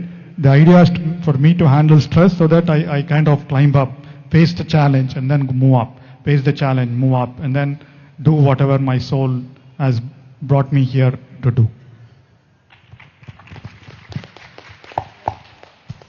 So I have one common question when it comes to work. The Eastern philosophy, when we see this, we see Swami Vivekananda quoting Karma Yoga. And he talks about work as worship and not be attached to the outcome. Whereas the whole world, in the not just corporate world, whatever work we are doing, we are so obsessed with the outcome. So is it really possible to follow this Karma Yoga and find liberation through work? So I want to listen to all of you. Yes, it's possible, and it's a practice. You know, it's not like you can do it and then you don't have to practice anymore. It's like yoga or meditation. You don't get good at meditation and then stop meditating and say, I don't need to meditate anymore because I'm good at it. No, it's a practice. It's a way of being for the rest of your life. So in a moment when you can remember to come into the present moment of whatever work you're doing, that's beautiful. And then you might forget, and then you need to remember, and then you might forget. You know, it just reminds me of a story the other day. My wife has a wellness village for women in Australia, and she has Pilates and yoga. She's a teacher. She has yoga, and she has a strength gym for women, and she has practitioners and all this stuff. And she is a visionary, and she has the vision, and she can see the beautiful space. And she says to me, Jem, can you please build this here? And I say, yes, I love you, I will build it. And then she says, can you please put this here? And I say, yes, anything you want. So I build and put. And then 1 year later she says, I've changed my mind. Can you take this down, please? And then take that down. And I say, yes, of course. And someone said to me the other day, Jem, you just built this big thing in the gym, and now you have to bring it back down again. That must be hard work for you, must be frustrating for you. And I said, no, it's not. And they said, why not? And I said, well, because when I'm undoing the bolt, all I'm doing in that moment is just undoing a bolt. It's the story of, oh, but I just did this last year and now I have to take it. That's all the story. The actual moment of undoing a bolt is the same as washing a dish, or driving a car, or loving my children, or anything that you're doing in any moment is just in that moment. There's no pain, there's no suffering, it's just being in that moment. So yes, it's a practice. Does that make sense? Absolutely. That's what we all are practicing, to be in the moment and enjoy the process of whatever we are doing. So I would like to hear from Tanaz your idea about it. You know, when Swami Vivekananda said work is worship, it's difficult for us because we equate work with office or chores. But if you bring your 6-year-old self along with you, wherever you go, you will be worshipping it. Think about it. When your child is playing, he's in that moment. For him, it's worship. Because that toy is everything for him. Isn't it? Try taking away a toy or a balloon also. It's just a mere balloon. But if you try to take it away, the child is going to scream and yell. When it bursts, He screams and yells, but it's just a balloon. But he's in that moment. He's conscious only in that moment. This is his entire world. For 32 years, I've attended sets and different people and different directors and different producers. And I kid you not, I bring my 6-year-old self every day onto any set that I meet. And I'm called to. Every time I enter a set to do a new role, I feel, wow, this is my new toy and new makeup and new people to meet and a new role to essay. And yes, so many times that particular project or that particular role is not put on the shelf where I would expect it to be. But I have learned through the years that if you do a brilliant job, and my acting is my passion, it's my life, it's my everything, it's my breath. If you do a brilliant job, someone somewhere is going to find that brilliant job. And you are going to get that karma of that job that you have done. So if you put your whole soul into that, doesn't matter what the end result is. But someone is going to reap that benefit as to how much you have put in. Just like he said, when the children said, thank you for doing that, he didn't know what his contribution was to that. So recently I just did a role, and for me it was my Dhurandhar. I don't know how many of you all have seen the movie Dhurandhar? How many of you all have seen Dhurandhar? So I just did a role in 2022. The series got released in 2026. We had to given up that it will ever see the light of day. And it got released on OTT, but not on Prime Video, not on Netflix. It got released on Waves. Waves is a much lesser OTT platform. But did I cry? Did I feel very bad? Did I feel, oh my God, that's really sad? Somebody had cast me as a police constable. Something that nobody would have cast me for, a director. Even I couldn't see myself in that. They didn't know I knew Marathi. They didn't know I could, essay that role. And suddenly I saw myself and I'm like, oh my God, 4 years ago, before my surgery and everything, I said, I love my performance and someone is going to see me there. This is going to be the Dhurandhar of my career. So it's never about the job. It's about how much love you've put in that and where you have completely envisioned this role is going to take you. So when you're doing your work, bring your 6-year-old self with you. You'll find there's so much purity, there's so much of love, and there's so much of, authenticity in what you're doing that you will reap the benefit. Maybe not today, like I didn't get it in 2022. I'm going to get it not in 2026 because yet no one has seen it. Maybe I'll get it in 2028, who knows? But that karma of that job will see its fruition. So just bring that along with you. Bring your 6-year-old self along with you. There's a lot of fun in that. That's a beautiful way of doing it. So what is your perception about this? So if I was to summarize what you're saying, it's the journey or the outcome, correct? So this is something Pari has been instilling in me. It's like, why do you have to compromise? So now my answer is, I want both. I am not going to choose one or the other. And that's where it's like positive or miraculous thinking that when you do meditation, when you get into this mindset, that's what I aspire for. And to me, I like to keep it very simple. The way I do this is create the right environment. Work with your team in such a beautiful way that if the journey is awesome, if you're working and if you're able to inspire your people, your team, yourself to deliver your best, the outcome will be there. There is just, you don't leave it for choice. When you walk in thinking, I've got this project. When you work with that mindset, that energy carries.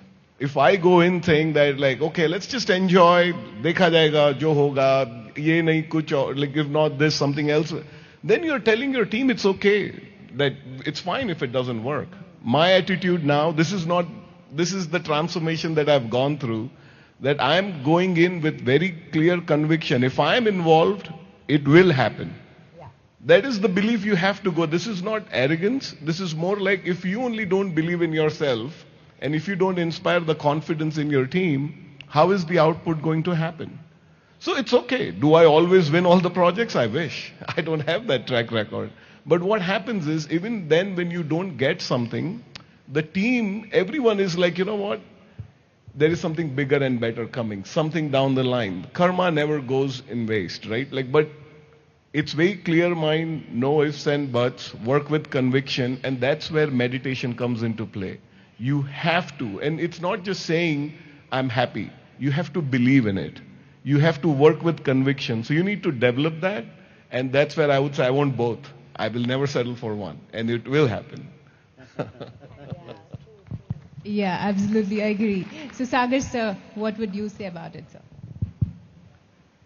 Yeah, delinking work from outcomes, very difficult, right? So our society, our education system, and our, of course, examination, ranking, promotions, the entire system is built around outcomes and achievements, right? So it's very difficult to get away from outcomes. However, when we say work is worship, what is worship? Worship is when it's basically what you worship, where you worship to become one with God, right? One with God, so the one with us being our soul. And when you are working on something completely for yourself, right? Being in the present moment, we've heard all that, right? Being in the present moment, when you're completely focused on whatever you are doing, like Jim said, in terms of unscrewing the nut or screwing the bolt, whatever, it doesn't matter, right? You're doing that act. When we are doing the complete act for the sake of doing it, right? They call it as autotelic behavior, right? So when you're doing it completely, you're one with yourself, one with your soul, then that is worship. Doing work, I mean, we've seen, we all come from a meditation community, and a lot of times we see people who are non-meditators, at least to the exterior, we don't know they are meditating, right? But they've been extremely successful, extremely joyful, and you can see them how their work is their worship. Work is what their God, right? They don't need to be meditating because they've been doing it for the sake of doing it, and they get joy out of it, whatever be the case, whatever be the outcome, right? For us, in meditation, what happens is most of that outcome focus comes from our mind. And in meditation, the mind gets silenced, like we saw Patriji's video. When the mind gets silent, automatically the soul takes over, and then we do things for our own self. That's the key role. Personally for me, meditation stilled my mind. I used to be that way. Like I said, what will other people think? If I'm not successful, or like Meera was mentioning, if I don't get this project, if I'm not successful with this project, I would be kind of marked a failure. I'm not be given better projects, right? So all those things keep going on in your mind. But then meditation silences the chatter. And the moment you start doing things for the sake of doing it, for the sake of it, automatically the outcomes, once we start not bothering about the outcomes, automatically the outcomes will be favorable to you. Whether it is good, whether it is extremely successful, doesn't matter, but it will be favorable to you. But that's the most important thing. I just want to add one more thing to this: be in the moment, or do I have a goal or an object that I'm aiming for? And people ask, Jem, you tell me to be in the moment, but how can I have a strategy or a plan or a vision? When it is the moment to be creating the vision, you can be in the moment of creating a vision. You can be present in designing a strategy. You can be very present in forecasting forward. So you can be in the moment and creating a vision and a strategy and a plan and a goal to get there. And then when you take the first step, be in the moment of taking the first step. And when you take the second step, you are in the moment of the second step. Also, when it didn't end the way you wanted it to come, and you decide to reflect and look back and learn so you can do it better next time, people say, but you say, Jem, be in the present moment. Yes, be present in your reflection. Be present in learning from the past so you can improve into the future. So you can still be in the moment doing all of this. One last thing that I found very helpful. One of the panelists said, believe, I think you were saying, believe in it, have conviction. You can have 100% conviction of the outcome and zero attachment. Yes? You can come into the moment saying, we will do this. We will succeed. And if it doesn't happen, zero attachment. Okay, next. Yeah. Yeah, beautiful. And one last thing and the quick thing. I just want all of you to imagine that you are almost 94-year-old, 95-year-old, somewhere end of your life. And what would actually make you feel that I have lived my life, I did my best as conscious leaders? What is that one thing would make you feel so satisfied at the end of life? Seeing as I have the microphone, I'll just quickly say that. On a very personal level, if I see my children and their children and they are living a good life, that's my first. And then also because I care about the global, it's not about my name.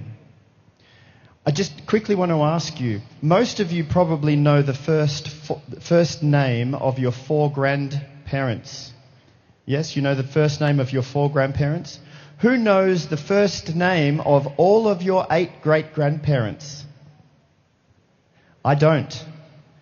This means that your grandchildren, their children will not know your name, unless you are someone like Patriji, but that's exception. For most of us, your grandchildren's children will not know your name. So legacy is not about being famous or remembering my name. Legacy is about the impact that you had on other people's lives that helped them become better people, to have better impact on other people's lives, and so on. Yeah, I would say the same thing. Maybe a couple of years ago, if you had asked me what would make me happy at 94, maybe I would say a Femina, award or one of those, or being on a main show on Netflix, but it's not that anymore. I think at 94, I definitely know it's leaving my legacy behind. It's definitely me, my children at my funeral, and my grandchildren saying that, there were so many people we didn't know, and they all were there and they thanked us for what mummy did or what granny did, and we don't even know them. So this is a visual that's completely there in my mind, which I'm very sure of. And I keep saying it, that, at my funeral you're going to meet so many people, guys, that you all won't even know, and they will be thanking you for what mom did for them. And that is a legacy I want to leave behind, helping people I completely don't know. Yeah. For me, at 95, I would imagine myself successful if I'm surrounded by people I love. As long as there is love around me, I would believe that I've lived a life of a good human being. I just want to be surrounded by people, feel the love and give the love. So be it my kids, be it my grandkids, my friends, I just want people around me. I'm a people person. So that to me would be the testament of my success. And once I'm gone, I'm gone. So.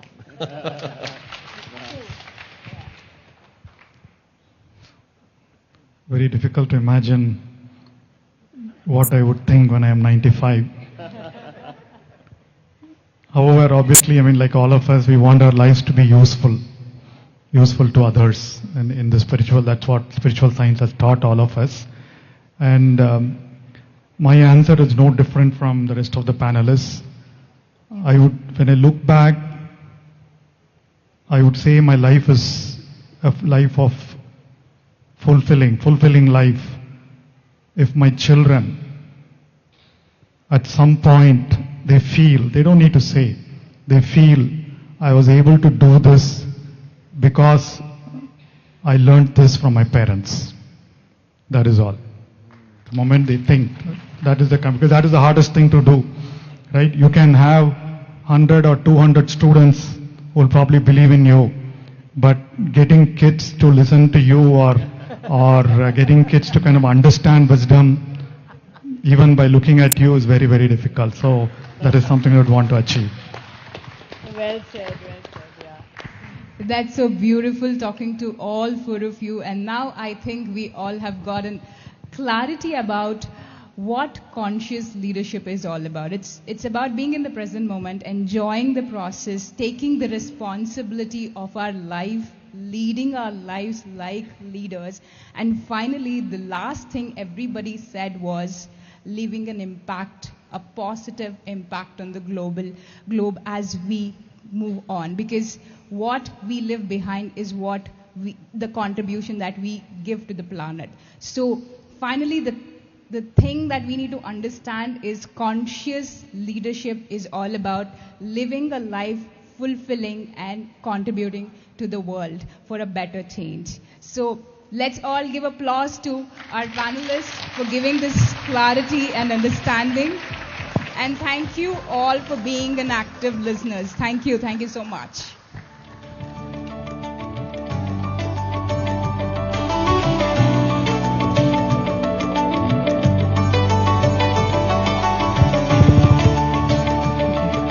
Hello, hi again.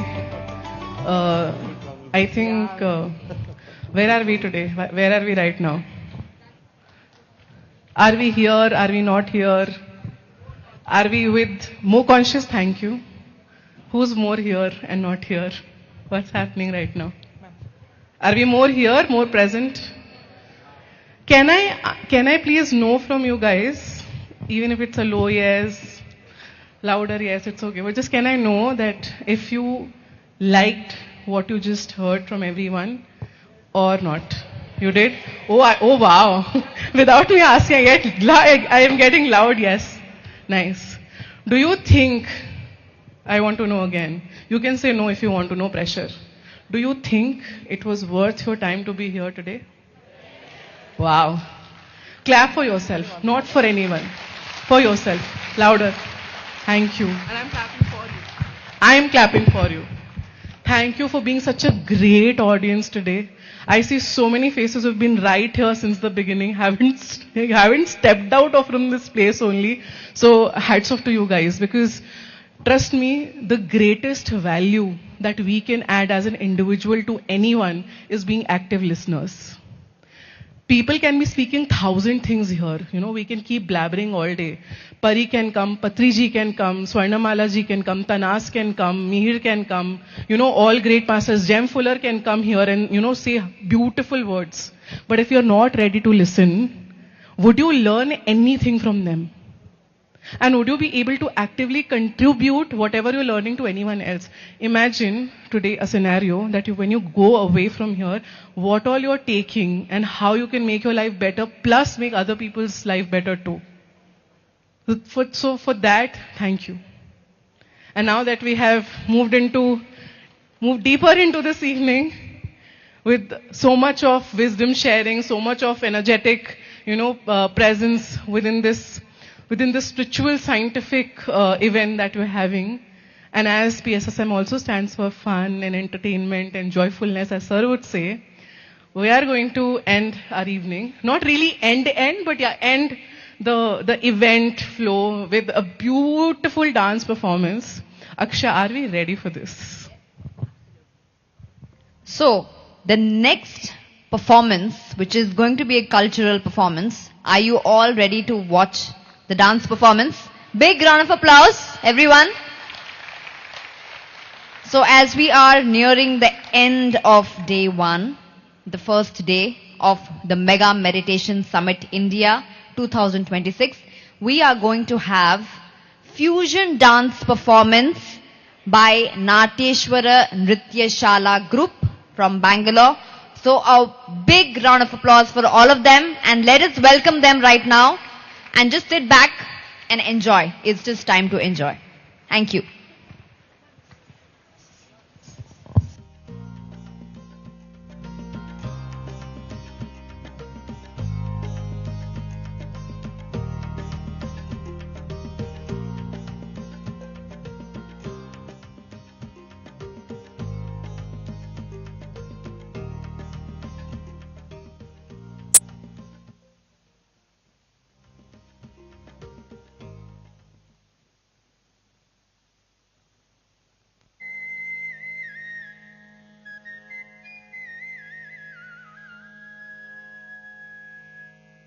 Bala Gopala Krishna Pani Padi Neela Megha se veera Neela Megha se veera Neela Megha se veera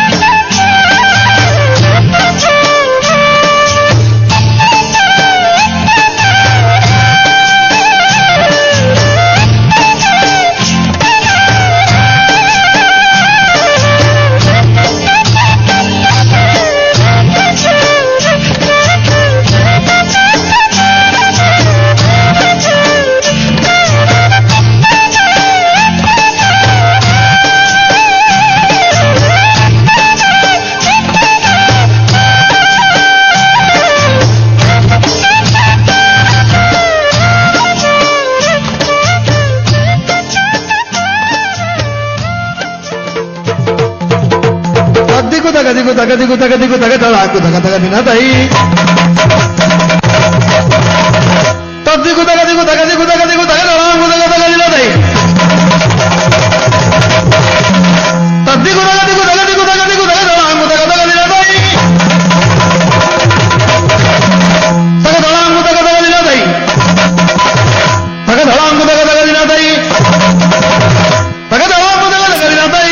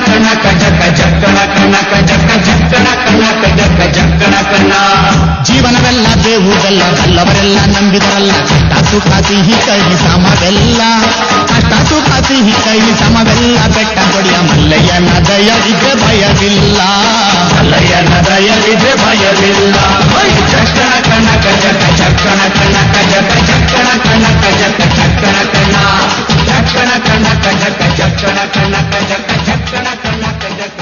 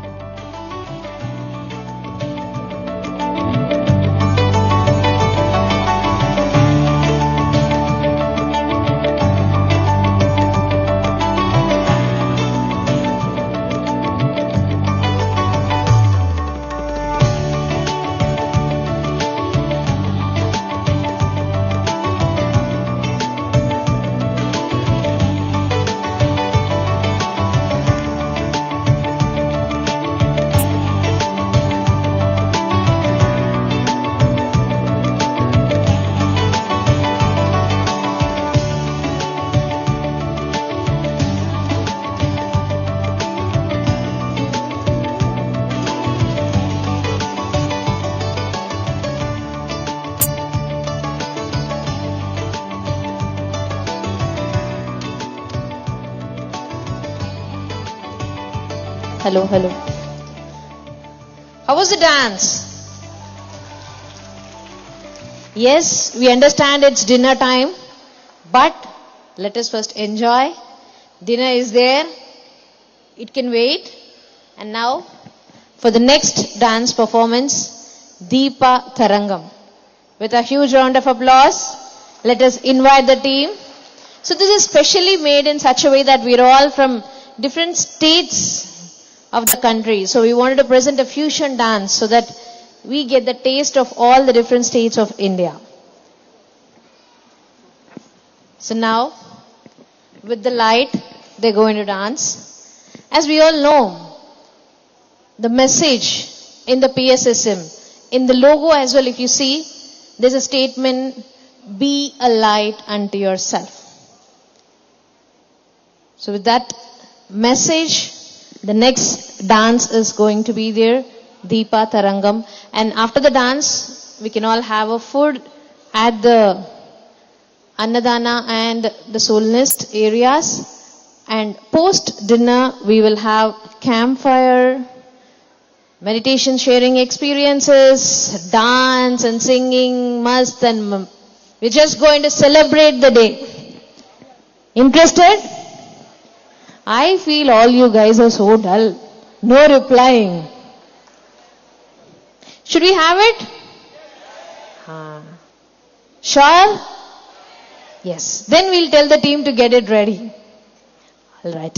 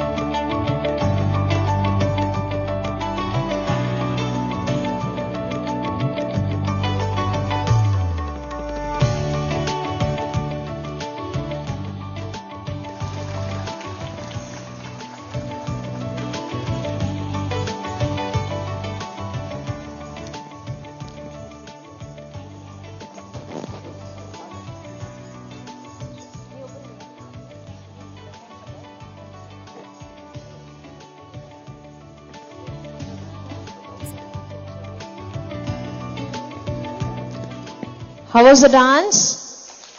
Are you guys enjoying? All right. So another announcement about tomorrow. Tomorrow morning, 5 a.m., the program would begin. As same our mega meditation summit and Dhyanma Chakra, in the same style, we are going to begin our day with intense meditation. So tomorrow, 5 a.m., we can all gather back here inside the pyramid. We will have live music meditation and we are going to meditate for 2.5 hours. So that is the first program for tomorrow. And post that we'll have Patriji's message and messages by masters. And after the breakfast, we will be gathering back here again for 9:45. So 9:45 onwards till 1:30 p.m. the programs would be there. There will be again meditation, wisdom sessions, panel discussions, and a lot more interesting subjects about spiritual science. And now, after the dinner, we can all gather at amphitheater. So wherever we are going to have the dinner, just adjacent to it, in the amphitheater, we can meet at 9 o'clock for the campfire and celebrations. And now, we are going to watch another 2 dances. So one upcoming is Yakshagana. Shall we give a round of applause? Yes.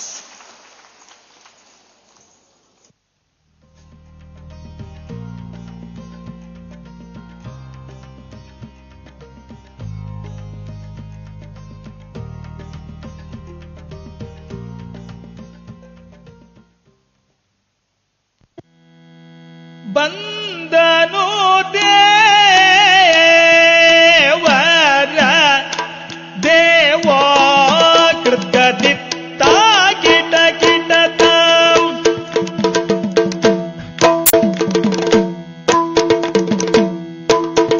ತಾತಯತ ತಾತೈ ತೈ ತಯತ ತಾತೈ ತೈ ತಯತ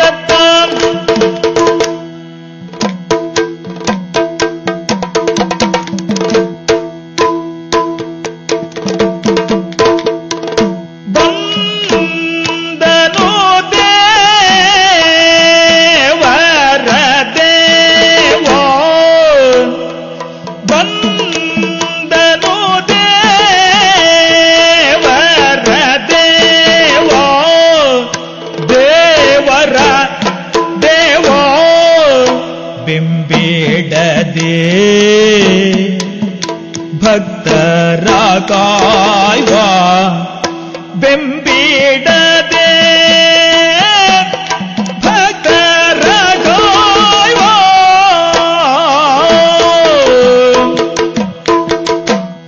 ಚಂದ್ರ ಕೋಟಿ ಪ್ರಕಾಶ ಚಂದ್ರ ಕೋಟಿ ಪ್ರಕಾಶ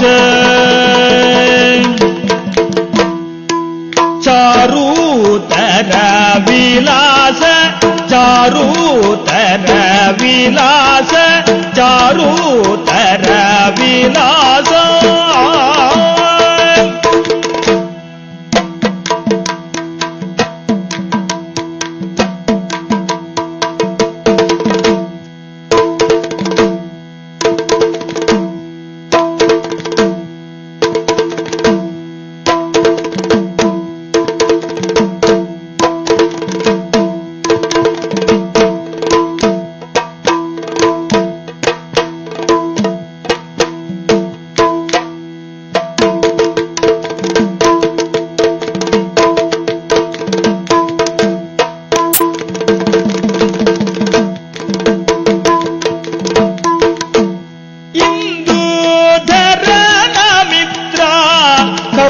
संजीव इंदुधर मित्र करुणा संजीव इंदुधर मित्र करुणा Sanjeev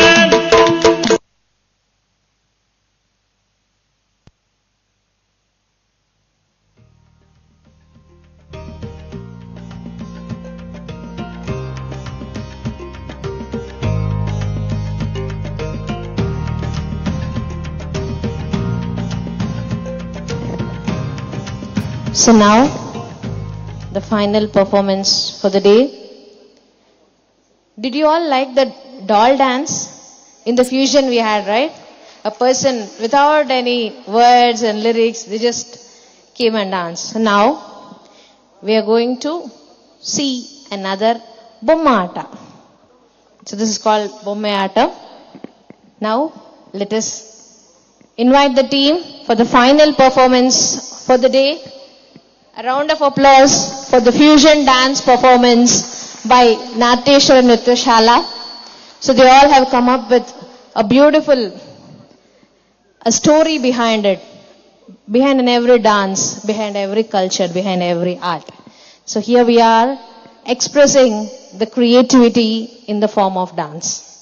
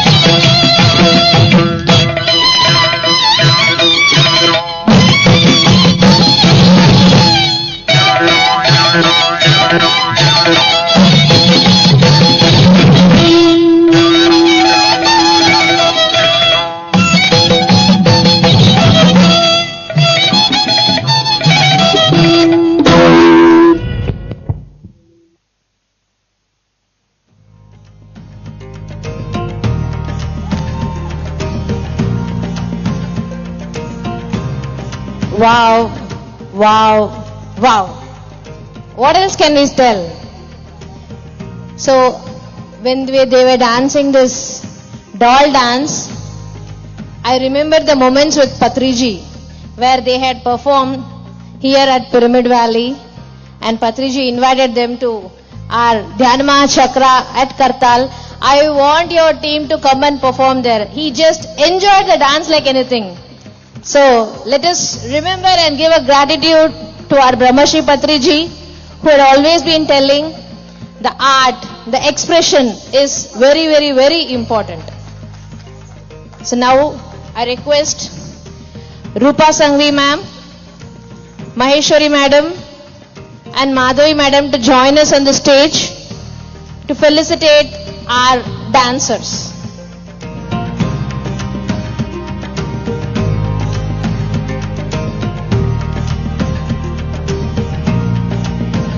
A huge round of applause.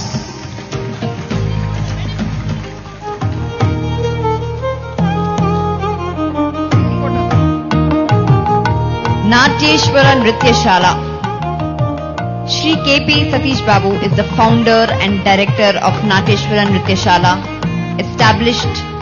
who established the institution in 2000, wherein several students were being trained in Tanjore style of Bharatanatyam. He is the initial disciple of Guru Srimati Lakshmi N. Murthy and Guru Srimati Vani Kaushik of Historical Heritage, Hassan, Karnataka. Later, he got rigorous training of Tanjore style of Bharatanatyam in Nritya Bharatanjali School of Dance, Chennai, under the tutelage of Kalaimamani Guru R. Padma. And we are so thankful to have all these artists with us today. So a big, big round of applause for everyone. Big round of applause to KP Satish Babu, Vani Satish Babu, Pooja M, Khushi M, Prerna, Sampada Saurabh, Anushika H. J, Ramesh and Srinidhi Hola. Thank you so much for this beautiful fusion dance and amalgamation of combination of dances today. Thank you.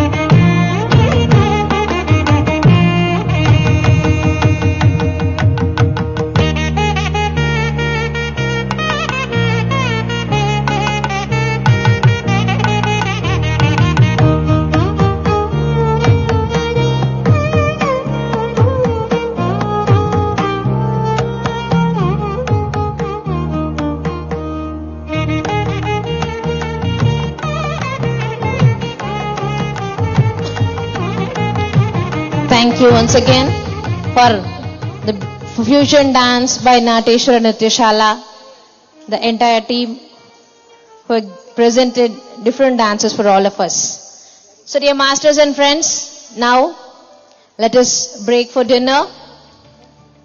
So we can complete our dinner, and at 9 o'clock we will meet at the amphitheater, the open space theater near the food area.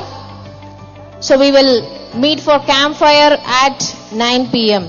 And again tomorrow morning at 5 a.m. there will be live music meditation inside the pyramid.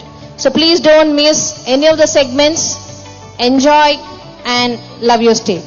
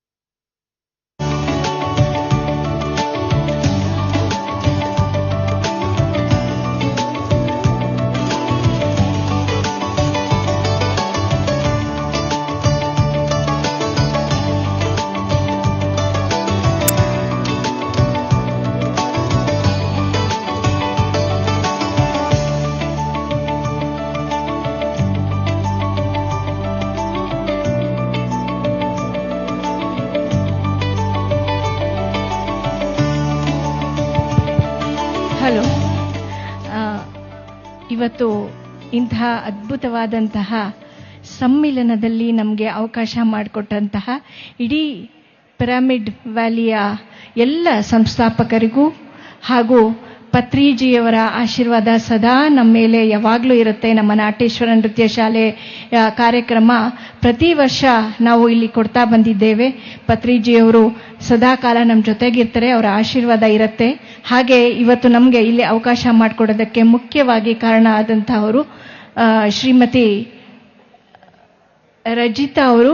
ಅವರ ಜೊತೆಗೆ ಮತ್ತೊಬ್ಬರು ನಮಗೆ